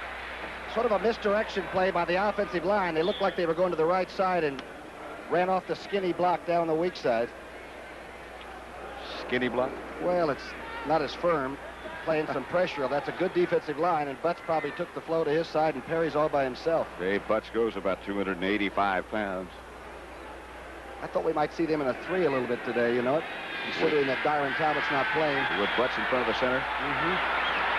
Third down. At the Redskins 5, it is Dorsett. Dorsett is close to a first down. Maybe not, but close. Great play by Kenny Houston, number 27. He's 6'3", a safety man, about 190 pounds, but watch 27 come up and start playing people off. There's Dusek trying to get the guard out of the way. Here's 27. Manages to stay on his feet and stop most of that forward motion. That was Burton Lawless out in front of Dorsett, and he did a good job. You come back live now. Raphael Septien is in the game. They're going to try for 3. Trying to go wide with perhaps the best outside runner in football. I'll tell you one thing, the Redskins are tough, especially inside the 10. Dorsett got it just across the 5. Charlie Waters now kneeling at the 11-yard line, so this will be a 21-yard field goal attempt by Raphael Septien. He hit one from 33 earlier. He's 5 for 5 from this distance. Split it. It is now Dallas 6 and Washington nothing with 4 minutes and 35 seconds left to play in quarter number 1 at Texas Stadium. Rafael Septien will kick off. Tony Green, the explosive one, is in the middle for Washington. He'll have a chance with this one. Septien chases it back in the end zone, and Tony Green comes out. 2 flags are down on the far side of the field as Aaron Kyle made the tackle on Tony Green, and again they shove and push a little bit. Boy, I'll tell you, does he scare you, huh? Dangerous man. It's the first time I've seen Dallas go down and just sort of make sure he doesn't break it all the way. They allowed him to have a lot on the run back just to make sure he didn't break it. A preliminary call is flipping against the Redskins, and they'll bring it back closer to the Dallas goal line. It is Dallas 6, Washington nothing. We've had so many clips on kickoffs this year, they may have to outlaw the kickoffs. Almost every one, it seems like. Here it is.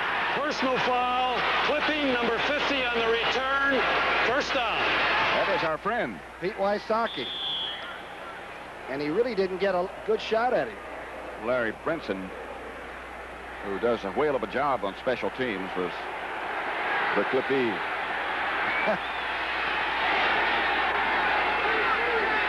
First and 10, and Washington spreads it out. Theismann gives Riggin. And Big John bangs out, fumbles. Benny Barnes picks it up. Barnes to the 10. Benny Barnes will have it for Dallas inside the 10. And the Cowboys threaten to break it wide open. And that's only the 8th fumble that the Cowboys have recovered of the opposition. This is a big turnover early for a team you can't give the ball back to. Looked like Riggins just moved the right arm a little bit on the drive. He was trying to get rid of his tackler. The hit by Bob Brunig and Randy White, I believe, caused it. Good block by Nugent on the outside. Gets one of the big, good running backs around. I'm telling you, I think it was Randy White that caused it, number 54. That's Benny Barnes, of course, who picked it up, number 31. It'll be first and goal, Dallas, at the Redskins 6. These teams tied for the lead in the NFC East with 8-4 record. Somebody's going to come out of here in second place. First and goal, Dallas. 4:13 left to play first quarter.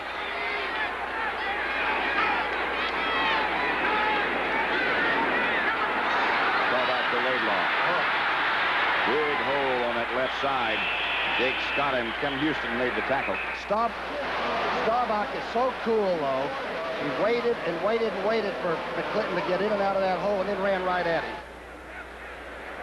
Flag on that play. Yeah. Against the Redskins. Maybe it was McClinton. The only thing about juking and not getting back out of there, you're not in much position to take a block. Referee Dick Jorgensen will tell us in just a second who it was. Clinton is number 53, by the way, remember. You know, you're right. These two teams are pointing a lot of fingers at one another, aren't they? Encroachment, defense, still first down. They didn't tell us who it was. It's our old friend Encroachment. The whole defensive line, perhaps. What did he say last week in Denver? Gave us a number, and he said, and several others. It's first down, Dallas. At the 3. First and goal. Laidlaw. 2 about to 1. They're running straight ahead at number 69, Perry Brooks. First big start against the Super Bowl champions. Not really fair, is it? You're right on the line of scrimmage. Oh, what a shot that is. Laidlaw over the top and pretty close down in there. Laidlaw got to about a foot short of the goal line. Carl Lorch was the first man to hit him. What a quick catch. Staubach is knocked back. He caught nobody by surprise. Dave Butts and Perry Brooks really straightened up the offensive center, and Staubach in particular, huh? Roger can't believe that. You can lose yardage on a quarterback sneak. He might have gotten back to the line of scrimmage, but certainly no more than that. He lost a little bit, I think. Okay, folks, you won't see this in the Hall of Fame, but pretty tough football play and a great defensive play. Brooks is under there, number 69. He's the one that stopped the flow. So it's third and about a foot. Laidlaw had a crack, so did Staubach. So it should be Dorsett's time now. Laidlaw. He's in.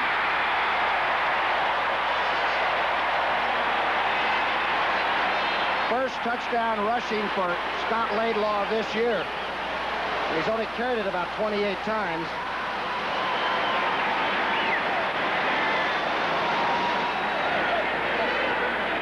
The fullback. This is not Newhouse. This is Scott Laidlaw. They're filling in pretty well. Good back. Waters holding in the edge of the sunlight. Raphael Septien to try to make it 13-0 Dallas. 3:01 left to play first quarter at Texas Stadium. Septien lines it again.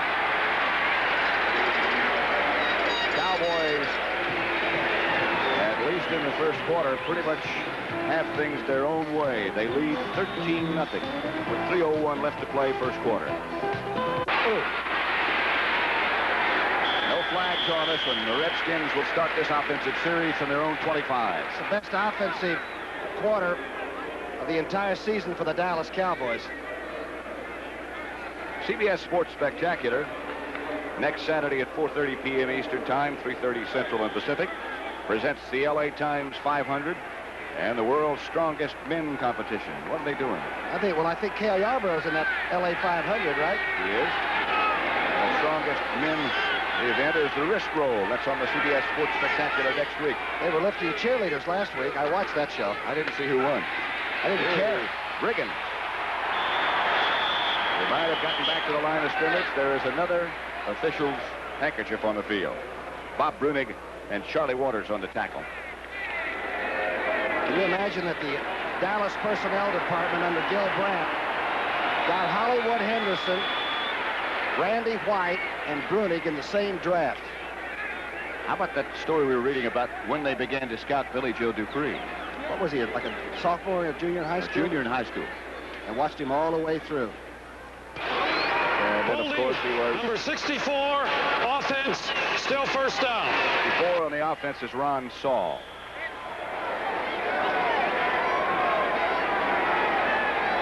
Room service. There's a lot to cheer about at the moment.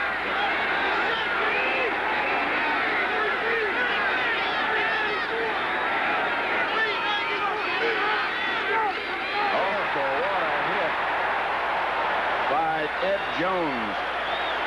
What a truck. Too tall. Smothered Mike Thomas. Well, Jim Harlan, number 68 to the right of your screen, tries to do his job. And Too Tall takes the inside and almost runs somebody out of this league. He's just too big to be able to do that to you. This is the first time the Cowboys have scored more than 7 points in the first quarter this year. 13-0 it is. And there's still 2 minutes left. Redskin ball at their own 20. At their 16, I beg your pardon. They need 20. Chased by Randy White. Joe Theismann goes down in his grasp, and Ed Jones was there to help. That's the 11th sack by the former Maryland All-American, Randy White. You talk about the incredible bulk. That's what I'd have to call 54. Watch him to the left of your screen. Nugent puts a pretty good block on him. He just walked right through it. And he's as fast as Theismann. That's the most frightening stat. Here comes the other guy. An incredible bulk himself, Ed Jones. Another angle of the same awful story, huh?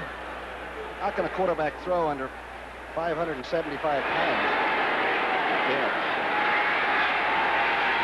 3rd and 31. Dallas leads at 13-0. Riggins breaks to the outside, gets a few, 5 or 6, not nearly enough for a first down. Benny Barnes and Aaron Kyle stop him. Listen to the hand for the defense. A standing ovation. People are standing for the defense.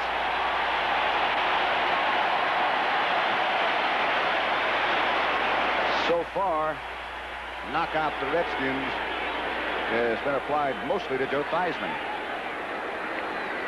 Mike Braggs will stand back at his own end zone. Butch Johnson deep for Dallas. The center for the Redskins is Ted Frisch.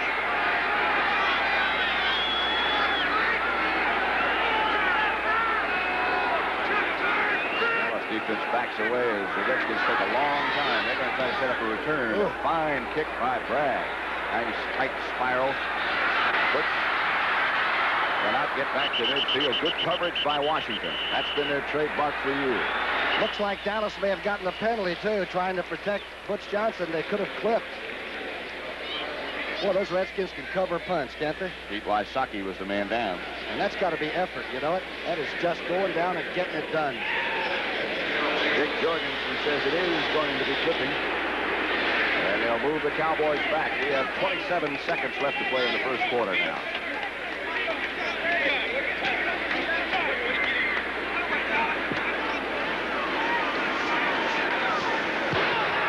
Personal foul, clipping number 32 on the return. Dennis Thurman is 32. Jack Pardee wore number 32 when he played. Boy, did he play well. Texas Aggie man, too, wasn't it? Right, under Bear Bryant. Came out of a six-man football league somewhere down in Texas.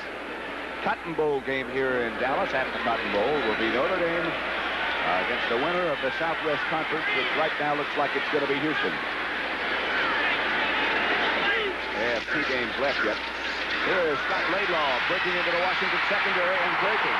Laidlaw to the 40, 30, 10, 8. Joe Lavender caught him.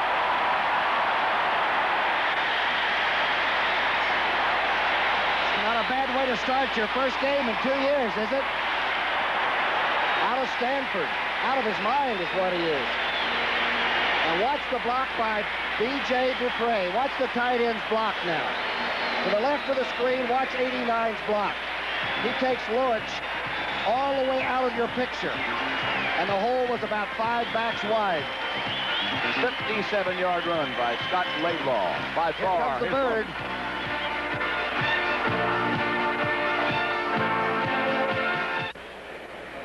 Robert Newhouse, with a broken bone in his right leg, will be out about 3 weeks. There he is. Got the wrong color shirt on. It's a Redskin color. Some player, huh? I call him the Rhino, but he is some kind of a great football player for Dallas. What are you going to name Laidlaw? What are we going to call him? The scientist. He's from Stanford, you know. It is first and goal Dallas. At the Redskin 9, they already lead it 13-0.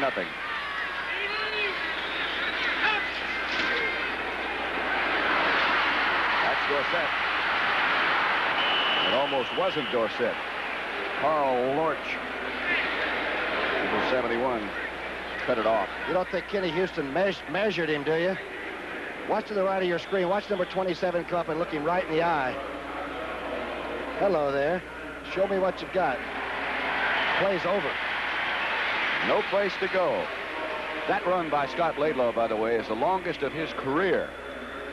The longest one before that was 28 yards back in 1976. It's going to have some kind of totals for today, huh? 6 carries, 85 yards already. You'll be negotiating with Schramm right after the game. Tony Dorsett and Scott Laidlaw then. Dallas setbacks and a whistle's blow.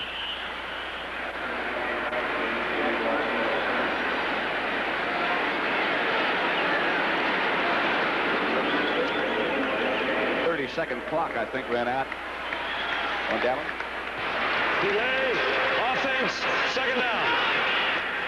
Here comes Preston Pearson into the Dallas lineup. Laidlaw goes out. Butch Johnson comes in.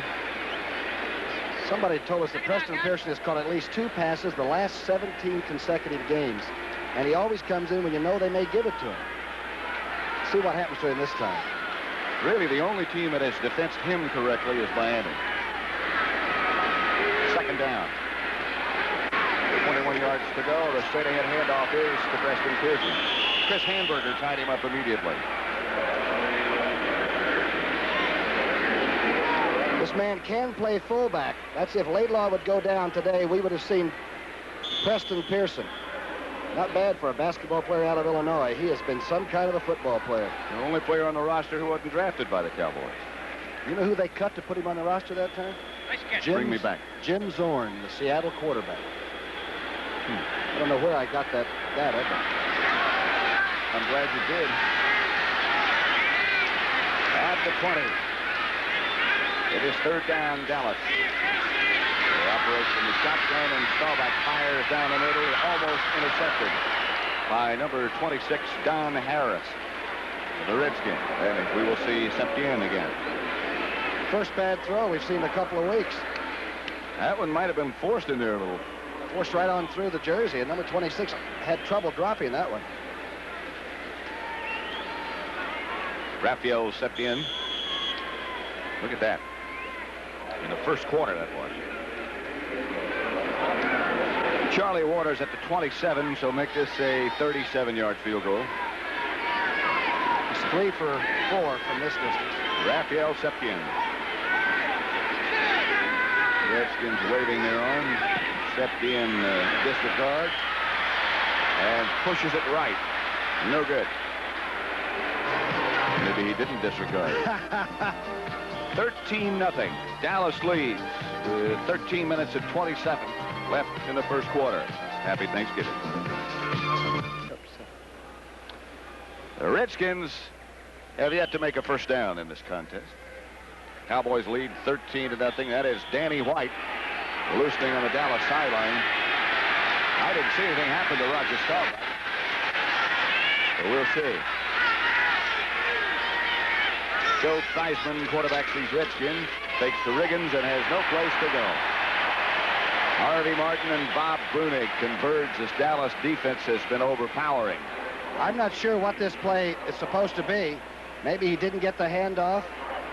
He tries to give it to Riggins, and Riggins didn't think he was going to receive the football, so Theismann very alertly just takes it with him. I think he was trying to get that to 44. I think he was, too. Well, it's hard to establish a running game when you're down 13-0. Again, deep in your own territory, though. Second and 12 situation. Gene Fugit is split wide to the right. McDaniel goes in motion, and Theismann drops. And throws. Incomplete. Dede Lewis got a hand on it and deflected it away from McDaniel. Dallas feels like they can control the line of scrimmage with their down 4. They'll even drop those linebackers more quickly. And Theismann still is only going to have a couple of seconds to load it up and get it out. And the only effective people throwing the ball against Dallas have thrown it long and over the corners, it seems to me like this year. And early, like first down. And they had some success with a tight end occasion. There's too tall Jones, who really isn't too tall. He's too awesome.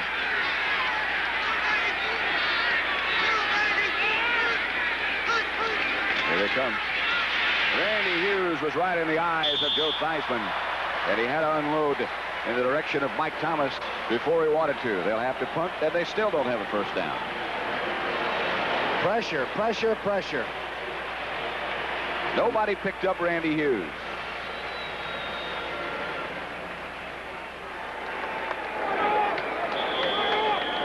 Theismann talking now to Joe Walton, the offensive coordinator, and they got problems. Mike Bragg, and they try to block this one, but Bragg comes down with a high snap and still gets away a good kick. Brooks Johnson with a fair catch. Flag is down back at the line of scrimmage. They have to bring us back. Great punt when you have to jump up for the snap and come back down. And that time Dallas was trying to block it from the right side. They got to make him do it again.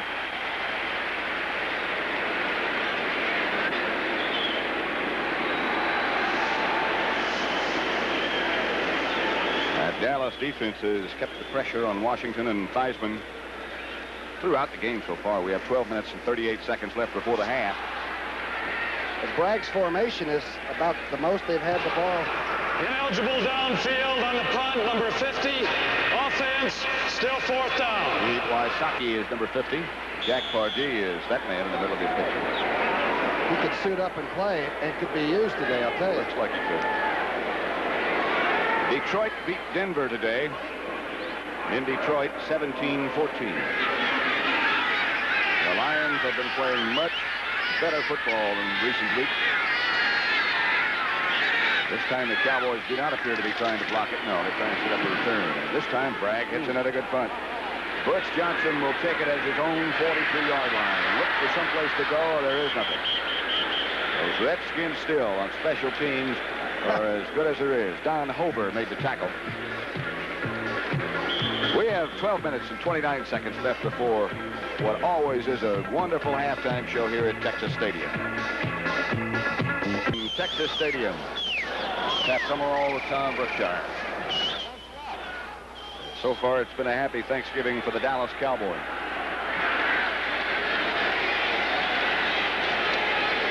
Thanks to Sam Huff to bring us that turkey. It's a good-looking bird, I'll tell you that. Roger Staubach going deep, but Drew Pearson, he's wide open. Got it. Joe Lavender was the Washington defender, but Drew Pearson, 53-yard touchdown pass from Staubach to Pearson. The Redskins blitzed Hamburger, number 55, the strong side linebacker. He got a late start.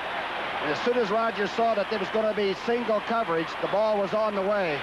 Watch the left part of your screen. 55 will come, Hamburger, and then get a late start. And now it's one-on-one. That's the third touchdown catch for number 88. What a throw, huh? Beautiful throw, right on. Drew Pearson, a walk-on from Tulsa, who was a quarterback in college for most of his career. South River, New Jersey, right? New Brunswick in that area. He's got a lot of fans still back there. Raphael Septien makes it Dallas 20. The Redskins nothing. This could be a long day for Jack Party's Redskins. A short one for those folks. 20-0.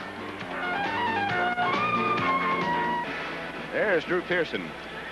Classy man, too. Hi, Mom. He said, tell everybody in South River, New Jersey, I'm still alive and kicking. And catching. Oh, what a kickoff by Septien. All the way out of the end zone, Raphael Septien hits it over Tony Green's head. Don Harris back there, too. Fields it. Raphael must have gotten some good nachos last night. Really hit that one hard, didn't he? Does that affect your feet? Really, it helps your leg. They'll start from the 20 then, with Joe Theismann still the Redskin quarterback. No sign of Mr. Kilmer loosening up yet. Theismann has Mike Thomas and John Riggins behind him. Protection this time lasts for a while. It's intended for Gene Puget and behind him. Looks like Ed Jones might be hurt. He is. I think that's Jethro Pugh. It's not Ed Jones. It's Jethro Pugh. I'm sorry. Looked like somebody just used a real quick cut block on the line of scrimmage, and Jethro's been carrying a bad knee around for many great seasons. Nobody plays a run probably better than Jethro. This looks like a knee for Jethro. Year number 14 out of Elizabeth City College. Right. The Sun Bowl, Texas against Maryland, will take place on the 23rd of December. We would be there. Where's that? Good old El Paso. El Paso. Are we supposed to ride in the parade this year? Do you know? Well, my horse refused to allow me to mount the last time. He wouldn't take you back, huh? I could walk alongside him, but that was it. Number 9 ranked Texas. Number 12 ranked Maryland. In that game, and don't forget about the Peach Bowl in Atlanta with Purdue against Georgia Tech. I think Lindsey Nelson and Paul Horning are going to be doing that one, right? I would figure. Georgia Tech's got one of their best running backs in the country. I don't know if you've seen him or not. Yes. Eddie Lee Ivory. He's also about a 3.6 student in a pretty tough school.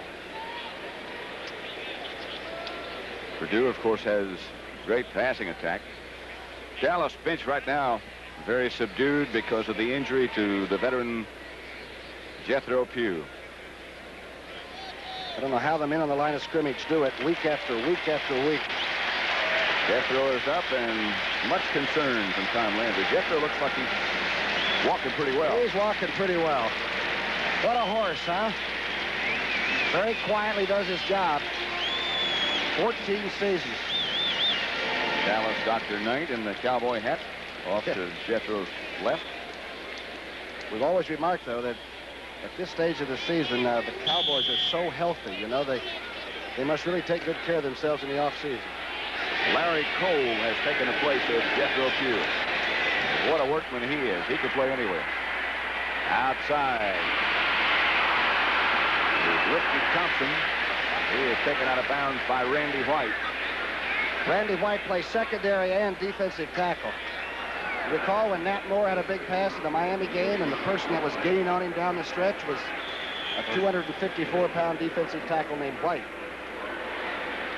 We saw Ezra Johnson, who weighs about 250, run down Haven Moses last week, too. So don't think because they're big they can't run. There's Jethro Pugh. And it's something that requires them taking his socks off. That was Larry Cole who took his place. 3rd and short for Washington. The Redskins still don't have a first down. And they still don't. Ed Jones was the first man to make contact. Looked like Randy White stayed low on the far side. And Brunig, the middle linebacker, really sealed it. Watch this. You're behind the offense. You play defense. There's 54. And too tall Jones coming over the top. He launched that whole long body about 5 yards to get part of this. Watch this. Watch 72. He slid his feet all the way under to get that position. 10 first downs for Dallas, and that's not a misprint. None for Washington. Mike Bragg with Butch Johnson back deep for Dallas, standing in the sunlight back there. Ted Frisch is the Washington Senator, and he is one of the very best at this. This one comes off the side of the foot, and Butch Johnson says, look out, get away from it. It keeps bouncing down inside the 30 to about the 29, where Don Harris makes sure it stays there. And Dallas will take it over. They lead 20-0. We have 10 minutes and 48 seconds left to play in the first half. And it's already 20-0 Dallas.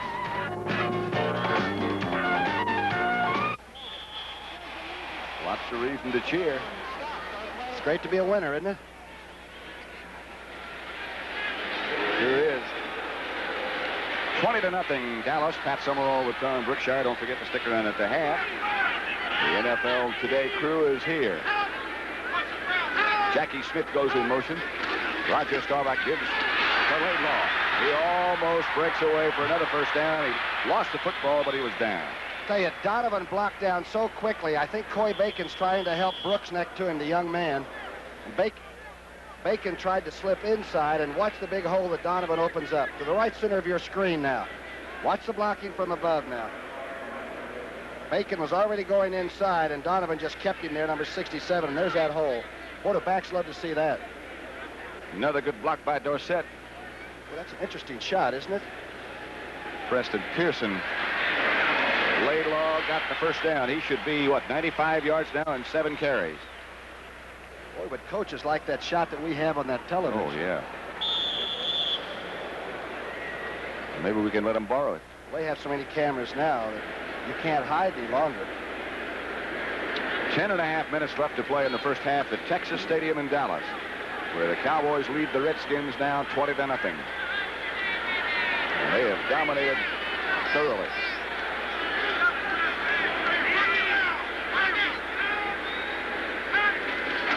Staubach gives Dorsett.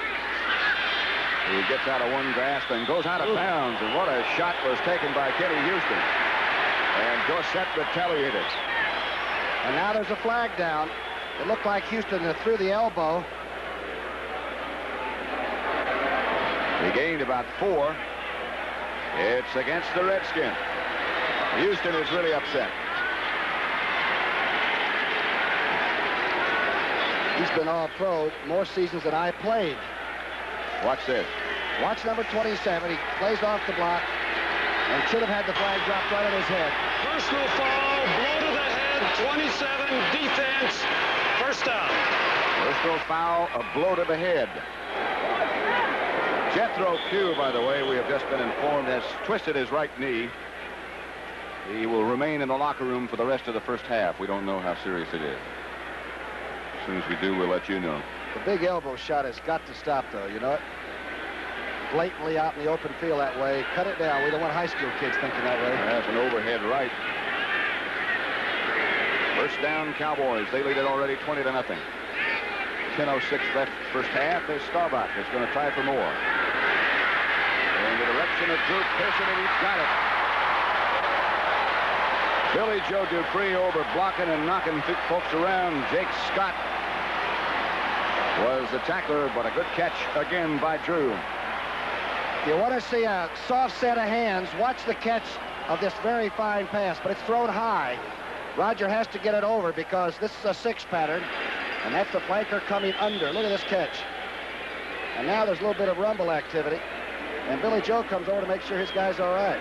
There's Gerard Williams, the second Redskin, to arrive after Jake Scott made the tackle on Drew Pearson. First down, Cowboys at the 21 of Washington. Dallas leads at 29-0 and trying to get more. Pitch back Dorsett. He'll have 4 or 5. The ball is loose. But they say it was down. Mike Curtis was one of the tacklers at 32. Mike Curtis was bulldog at number 33 for about 5 yards. But I got to see if it's a fumble or not. Let's see if he's still up or if he's on the ground when the ball comes out. Here comes Curtis, former Colt you recall for years. Well, both knees were down, but the ball looked like it was beginning to leave early. About 4 yards, make it 2nd and 6. Line of scrimmage, the Washington 17. Redskins still do not have a first down. The Cowboys have 13. That looked like a fumble to me. I thought so too.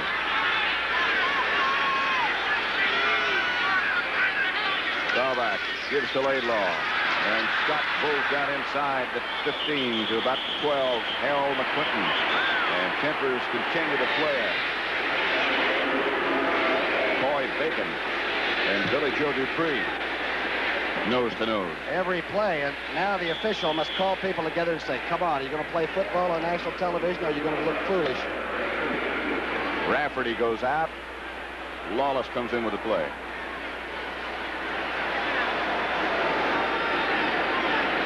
Comes Andy Frederick in also. And Andy Frederick at right tackle. And Rayfield Wright is the tight end on the right side. Technically, they have 3 tight ends in the game at the moment. Fumble, and the Redskins get it back.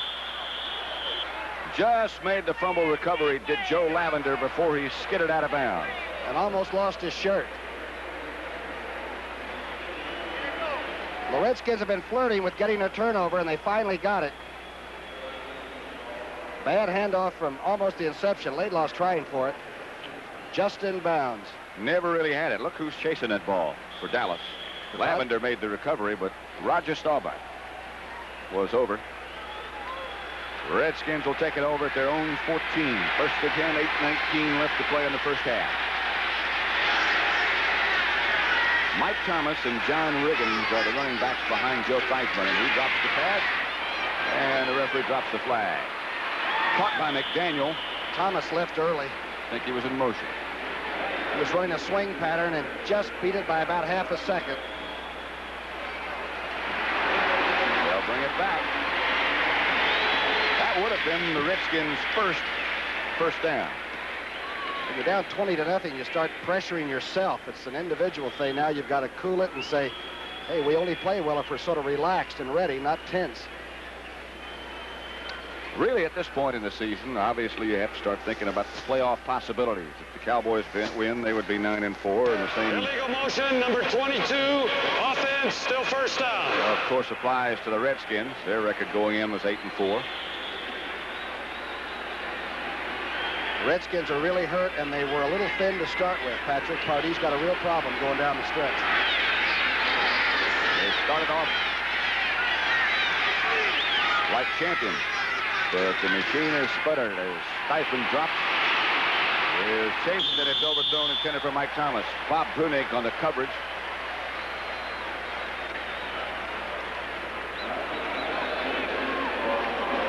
Mike Thomas.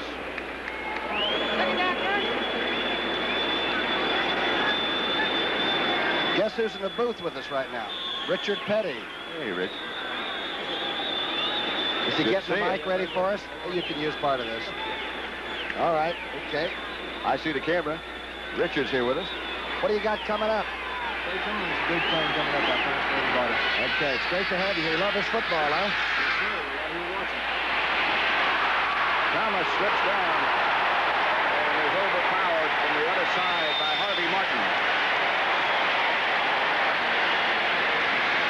No place to go for Mike Thomas. Harvey Martin, number 79. Remember the MVP for the Super Bowl? Watch the right of your screen. Right now, he's a runaway. Nugent turns back on Randy White. Thomas makes the mistake of getting back up, and there's 79. Didn't stay back up very long. He's had the bad wheel all year, but it looks like his knee might be feeling better. Nothing like winning to improve the health. Theismann drops into his own end zone. Throws down the middle. And the flag goes down.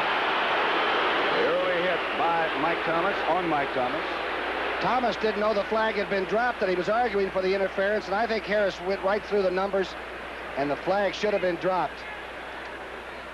Remember, with the no bump rule, these Dallas safety men have had to almost learn how to play a new game. Into the end zone. Here's the throw, and watch 43 go through a little early. A year ago, that would have been allowable, almost. That'll be a Redskin first down as a result of a penalty, and that's the first one. Cliff Harris made the hit. Washington has it at their own 16. 7:17 left to play first half. Theismann comes out with it and skips down close to another Redskins first down. And now a flag goes down. Benny Barnes made the tackle, the first contact. Cliff Harris may be the one they're going to get first. I think so. For drilling and spiking. Remember, this is the quarterback that's running with the football. He tried to get down, and Harris was already in hot pursuit. Walk off against Dallas. Personal foul, late hit, 43, defense, first down. Boy, Harris is 2 for 2.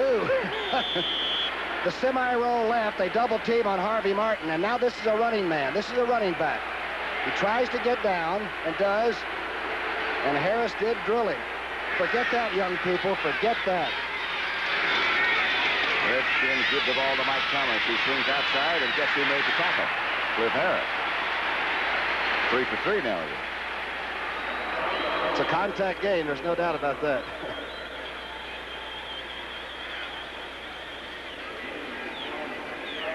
Here's that great coaching shot we've been showing you this afternoon. Thomas gets outside, and here comes 43, and you know he's hot by now. Good tackle. Sky Eye showed you that view. Sky Eye. 5-yard pickup from Thomas.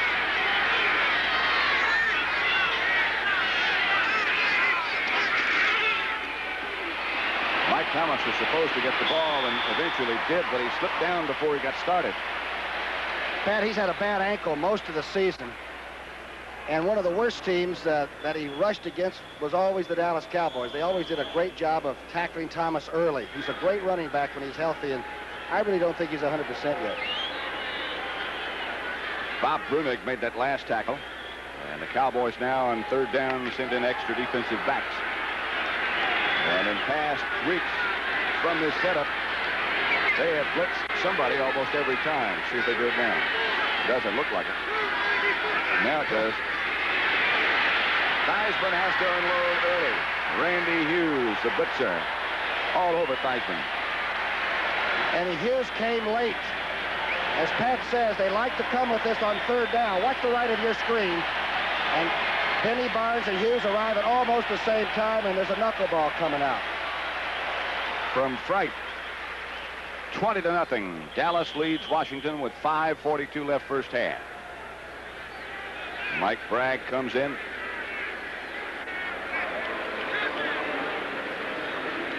It's the most efficient squad that the Skins have had, though. They've covered these punts like a bunch of barbarians. They really have been going down under them. Butch Johnson back deep for Dallas, standing at his own 15. They're trying to block this one, and Bragg hangs another one high. Johnson signals for the fair catch at the 10. Redskins again were down in good shape. You're right. That's been the strongest part of their game so far. Bragg's punting. Bragg's been out there a lot. All kinds of snaps.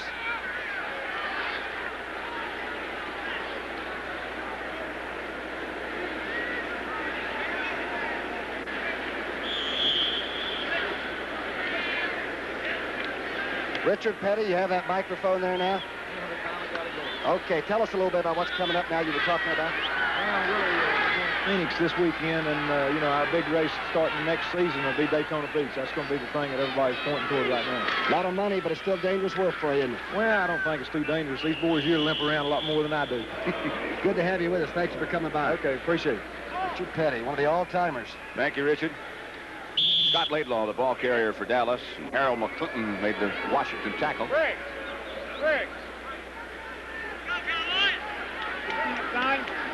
McDowell comes out. Curtis comes out. They'll try to let Carl Lorch rush what they think is going to be a Cowboy pass.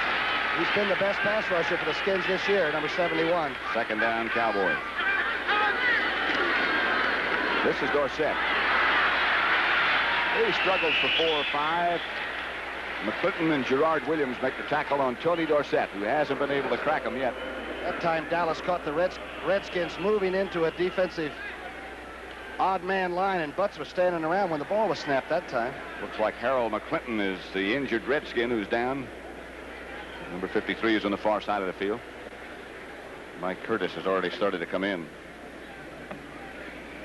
Boy, McClinton has to be hitting, because that's the big position in pro football right now is your MLB. He should lead your team in tackles. They protect them as well as they can. Thinking of Berge and great middle linebackers around. This one here, Brunig. Jack Reynolds. See how McClinton got hurt. There he is. Watch the left part of your screen where it's circled. Again, the Redskin defense was sort of caught shifty. Looks like he just caught it the right leg when he was turning Tony D down. Just buckled at the last minute. And McClinton is still being administered to. We'd remind you again that Britt, and Irv, and Jane, and Jimmy the Greek, and George Allen are all here with the NFL today. They'll have highlights of this game and the Detroit-Denver game, and we'll have a chance to visit with them. George Allen locked himself up again last night, went over movies just like he's still the coach. He still feels like it's a game tomorrow, right? There they are. It's relaxing. I guess. Looks like they're relaxing. Some ballpark, though, isn't it? Oh, I'll say. That's some room where they do that show from. And not a bad facility where we work from at all. You're only saying that because they have the best barbecued beef in the country here. Oh, my goodness. I don't eat for 3 days till we get in. The Mixed Team Golf Championship, Saturday, December the 2nd. Sunday, December the 3rd, 4 p.m. Eastern Time. What do you mean by mixed team? Well, I mean is one female and one male. That's just wondered. Thought you maybe made a 15 handicapper with a pro or something. Harold McClinton checks out.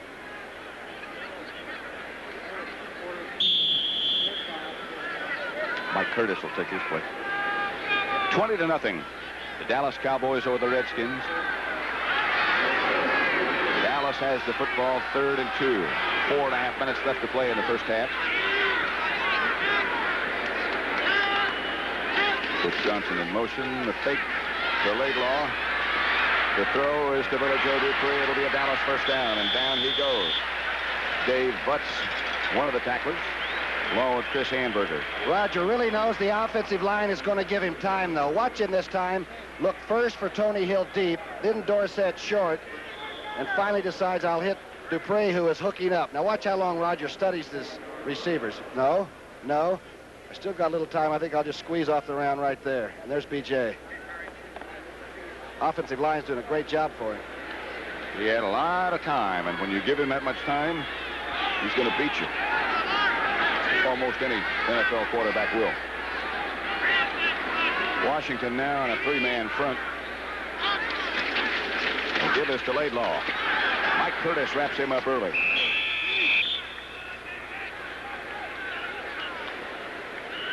Laidlaw is already over 100 yards. He's carried 10 times for 103. Their defense is still strapping it to Dallas pretty hard, though. Yep. You know, it's some of the hardest tackling. There's never a solo tackle right now. There are about 5 skins in on each and every one of them. Cowboys lead 20-0. Clock running at just over 3 minutes left to play before the half. And speaking of halftime, in addition to the NFL today, they have one of the great halftime shows. Dallas Civic Chorus. Staubach goes for Tony Hill, and Tony got tangled up with Gerard Williams, and the strike from Staubach is out of the strike zone, a little high. Jake Scott had the corner covered pretty well. Number 13 was really covering the corner, and if the ball is thrown pretty well, Jake Scott might have had it. Let's see what happened to number 35.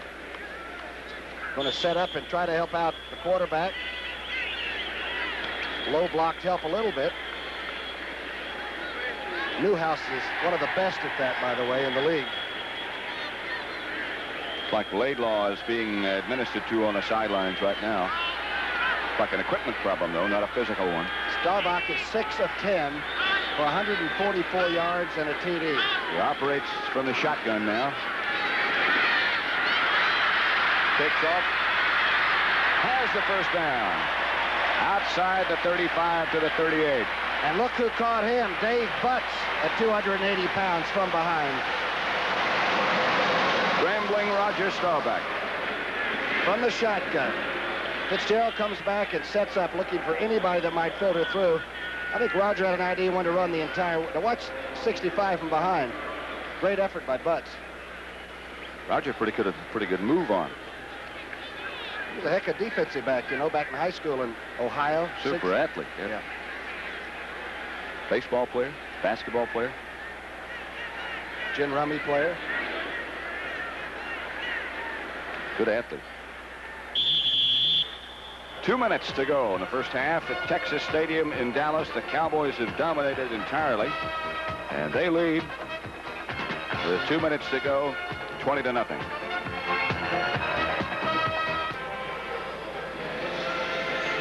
Dallas 20, Washington nothing. 2 minutes to go first half. I'm looking at some stats over there. The Cowboys have 154 yards unofficially rushing now and 144 yards passing for right at 200 in the first half total offense. Well, I guess that's the reason it's 20-0. Scott Laidlaw has over 100.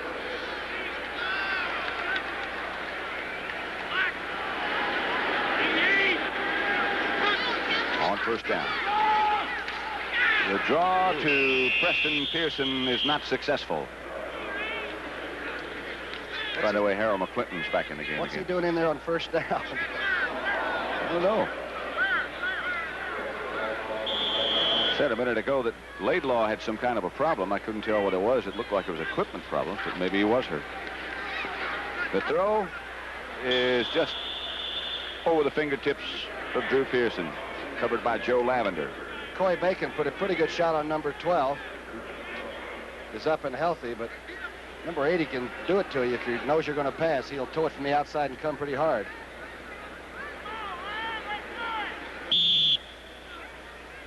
Can the Redskins turn it around? Can they go in at halftime and regroup? It looks like Dallas may have lost a little zip this last series.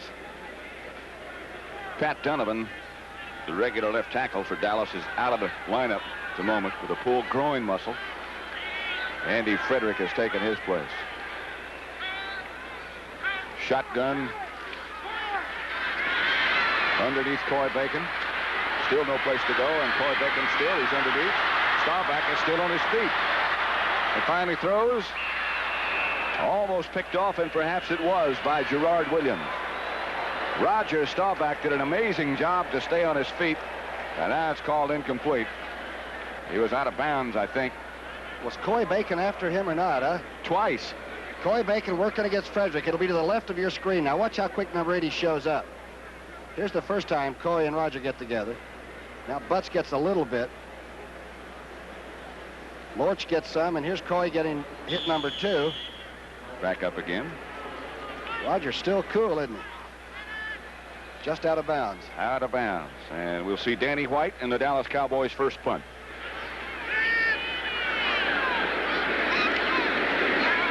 Direction of Tony Green, and he puts up the hand for the fair catch. And wisely so, as Thomas Henderson was staring him in the face. I'll rephrase my question. Do you think the Redskins can go in at halftime and maybe turn it around? Does it look like Dallas has lost a little of that intensity? It does to me. They were even sloppy on that punt thing. The Dallas defense, however, has played extremely well. The offense looks like it's lost a little of that spark. Both teams have all of their timeouts left, 3. Washington ball at their own 24. A minute, 15 seconds left before the half. There's no Jurgensen to call on now. I wonder if Billy Kilmer might come on in the second half.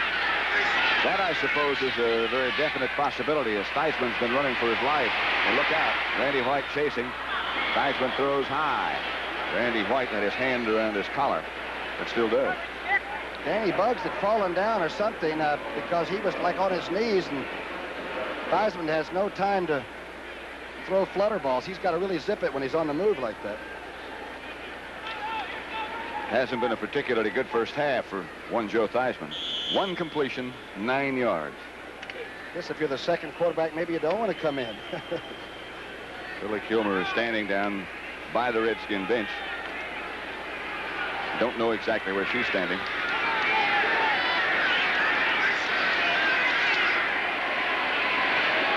Riggins. Riggins breaks a couple of tackles, and somebody's hurt. Riggins has a first down. Dennis Thurman was one of the hitters. And Riggins points to something that might have happened. I don't know who the injured Cowboy is yet. I'll tell you in a second. I see Charlie Waters and Randy Hughes and Cliff Harris. It is Mark Washington. Riggins came in with 23 catches and, of course, 823 yards rushing, and early in the season really carried this team literally with 100-yard days rushing and 75 to 100 in passing. A great all-purpose football player, and when he stays healthy, he can really play for you. You can really build an offense. Yeah, he's big. Probably not as big as when he first came in, but he must carry 225, 230 around there. At least. Yeah, he was about 245 at one time. Broke all of Gale Sayers' records at Kansas. That's Mark Washington.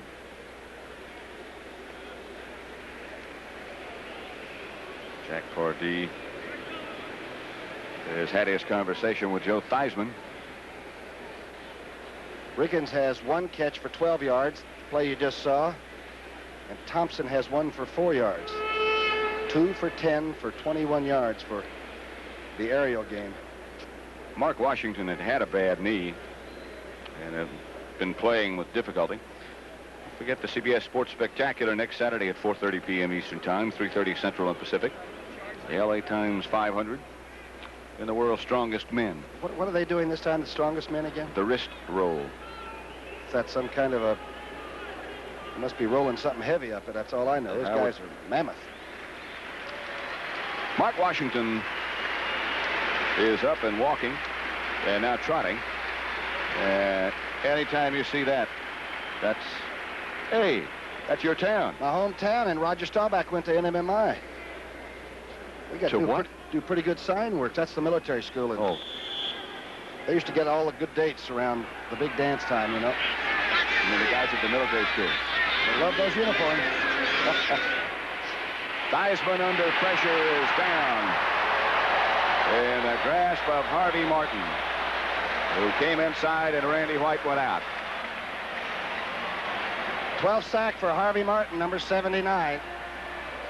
Again, he's a great finesse pass rusher, and when he has a bad knee, it really affects him. He doesn't overpower anybody. He fools you. 49 seconds left to play before halftime. Dallas 20, Washington nothing. Again, Theismann has to go up side, and he is hit by Danny White and Ed Jones at the same time, and Gene Fugate has the ball knocked loose by Charlie Waters. Theismann is down. He was really caught on a sandwich right at the last second just before he let the ball go. And he is in obvious pain. Let's see if the slow motion carries it. Number 7, the quarterback, he's setting up. Randy White's after him. Looks like Ed Jones might have hit him right in the rib cage. With Randy White supplying the pressure from the other side, and that's Theismann. He really took a shot. And there's our man. Former UCLA tailback, and he may have to run a little bit today. There he is. That's his warm-up. He threw some gum off the field. And it wobbled. But somebody caught it, right? Kilmer has only thrown 36 passes, completed 15, and he was on George Allen's composite quarterback list, wasn't he? Leadership, and you certainly couldn't find any fault with that.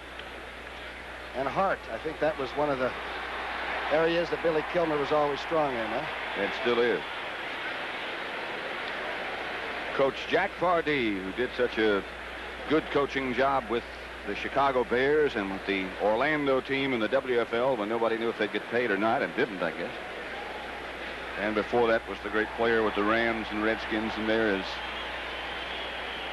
Billy Kilmer.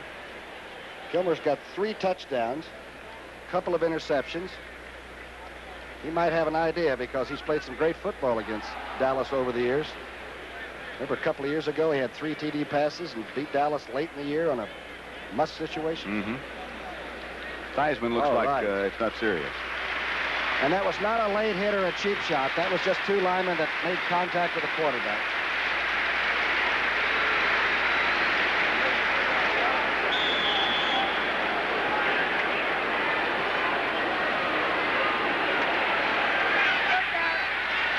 Down to 42 seconds left on the scoreboard clock. Redskins have 2 Cowboys, have 2 timeouts left, and so do the Cowboys. Billy Kilmer then, the quarterback. Randy White almost got him before he could hand it off. But Mike Thomas breaks a couple of tackles, gets outside the 40 or to about the 42 before Cliff Harris brought him down. Kilmer just barely got rid of the football. White was biting him on the right foot, and he'd already handed the ball off. I wonder what Billy said to Randy White. There's Joe Theismann, who seems to be okay. There's nothing worse than having all the air knocked out of you, by somebody who weighs about 285.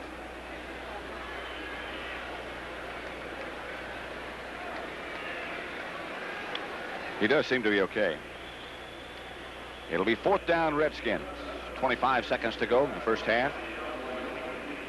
Dallas leads 20-0. Don't forget at the half, we'll join Brent, Jane, Nerve, and their 2 friends on either side there, Jimmy DeGreek and George Allen.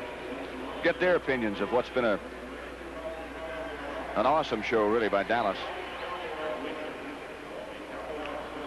As a rule, people don't like to play on the Thanksgiving Day game because you only get the 4 days to prepare. But after it's over, you got 10 days to rest. And that's a plus. And Dallas has New England next, right? Here. Mike Bragg's punt is almost hit by Guy Brown. Takes a little Dallas bounce. The Redskins down it. Mark Murphy was there. And the Cowboys will take over with 1 timeout remaining. Mark Washington, the word is, had the wind knocked out of him. He also suffered a bruised back. He'll be checked at the half, along with Pat Donovan and Jethro Pugh. Kilmer, he's putting back on his working hat. That's a Ron McDowell cap. His dancing bear insignia on him. You want to see a pass rush, you may get one out of Coy Bacon this time. I don't know what Roger's going to do for 15 seconds. I imagine he'll just hand it off and run it out. He doesn't even do that.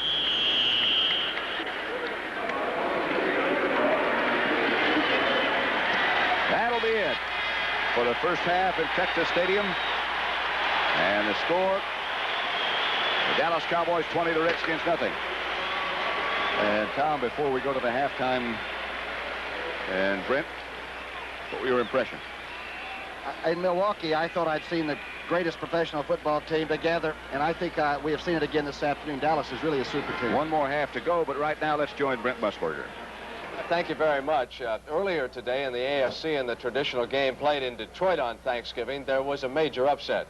It was Detroit 17 and the Denver Broncos 14. We now have some highlights from that game. Detroit struck first. Here's the swing from Danielson to Bussey now, who runs to the Denver 3-yard line. That led to a touchdown by Rick Kane. It was 7-0. Craig Morton bringing the Broncos back also in the first quarter. Touchdown pass to Riley Odoms, tied at 7. Now, Morton, again, we are in the third quarter right here, looking for Haven Moses. This will give the Broncos a first down on the Detroit 9-yard line. And Larry Canada of Denver plowed through center, and that gave the Broncos a 14-10 lead. Here's the key play. 3rd and 14. Danielson's got his tight end, David Hill, who's got the first down. The Denver 19-yard line. Now the winning touchdown, Horace King over the top, 17-14.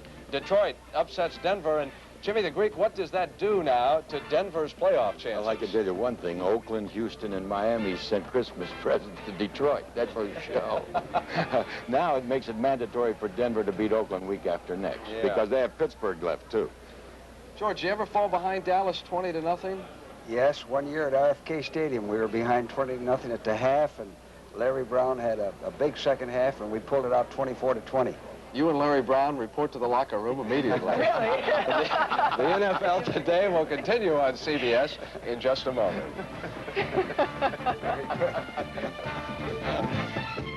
Mr. and Mrs. Roger Staubach, first of all, could you just tell me who everybody is? Introduce everybody.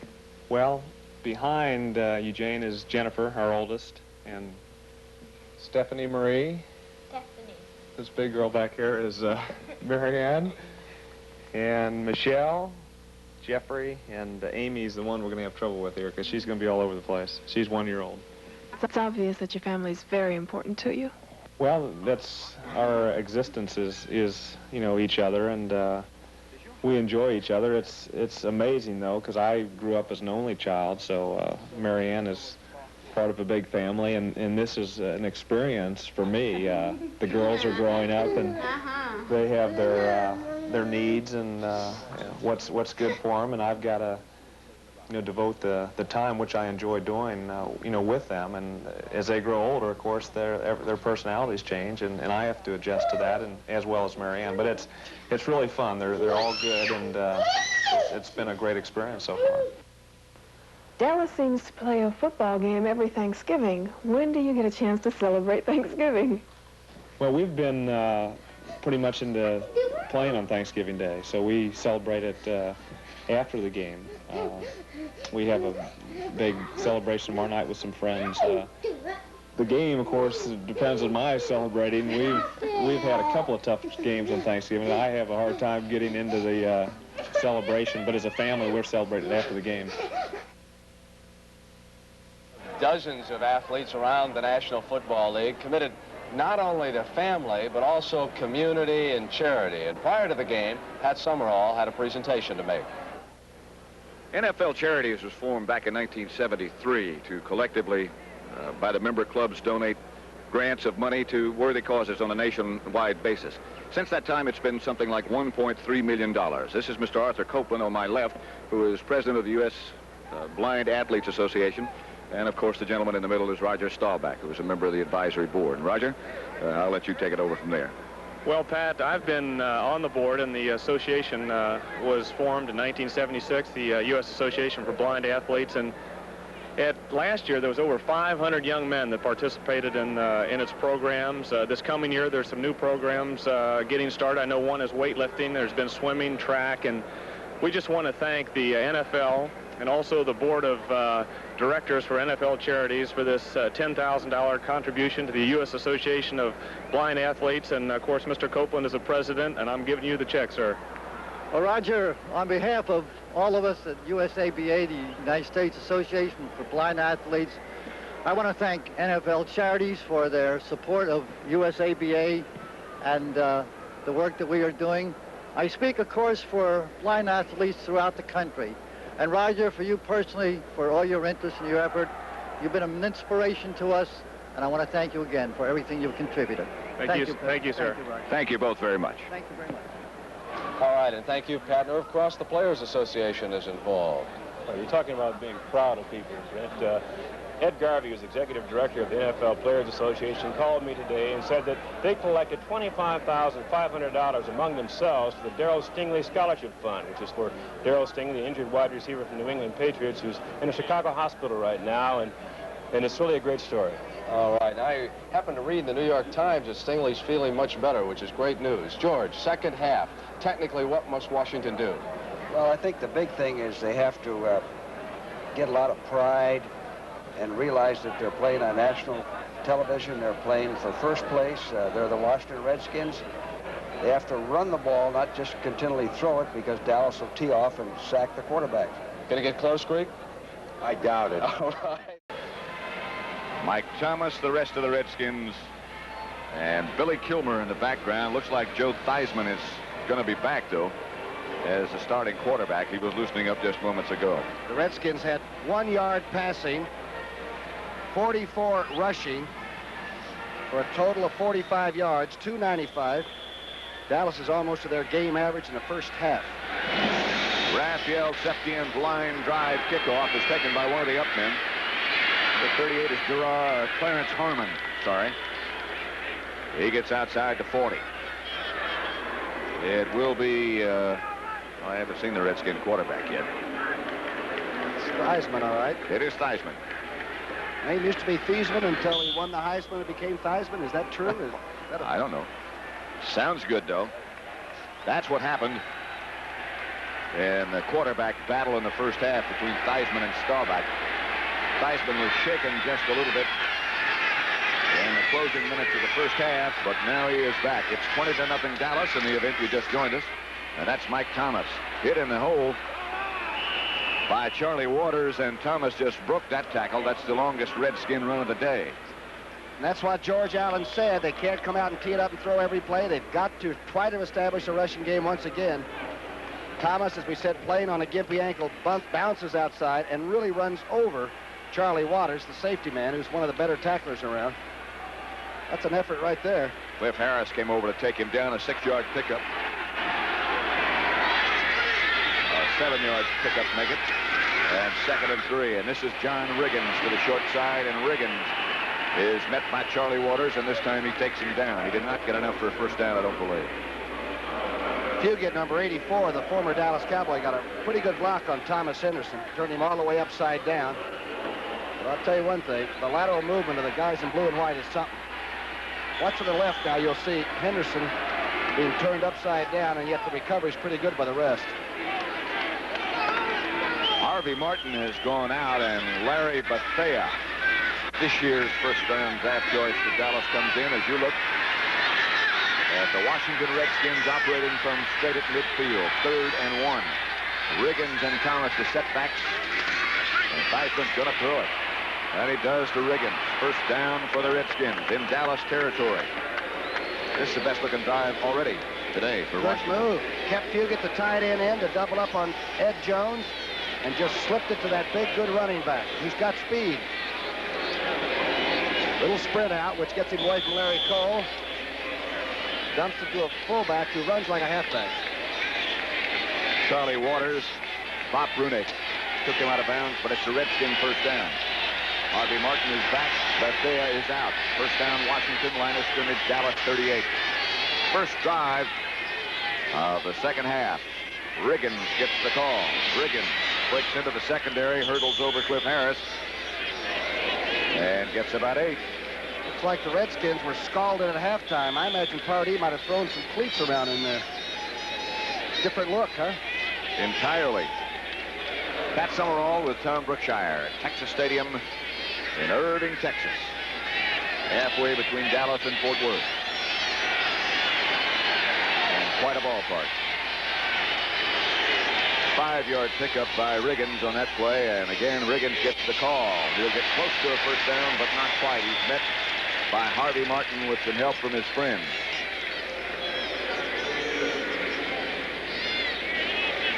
Harvey Martin was a third-round draft choice who still says, I don't know if I'm good enough. Each year it's a process of maintaining a high level. Some kind of a hustle man, though, and a very outspoken fellow. He goes out now. And Bethea takes his place. I would imagine because of that bad leg, they feel that Bethea might be a little bit stronger against the run. Now this is 3rd and 2. Last time in this situation, Theismann ran that sprint-out pass. This time it's Thomas, and he is taken down and defeated by Ed Jones with some help. Bob Brunig, I believe, was the other Cowboy tackler. Put a 230-pounder on Ed Jones. Riggins goes out and tries to cut him. In fact, he takes ball carrier, blocker, and everybody, sort of stuffs him. Last 3 weeks, Big Ed has been playing, and playing very well. Happened somewhere in that Miami game, didn't it, down in the Orange Bowl? Mark Mosley of the Redskins from 48 yards out. Theismann will hold, and Mosley drills it. He is 7 of 11 from that distance. Right down the middle. 8 for 12. From outside the 40. That's a remarkable statistic. Mark Mosley puts the Redskins on the scoreboard. The score is Dallas 20, Washington 3. The Washington scoring drive kept off by a 48-yard field goal by Mark Mosley. Looked like those numbers you just saw. That ought to be Butch Johnson. And Butch runs into a pack of Redskins. Number 50 was one of the hitters. That's Pete Wysocki. One of the others, Don Harris. And Roger Staubach is still the quarterback, and I think the Dallas offense better get the ball moving a little bit. 20-3 is the score. Cotton Bowl will pit Notre Dame against the Southwest Conference winner. That should be Houston. And Lindsey Nelson has been doing that since he can remember. I think about 19 of them. He'll be there with Pitch and Paul, the Golden Boy. Huh? Probably Houston against Notre Dame.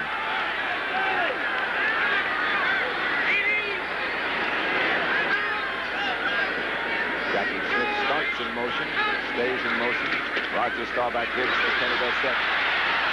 Dorsett squirts into the secondary. Mike Curtis made the tackle. Sort of a quick draw where the quarterback takes it back and the back just waits for it, but it's a very quick draw. And Frederick's playing left tackle, and that time it looked like he might have opened up a pretty good hole. Pat Donovan, by the way, the regular left offensive tackle, pulled a groin muscle last Tuesday in practice and apparently aggravated it earlier today. He is on the sideline. 6-yard pickup by Dorsett. They'll make it 2nd and 6. Dorsett again bangs away. Chris Hamburger led the charge for the Redskins. The Redskins are in a 30 defense. They had Butts over the nose, Coy Bacon and Lortz at the defensive ends, and the 4 linebackers. Not a bad defensive series. They look good in that defense. With Big Dave Butts in front of any center, they figured to get a stalemate there. A sign with what looks like Tom Landry smiling. It's pretty good artwork, though. They're really becoming sophisticated, these sign painters. A lot of people claim they've never seen him smile, but he does. Roger Staubach runs for the first down. We talk about all those playoff possibilities. Left a couple of Redskins lying down on the ground. Number 69 is still there, Ferry Brooks. Landry had the great, you get into the what if happens there and what if happens here. Landry's explanation was, I figure if we qualify, somebody will come tell us. Just wait for it to ring, yeah. Right? Big effort by Roger, and he really got hit. That's the 3rd time on 3rd down situations that he has been able to scramble for a first down. Scott Laidlaw and Tony Dorsett, the running backs, and left tackle Andy Frederick started too soon. Frederick, by the way, started this season as the regular right tackle before Rayfield Wright came back. He is 6'6", 255, second-year man from New Mexico. A Lobo, a big Lobo. Big? Yes. Randy White and Larry Cole looking on. Randy doesn't want to be on the bench. He likes to somehow get involved, yes. Dorsett goes out. And so the running backs will be Preston Pearson and Scott Laidlaw. Things have quieted down a little bit right now. First and 15, Dallas. Ball back from their own 30. Outside to Laidlaw. Hit by Mike Curtis. Well, McClinton was there with Mike. Again, the 34 defense, and they blitzed Hamburger from the left of your screen. Roger had a pretty good call against the outside blitz on this, but good recovery, especially by McClinton, you mentioned. And Curtis. 30's tough to do anything with, isn't it, if it's played right, huh? The key is the man in front of the center. If he can just get a stalemate, then you got something going. Now they go back to a four-man front, figuring that the passing situation comes up. Redskins secondary remains the same as it was at the beginning of the game. Jake Scott and Kenny Houston. Handoff is to Laidlaw. There's a helmet collision earlier. Laidlaw had over 100 yards in the first half. Averaged 10 yards a carry at a 57-yard run. Great play by Coy Bacon that time. He really stunted to the inside and makes a great defensive play. Watch to the left of your screen now, and you'll see number 80. Stunt to the inside, and while he's being held and blocked by Frederick, still stopped the play. Third down, about 10 for the Cowboys. They lead it 20-3. 9 minutes, 10 seconds left, third quarter. 3rd and 10. Shotgun for Roger Staubach.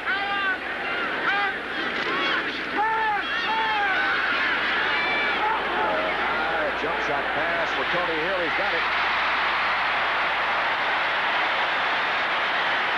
Staubach just threw it up in the air, short deliberately, it looked like. Now, you were a defensive back. What does he do in a situation like this?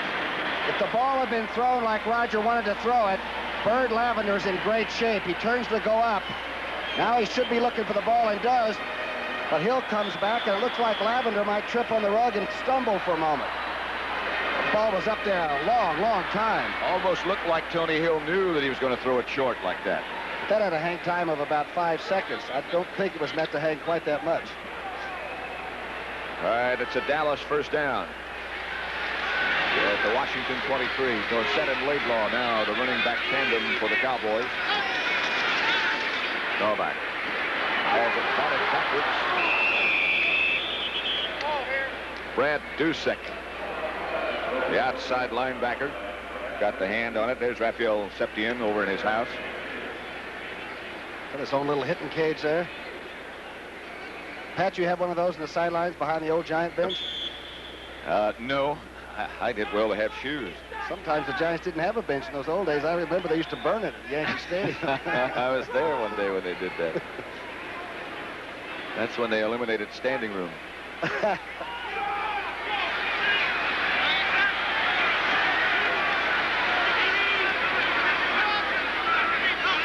Pearson comes in motion left. Staubach fakes. Now the blitz is on. They have a screen called. And he had to just throw it away. There was no receiver there. Okay, good defensive series by the Redskins this time. Except for the high knuckleball, they have really played them on the line of scrimmage extremely even. Here comes Burton Lawless along with Tony Dorsett into Roger Staubach's huddle. Out go Rafferty and Laidlaw. Rogers now 8 for 15 for 183 yards. He's nearing a few Cowboy records, I think. But very close. Much more.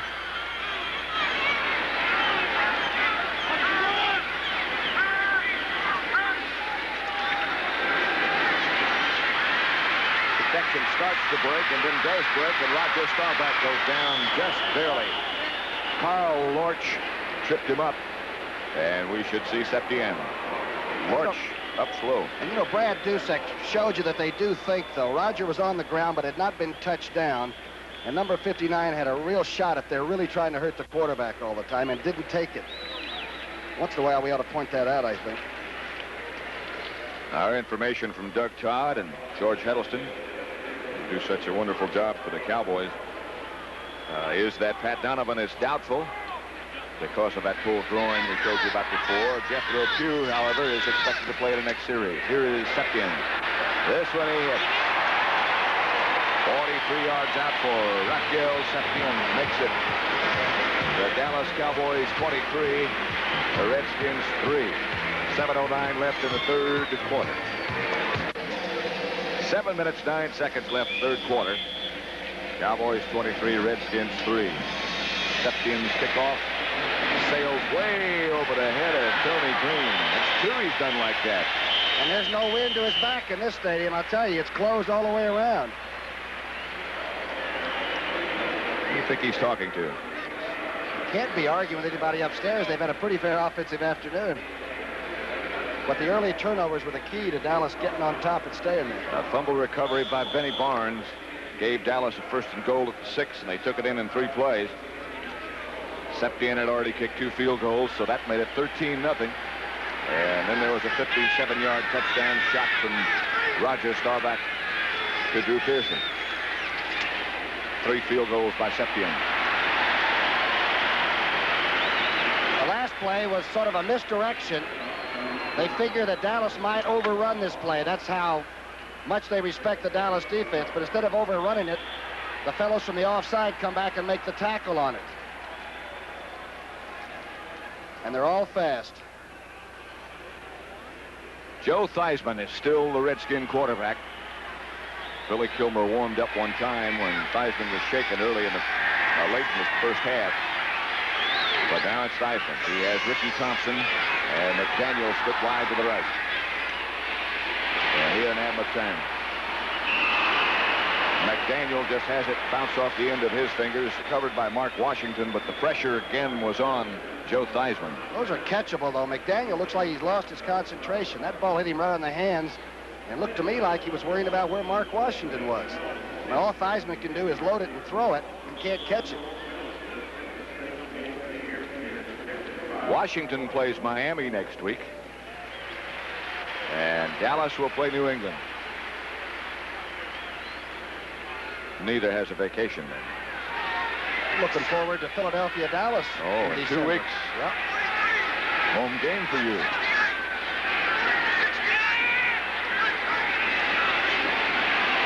Again, the blitz is on. This time it's McDaniel who is taken out of bounds by Washington, but a Dallas Washington first down. Close to it. No, it's not a first down. Beg your pardon. They got him out of bounds. McDaniel and Cliff Harris had some words, but McDaniel made that catch, and the ball was really whistled.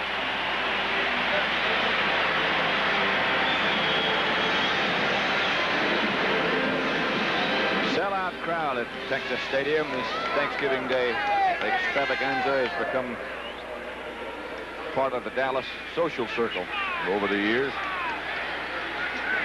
Mike Bragg back to kick for the Redskins. And if the Redskins have any thoughts of turnovers, they've got to look for a couple of these to bounce their way. A high kick from Bragg will be fair caught, or signal for a fair catch by Butch Johnson. It hits the ground and goes away. Don Harris downed it. Some sort of discussion going on about the ball being touched back upfield more from where they finally stopped it, but it's still 23-3 Dallas.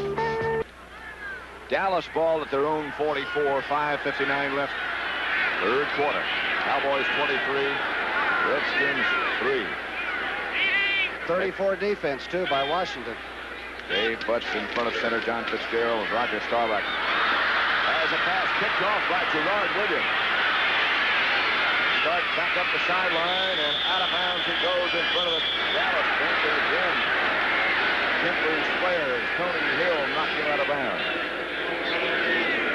Scotty from New Orleans ended up in the Dallas bench a week ago, and that's one place you don't want to go for trouble. But I'll tell you one thing, the Redskin defense likes the 34. They look like they're very confident when they play it. And a good play by Williams. Heck of a catch he made. Pass intended for Tony Hill. Here's Harvey Martin, who limped off in the last defensive series, and Bethea's in. They're going to penalize Tony Hill for a bad tackle, I suppose. Bad temper. Personal foul, late hit out of bounds, number 80, defense, first down. 80 is Tony Hill. The fourth interception for Williams, and the Redskins can get back in this game. Indeed, they can. Dallas flex, and they blitz on first down, and Theismann throws outside, and McDaniel, and again, off his fingertips. That's a good throw. Boy, he's caught some fantastic, almost impossible grabs. Square out that gives him a little trouble, doesn't it? Larry Bethea was one of the defensive ends on the last series. Now they've made some changes. They still have Ed Jones and Randy White. Harvey Martin is now back in the game with Larry Cole, the defensive tackle. Jeff Wilsky did not come back. Thomas. And the Dallas defense led by Thomas Henderson. And Charlie Waters, the safety man, they really support. He and Harris are incredible at coming up and playing solid safety on the tackles. Watch him converge. Okay, from our, what do you call this, the eye sky? Sky eye. Sky eye. You're looking right down on it. There's Henderson in the backside, and that's number 41 that's bottling the play up in the front part of it. Wonder if Fugate is going to be called for a pass pattern. The tight end has not caught a ball. Hey, there's your friend. Hey! Whistling Ray with his favorite stallion. It's third down, and Reagan has some room, but not for long. Warren Kyle cut him down, and Thomas Henderson hit him high. Mark Mosley comes back again. That defense is something. You have to run against them for a steady diet. You just can't advance the football. It's a strong side power sweep by a good-looking running back, and a big one. Takes it right back to him. Watch the pursuit now. Look how many blue and white shirts come from nowhere. Kyle's at high speed. Under. This will be by Mark Mosley from 53 yards out. Blocked. Deflected. And they're saying get away from it. Wisely so. Blocked by the guy who is 6'9", Ed Jones.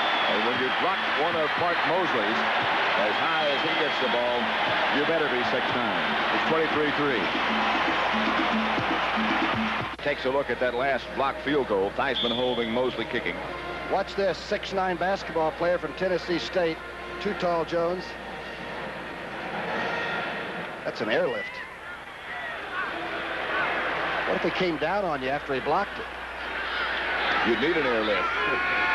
First and 10, Dallas has the football at their own 36. His handoff is to Dorsett. 11 or 12 flags again. Joe Lavender made the tackle, but Tony Dorsett has a Dallas first down. Might get a clip coming back from the man in motion. It looked like Butch Johnson might have come back and inadvertently hit somebody from behind on the play. Oh, face mask. Sky eye again. All right, now watch to the top of your screen, the man in motion coming back. He's trying to trap inside, and Dorsett doesn't even see this. He goes outside of it anyway. Now they must grab the face mask after our picture there. Oh, now we're underway again. Face mask, defense, stop. Yeah, there it is. First down, Dallas. It's the 8th penalty on the Redskins. Dorsett, 16 carries, 46 yards. He went over the 1,000 for the year last week.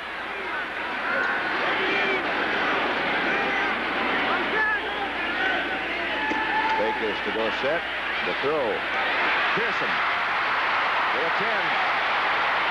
Out of bounds at the 3. Joe Lavender. Drew Pearson.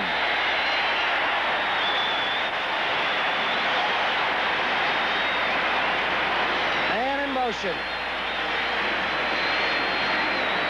And the main thing for a man in motion, the offensive coaches will tell you they've got to have extreme balance and know when to break toward the line of scrimmage.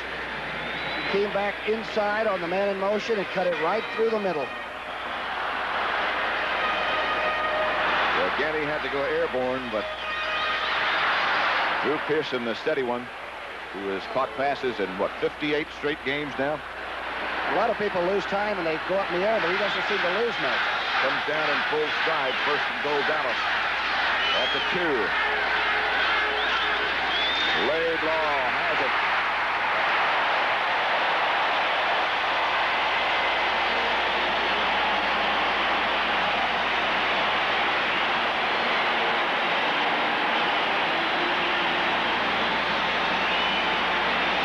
Pretty basic. Boy, look at Scott and company drive off that ball, huh? Herbert Scott, the left guard, did some super job, as he has been doing for some time now. Dallas 29, Washington 3.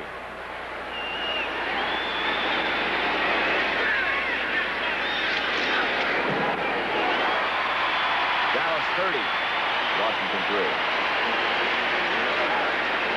We'll return to Texas Stadium after this word from your local station.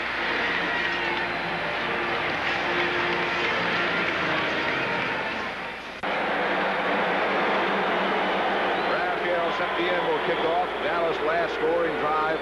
3 plays it took them. Scott Laidlaw scored his second touchdown of the day. John Harris cuts back across the field and still struggles and goes down. Bob Steele, Robert Steele takes him down. Harris put a pretty good move on Steele to get to the outside, and number 82, who joined this team about the 3rd week of the season, looks like he might have found a home here in Dallas, doesn't he?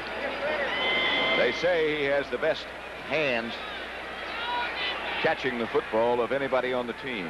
If they're better than Drew Pearson, they're pretty good. Patrick, there have only been 3 second-half touchdowns scored against the Cowboys in their last 9 games. That's phenomenal.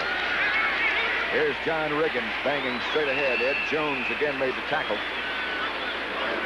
By the way, talking about playoffs again, the first way to break a tie within the division between 2 clubs is the head-to-head competition. Washington won the first game 9-5. Dallas leads this one 30-3. The second way is the best one-loss tied percentage in games played within the division. And in that case, that would go to Dallas because they've only lost once. And the 9th way is the toss of the old coin. Right? That's the only one I've got straight. Me too.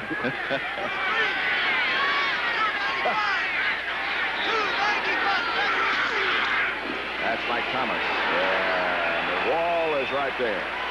He got perhaps back to the line of scrimmage before Randy White and Larry Cole stacked him up.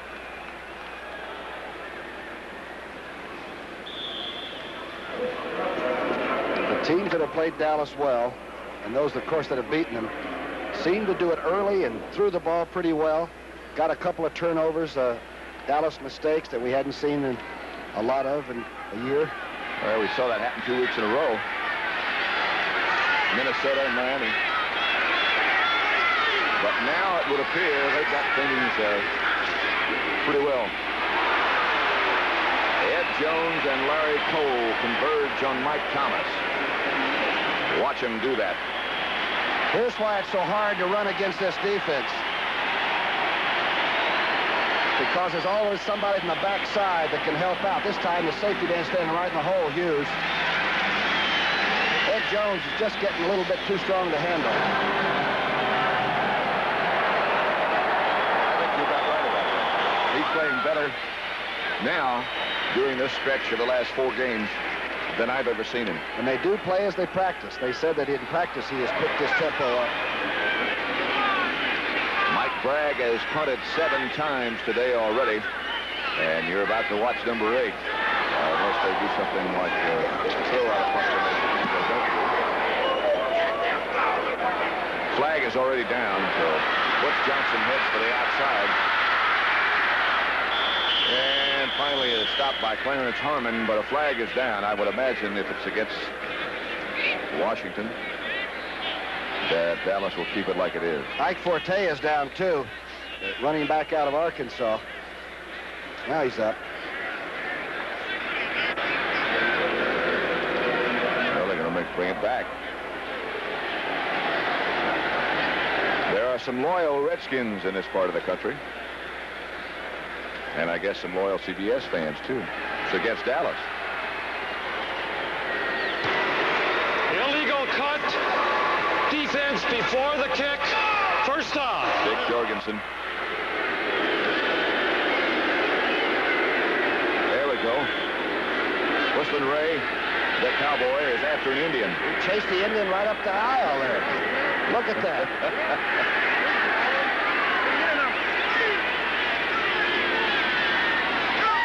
First down, Washington, and Theismann gives the ball to Riggins, and he gets about 6. Bob Brunig makes the tackle.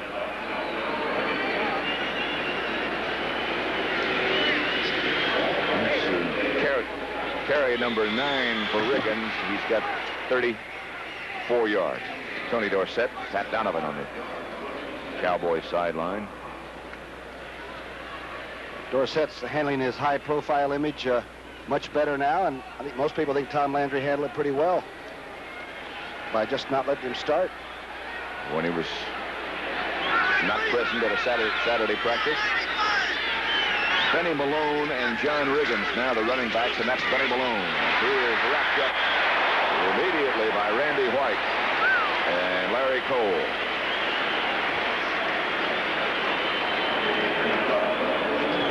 Bruni gets some middle linebacker, too, you know it? The guitarist from Arizona, right? Watch the move. Watch Randy White to the right of your screen, 54.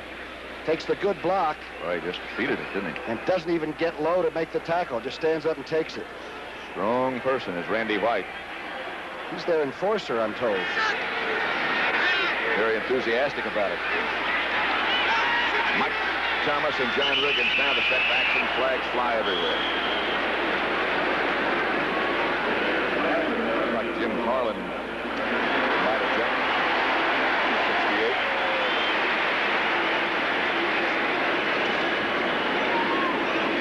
68. 12 seconds left to play in the third quarter. Still third down. Dallas 30, Washington 3. A heck of an offensive mind is helping Pardee with that offense. Joe Walton, there's nobody better how to sort of take a defense apart, but where do you start when it's Dallas? Tough to start on 3rd and 10. Bill Theismann has to right now. Mike Thomas, the flag is down already. More than enough for Washington first down, but penalty flags as Randy Hughes and Cliff Harris converge to stop Mike Thomas. It's going to be the play will take the play. The Redskins look like they have the option. Boy, Thomas can really move, and he is really a great pass receiver. Holding, number 31, defense, decline, first down. What Randy White does. Barnes just grabbed the receiver, Thomas, just as he made the catch. Here's Randy White against Saul. No illegal slap of the head by White either. He's caving everybody in. I'm telling you. Everybody got a little piece of Randy that time. But he'll be back. He had 3 different guys getting shots on him.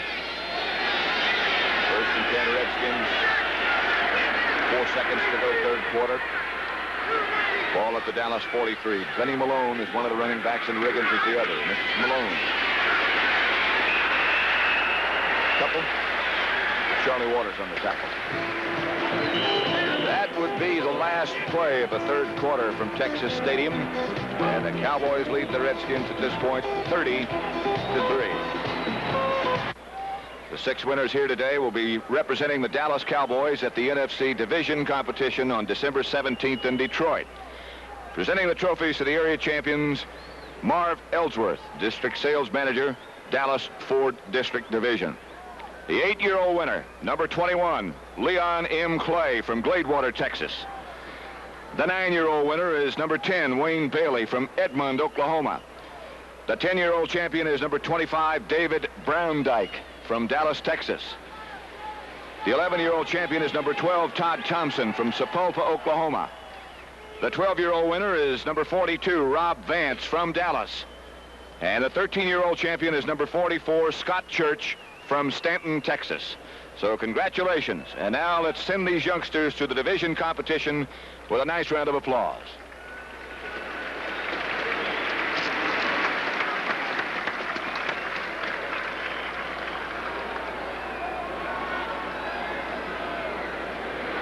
Joe Theismann crouching in the Washington huddle. Line of scrimmage, the Dallas 42. Theismann is 5 for 16 for 69 yards, and he's really had to work at it, you know it? It's been a hard day for number 7. Riggin. Benny Barnes slings him down just past the line of scrimmage with help from Cliff Harris. Play looked good for about 2 seconds, didn't it? And then Barnes came up and grabbed the big fella and threw him right down. Riggins bared his shoulder.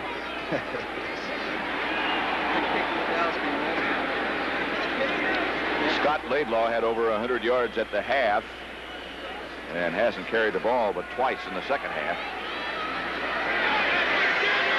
3rd down, Redskins. They trailed 30-3.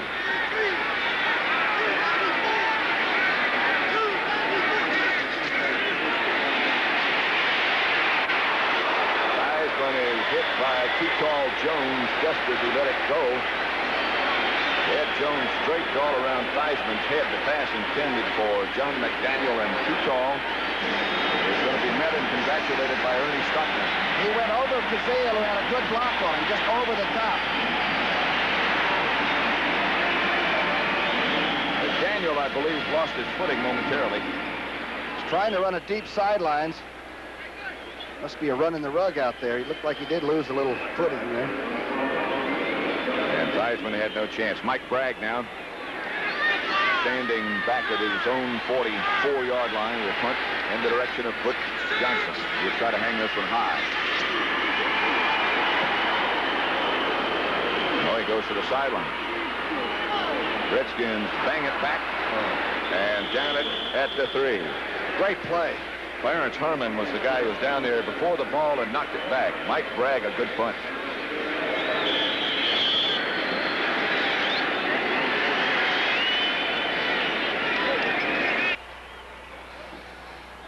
Cowboys 30, Redskins 3, and Dallas has the football at their own 4-yard line, 1st and 10. Opening seconds at quarter number 4. Preston Pearson and Scott Laidlaw. Go back. That's Laidlaw, gets out to about the 7.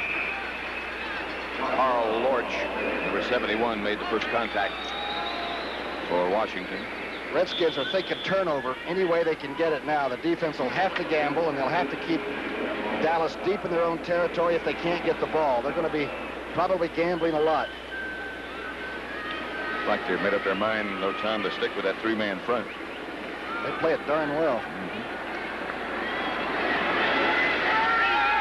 Still Laidlaw and Preston Pearson.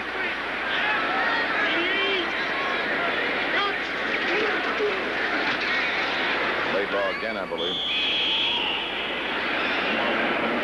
Out to about the 10.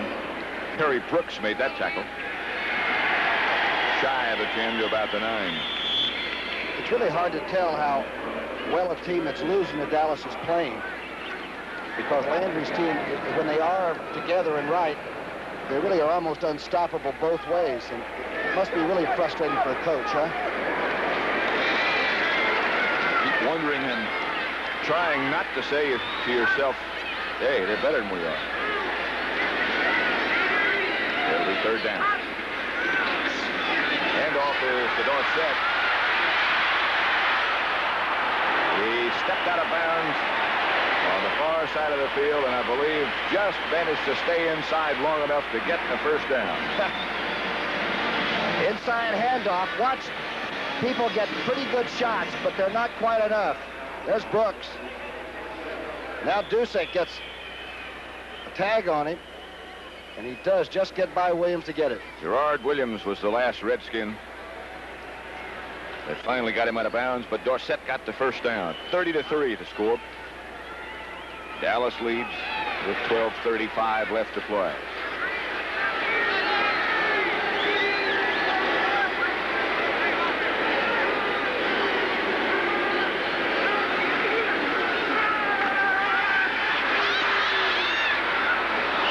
In the direction of Billy Joe Dupree, but Roger was moving in the wrong direction.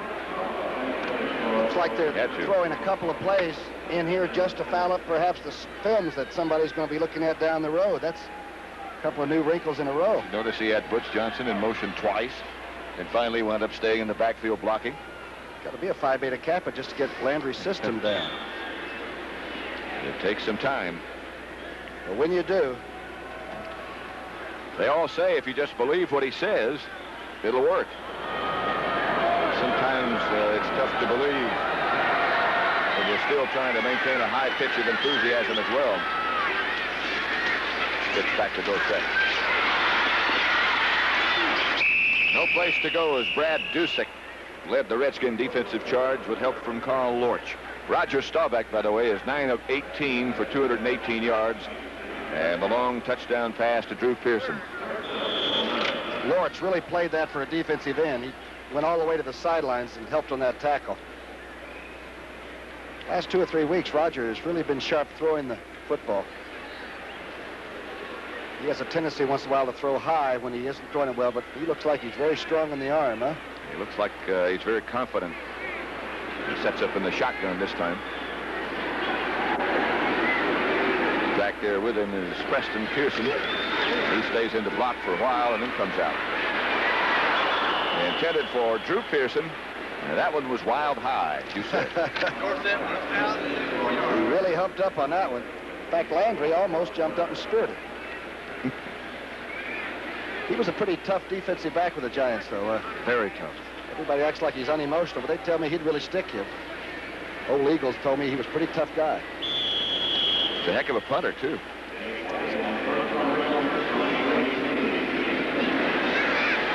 Tony Green will be back for the Redskins at his own 45. That's Danny White.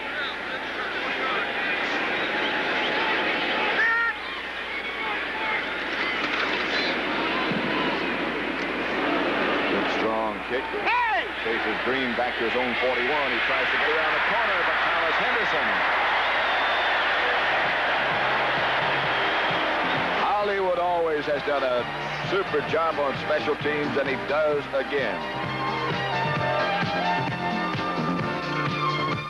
There's a late hit out of bounds on that last punt. It was covered so well by Thomas Henderson. And that's why the line of scrimmage is now back at the Washington 22. Dallas leads 30-3. Pat Summerall with Tom Brookshire at Texas Stadium. And John Riggins gets the call. Carry and gets a couple, and that's all. Gene Fugit, the tight end, number 84, that really helped in those early victories, the first 6, has not caught a pass. Dallas safety men have just kept him out of the possibility, eh? Tribute to Charlie Waters. Harris, Brunig, the middle linebacker. Right. Redskins are down 30-3. Bill Theismann has a second down situation at his own 25. Theismann throws the look-in pass to Ricky Thompson. Stopped by Aaron Kyle. But a good pattern and a good pass. Good player. Ricky came over from Baltimore, the Colts, at one time at 83, and he runs a good pattern and catches it.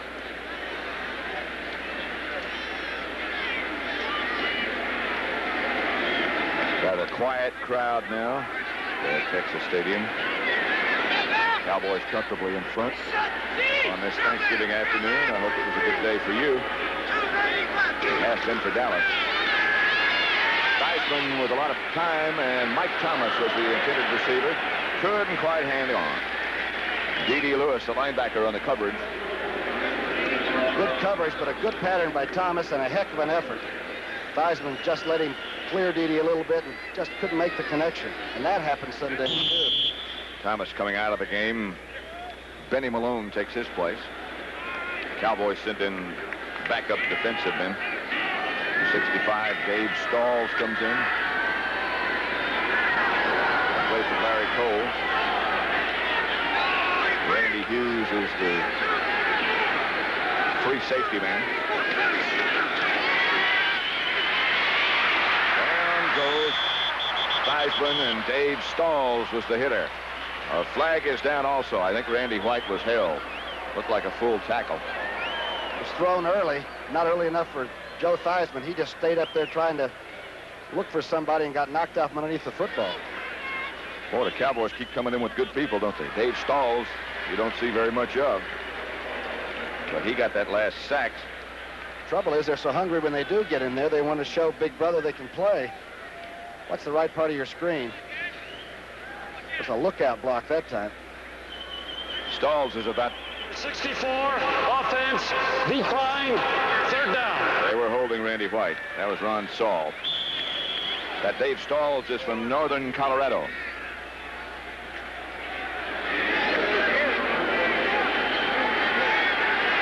It'll be third down now to the Washington Redskins. 10:02 left to play. Dallas 30, Redskins 3. Here they come again. Randy White got a hand on it. Slapped it away. Third and long. Better call your mother before you drop straight back. That's about all Joe Theismann can do. Watch the rush.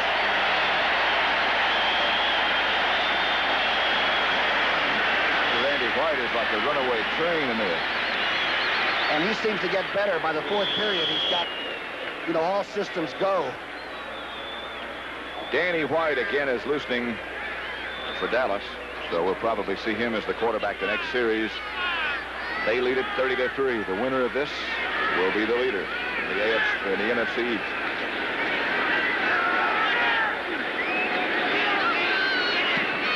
Oh. Good kick again by Mike Bragg. Butch Johnson called for the fair catch. First man down for the Redskins. Right there was Don Harris. So we have 9:45, 9:49 make it left to play, with Dallas leading 30-3. They never have patched that hole in the roof. That's right. It's like the Hindenburg. It does, doesn't it? Texas Stadium is covered except for the area just directly over the playing field itself. Danny White gives to Tony Dorsett. He breaks around to the outside and has a Dallas first down before he's shoved out of bounds by Joe Lavender. Scott is doing a heck of a job pulling at that guard spot, number 68.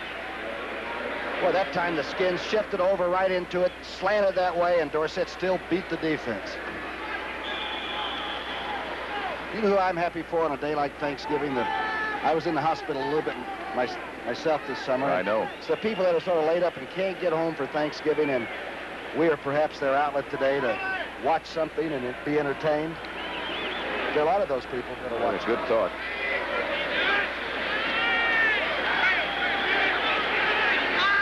Dorsett and Laidlaw, the running backs. Robert Steele came in motion, and Laidlaw goes for about 7 or 8, right straight ahead. He's had a good day. Watch Herbert Scott block again. Straight ahead. Watch 68. Cross block. Frederick inside. Scott outside. Hey, Laidlaw doesn't waste any time getting to the hole either. No. Brad Dusek was the tackler. It's like a happy Dallas Cowboy fan. 2nd and 2, the 8-yard pickup by Laidlaw. Gave him 121 yards for the day. Dorsett. About a yard shy of a first down before he stopped by Harold McClinton. Roger Staubach finished up 9 for 19 for 218 yards. Was he intercepted, or was that out of... He was intercepted the one time. Intercepted one time by Gerard Williams. The one-handed catch. Gary White hasn't thrown the ball a lot. 9 attempts and 5 completions. Jim Cooper checks into that Dallas offensive setup now.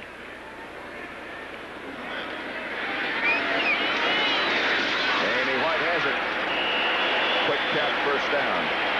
Brad Dusek on the tackle. Dallas first down with 8:18 left to play.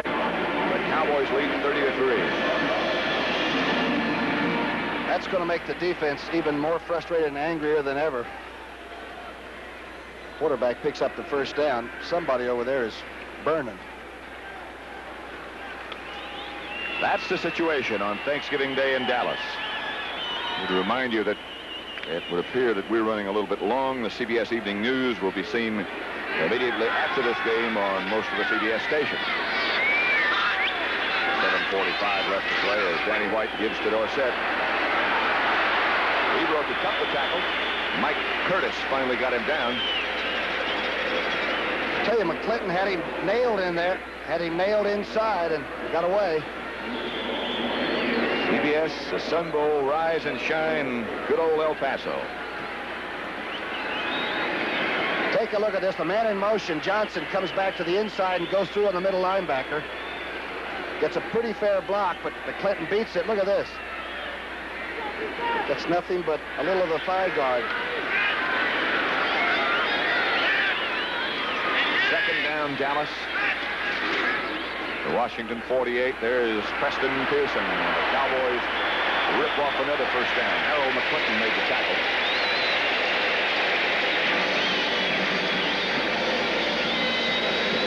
The Cotton Bowl here in Dallas, we remind you again, will feature Notre Dame against the winner of the Southwest Conference, probably the Houston Cougars. They have to win one of their last two. Well, the Irish played pretty well in the Cotton Bowl. They didn't look too shabby last year.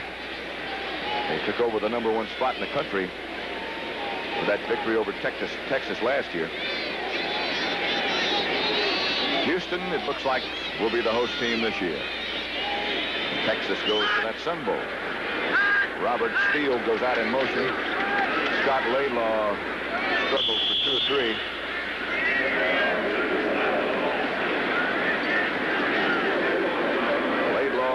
Replacing Newhouse has had a good day. Newhouse, they say, should be back in about 2 weeks with a hairline fracture of a small bone in his right leg. The fibula.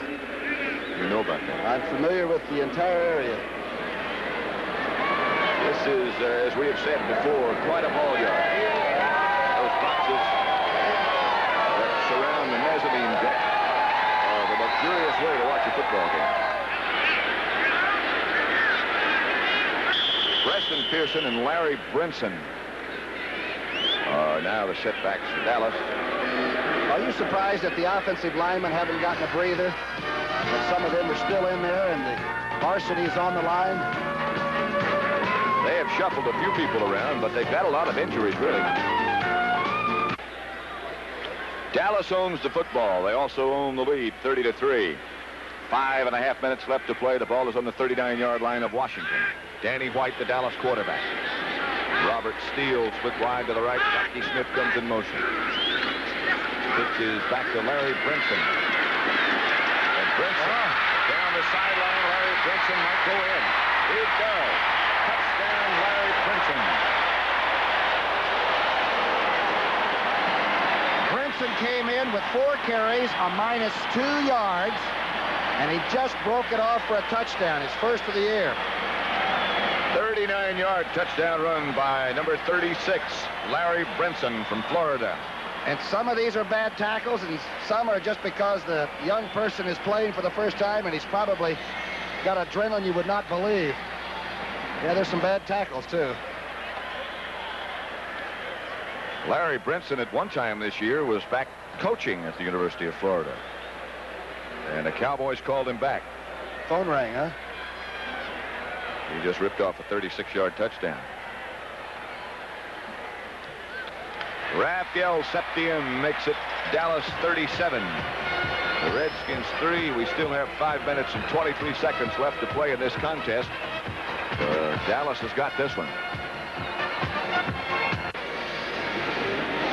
Dallas 37 now, Washington 3 with 5 minutes, 23 seconds left to play. Push it. Here is Larry Brinson's touchdown run again. That obviously is not it.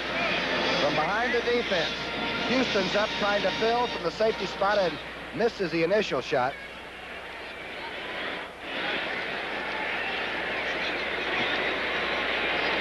As we said, the Washington defense may be sort of out of gas by this stage. And worn down. Yep. Raphael Septien will kick off.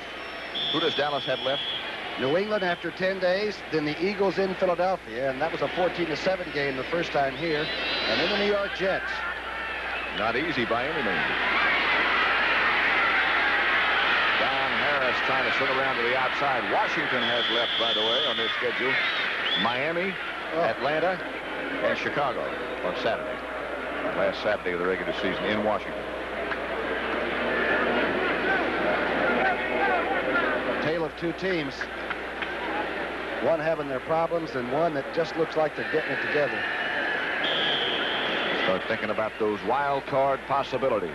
And I think, 10-6 is certainly not out of the question of being in the playoff.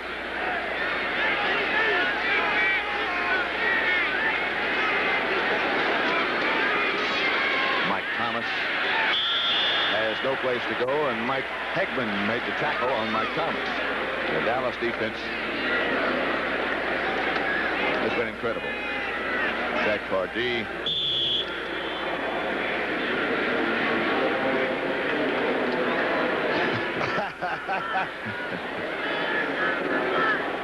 Master of the wobbler, huh? Billy Kilmer warmed up one time today when Joe Theismann was shaken near the end of the first half, but he never came in. He got one play. One play, that's right. He did. John McDaniel wrestled out of bounds by Dennis Thurman. Dallas 37, Washington 3, 4:20 left now to play. As the Redskins have got to regroup. I'll never forget Theismann, his senior year in college at Notre Dame, when Parsekian had him on the West Coast against SC in the rain on a regular natural grass, and he must have had 500 yards passing, the darndest throwing of the wet football I think I've ever seen. Number 7 did that day. He has it down. Washington first down right now. And he gives the ball to John Riggins. He tries to cut back inside. Larry Bethea made the tackle on Riggins. Fran Tarkenton came in with Bud Grant on a few days' notice with a spread offense and used all 5 receivers and got a couple of early turnovers and pulled the upset. I sort of thought Washington might have some kind of a spread set up, didn't you? I was sort of led to believe that.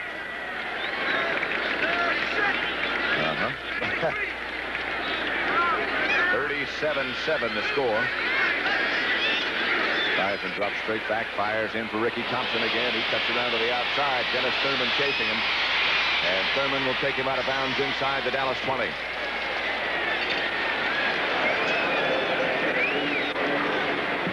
Just a quick slant.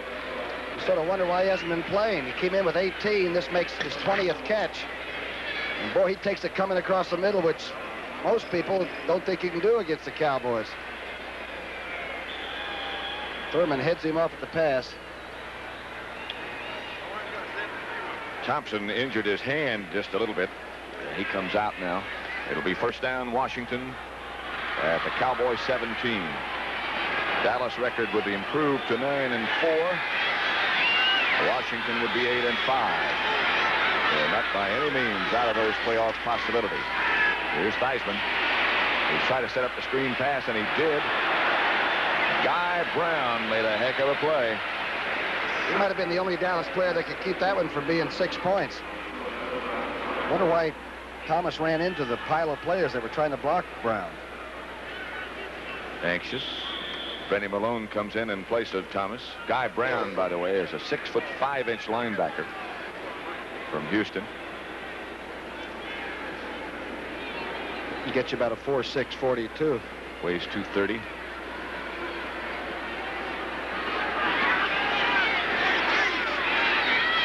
The yard pickup on that last play. Theismann drops again. And Too Tall Jones was close. Touchdown, Redskins to Gene Fugit. Charlie Waters back there with him, but that's the first pass Fugit's caught today. The first catch for the former Dallas Cowboy. It'll be coming right at you. His 6th touchdown reception. And I'm telling you, this is some effort. Watch him lay out and get control and then turn it over so he makes the catch. Outstanding. You get outstanding. That makes it 37-9. Hit down by Fugit. This is Mark Mosley, number 3. The high extra point is good. And it's 37-10 with 2 minutes and 17 seconds left to play.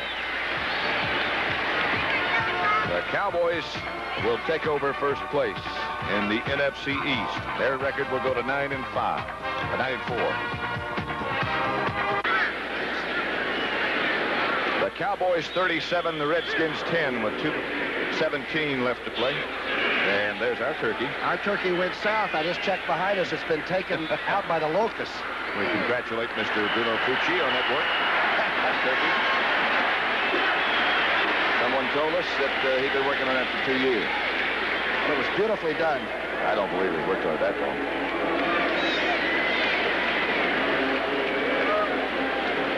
Redskin attempted an onside kick is recovered by Dallas Charlie Waters.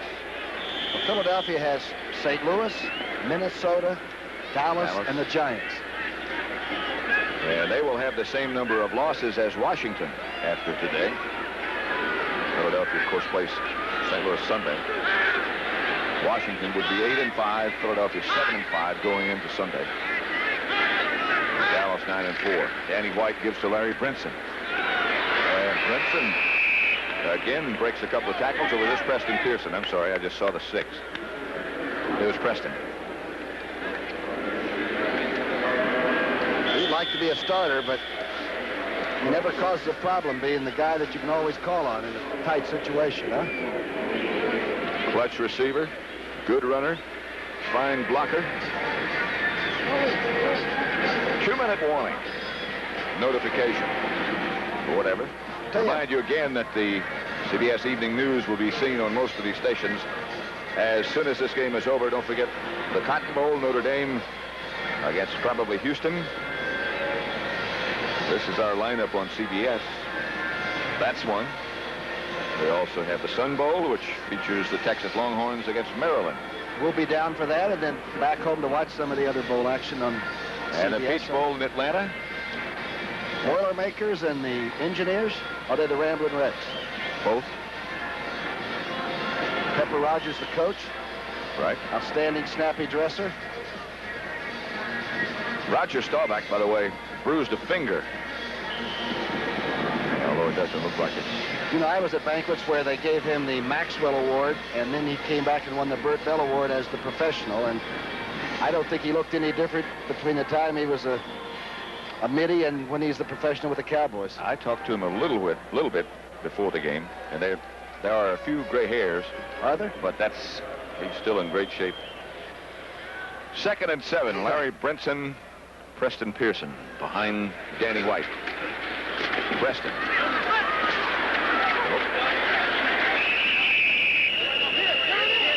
4-5. You checked Roger out on gray hair, did you? Well, he was checking me out. You have to check very hard. 37-10, Dallas leads Washington. Boy, Harold McClinton has been a busy guy, and he can barely get it back into the defensive huddle. Playing against the young, fresh troops now, and that can make a long plane flight out of the trip back, huh? Oh, boy. Rayfield Wright is getting a rest, and Andy Frederick plays right tackle. Jim Cooper plays left.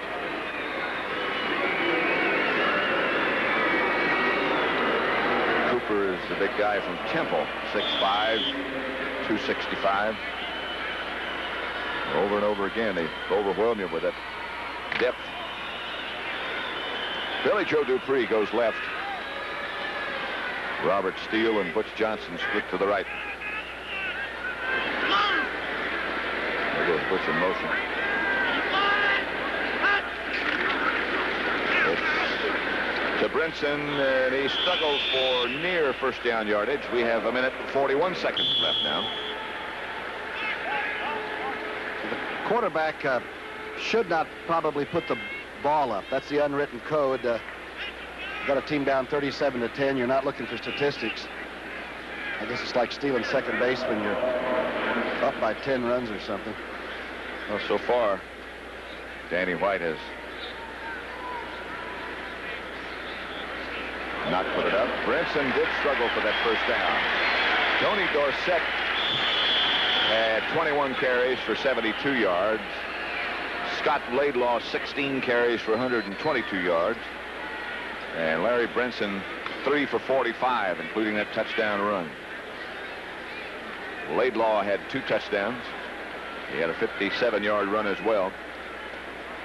As Danny White and the Cowboys stroll up with the clock still running with 1 minute and 15 seconds left to play. Brinson bangs straight ahead. Stopped by Harold McClinton, but he had 3 or 4 already. Nobody's going to call timeout and stop the clock. That would be hardly necessary at this point, would it? 3 yards for Brinson. Less than 1 minute left to play. Dallas 37, Redskins 10. Pat Summerall with Tom Brookshire at Texas Stadium on Thanksgiving Day.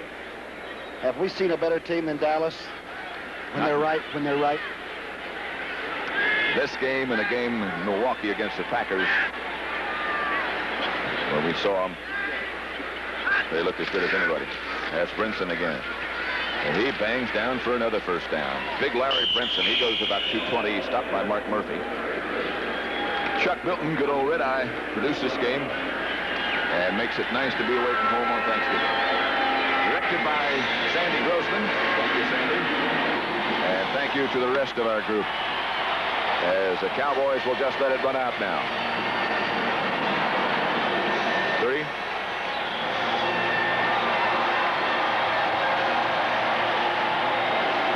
Guys, as that rolls by, you see who helps. They do the work. Did we have fun with them at the dinner last night, huh? We all had our turkey together. Yeah. Yep. Now look at these two. What do you think that discussion is about? Mosley and Septien. Septien is trying to figure out how he gets all that lift on the ball, huh? He's saying, take off your shoe and let's see what's in there. There goes Tom Landry. Burton Lawless trots by. But Landry has his team back in first place. As they head up the tunnel, their record will now be 9-4, and Washington will be 8-5. And for Tom Brookshire, we'll say thank you. And this is Pat Summerall saying, Brent Musburger, it's yours. Okay, Pat, thank you very much. Usual outstanding job by you and Brookie. And now, Coach Allen, I know the Cowboys played so well, but why would the Washington Redskins be so flat for a big game? Well, Brent, I thought Washington could win today because I know the rivalry. I know how the players feel about Dallas. I think Dallas started fast. They haven't been starting fast. They were 21-69 in the first quarter, and today they scored the first 4 times they possessed the football. I think the Redskins came out throwing the football, which is really not their style. I think you have to run a little bit against those Cowboys, establish a run, and then throw the football. But Dallas just played a superb ball game and made the Redskins look bad. Indeed. Now, Jimmy the Greek, what does this mean as far as the NFC playoff picture is concerned? Brent, it puts L.A. and Dallas in the playoffs, but it makes it 5 teams. Minnesota, Green Bay, Atlanta, Philadelphia, and Washington. It's a real toss-up. And, of course, Minnesota and Green Bay meet on Sunday on CBS. Well, and Minnesota's a slight favorite. But, Brent, you know, 9-7, 8-8 could be the 5th wild card. I mean, the second wild card. It's true. Even the Giants have a chance again. All right, the NFL today will continue on CBS, live from Dallas, in just a moment. You got that, Johnson? Jane, we're a man short. Where's Irv? He's down on the field. He's talking to Roger Staubach. So let's go down to Irv and find out what's happening. Jane and Brent, Jane, you know this fella. You had spent some time with him last night. Roger Staubach, a winning quarterback. Roger, you have to feel pretty good. Well, it's a great victory. We played them in Washington, and it's a very close game, and we didn't get the end zone. And today we started off on the right foot, and we scored. Our running backs, Scott and Tony, and were running very well, and Drew made a couple fine catches. So it was, and Tony Hill set up one with a fine catch. So we got off to a good start, which has been unusual for us this year.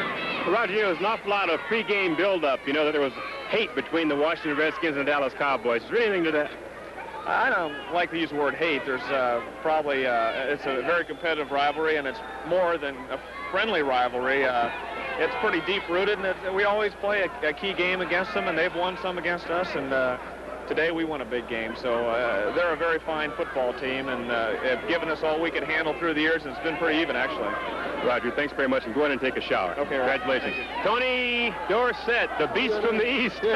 Tony, how you doing? Fine, Let me tell the country why we're standing out here on the stadium. You know, the Dallas Cowboys started a new policy today that you could not interview the ball players in the locker room, so we had to grab Tony Dorsett and Scott Laidlaw and Roger Staubach out here on the field, and I really appreciate you stopping down here to talk to us, Tony. How do you feel? You had a big day. I feel great. You know, we played a super game. It was a must game for both clubs, and I think we came out after the short layoff, and we played some superb football. It was a must, like I said, must game for both teams, and I think we rose to the challenge. Let me put you on the spot, Tony. You had a lot of trouble handling the ball early with fumbles. The last 2 weeks you've handled the ball pretty well. Have you done anything different? Are you just concentrating about hanging on to the ball? What have you done? Well, I think it just goes back to concentration, going back to fundamentals. I think there was a whole problem with our whole team, I think, for about a month's span. You know, we were down and everyone was counting the Cowboys out because we weren't, I don't think, mentally prepared. We were waiting for people to go out and do things, make things happen. Instead of going out, we were waiting for things to happen instead of going out and make things happen. And it was the same with myself. I think it was just a little lack of mental concentration. After I went back into practice and started concentrating on holding football, it's worked out for me quite well the last couple of weeks.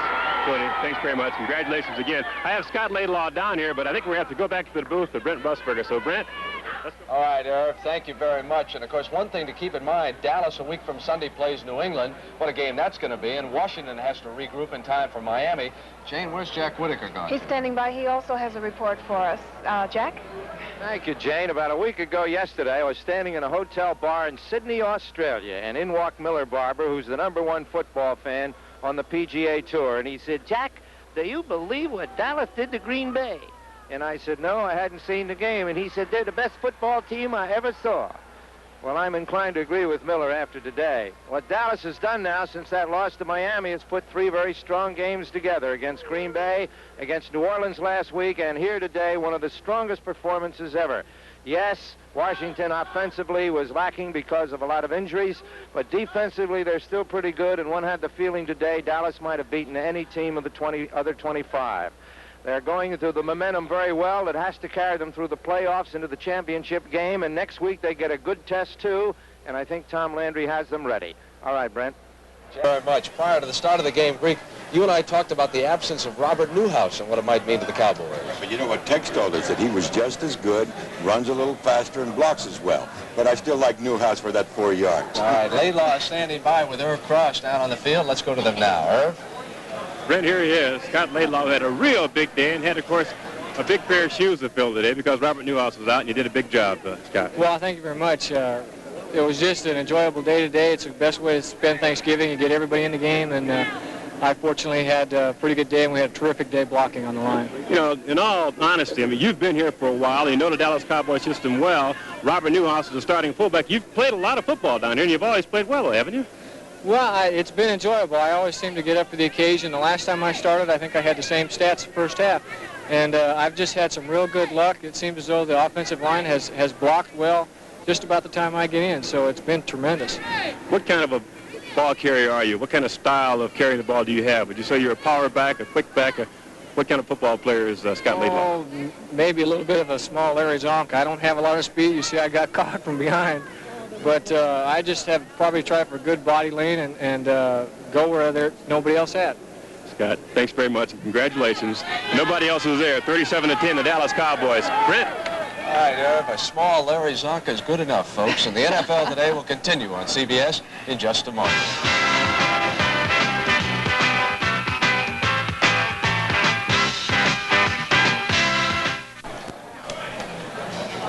Some people are worried about points in the first and the second game. Really doesn't matter. Dallas has won the tiebreaker if Washington should come back and catch them in the NFC East. Let's take a look at how the Dallas victory unfolded this afternoon in Irving, Texas. Roger Staubach on the scramble for 15 yards, Coach Allen. Well, there's his running ability we talked about at the start of the show, picking up a vital first down and going forward, not sliding into second base. Now, that set up a field goal, and here's 50 yards to Tony Hill, George. On the button, accurately throwing, fine catch. The defender played the man rather than the ball. Now Washington gives it up here. Riggins on the fumble. This was a costly turnover. He had good yardage. Barnes will return this to the 8-yard line for the Cowboys, and from there, George, Scott Laidlaw took it in for the touchdown. Yes, he went over the top, and that's the way to score, over the top. Drew Pearson, one of the finest receivers in the NFL, 53-yard scoring play. Another well-thrown ball. Staubach had good protection.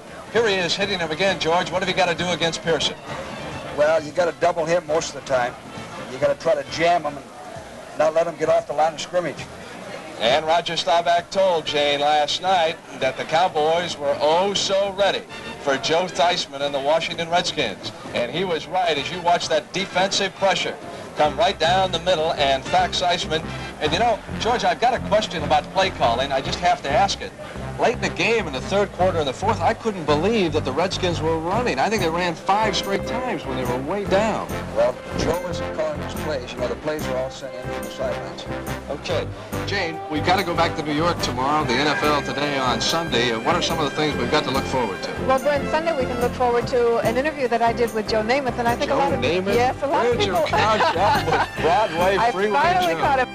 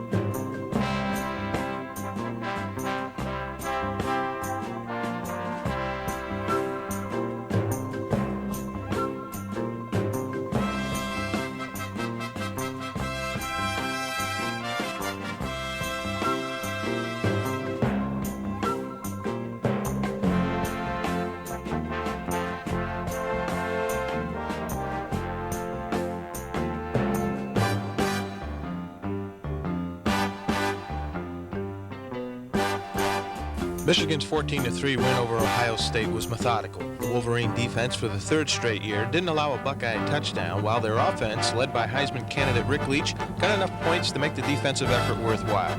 Leach threw 2 touchdown passes, first quarter 30-yarder to Rodney Feaster, and a third quarter 11-yarder to Roosevelt Smith. So it's back to the Rose Bowl for Michigan, where they'll meet Southern Cal, whose 27-25 win over 8th-ranked Notre Dame has to be described as dramatic. The Irish had stormed back from a 24-6 third-quarter deficit to take the lead on this Joe Montana to Pete Holohan touchdown. But as it had once before, the 2-point conversion failed. Notre Dame had a perilous 25-24 lead with 46 seconds remaining. Perilous indeed as the Trojans moved 50 yards in 4 plays to get Frank Jordan into field goal range, and he responded with a 37-yard kick with just 2 seconds left to win it for USC.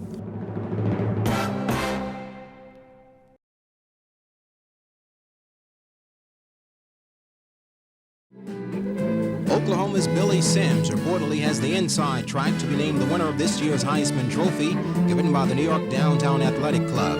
Although he's only a junior, Sims has strong credentials. He set a new Big 8 rushing mark with 1,762 yards, and he also leads the nation in scoring, averaging 7.6 yards per carry and averaging over 160 yards a game. Southern Cal's running back Charles White looks like the only man who might be able to beat Sims out. The Trojan senior has gained over 1,600 yards and is the Pac-10's all-time leading rusher with over 3,900 career yards. Given an outside chance of winning the Heisman or Penn State quarterback Chuck Fusina, who has guided the Nittany Lions to an undefeated season. Michigan's Rick Leach, who once again quarterbacked the Wolverines to the Big Ten title and a Rose Bowl berth, and LSU's Charles Alexander, but the one factor against Alexander is LSU's won and loss record. Should Sams win it, he would be only the 6th junior to do so and would be the 3rd Oklahoma player to win, the others being Billy Vessels and Steve Owens.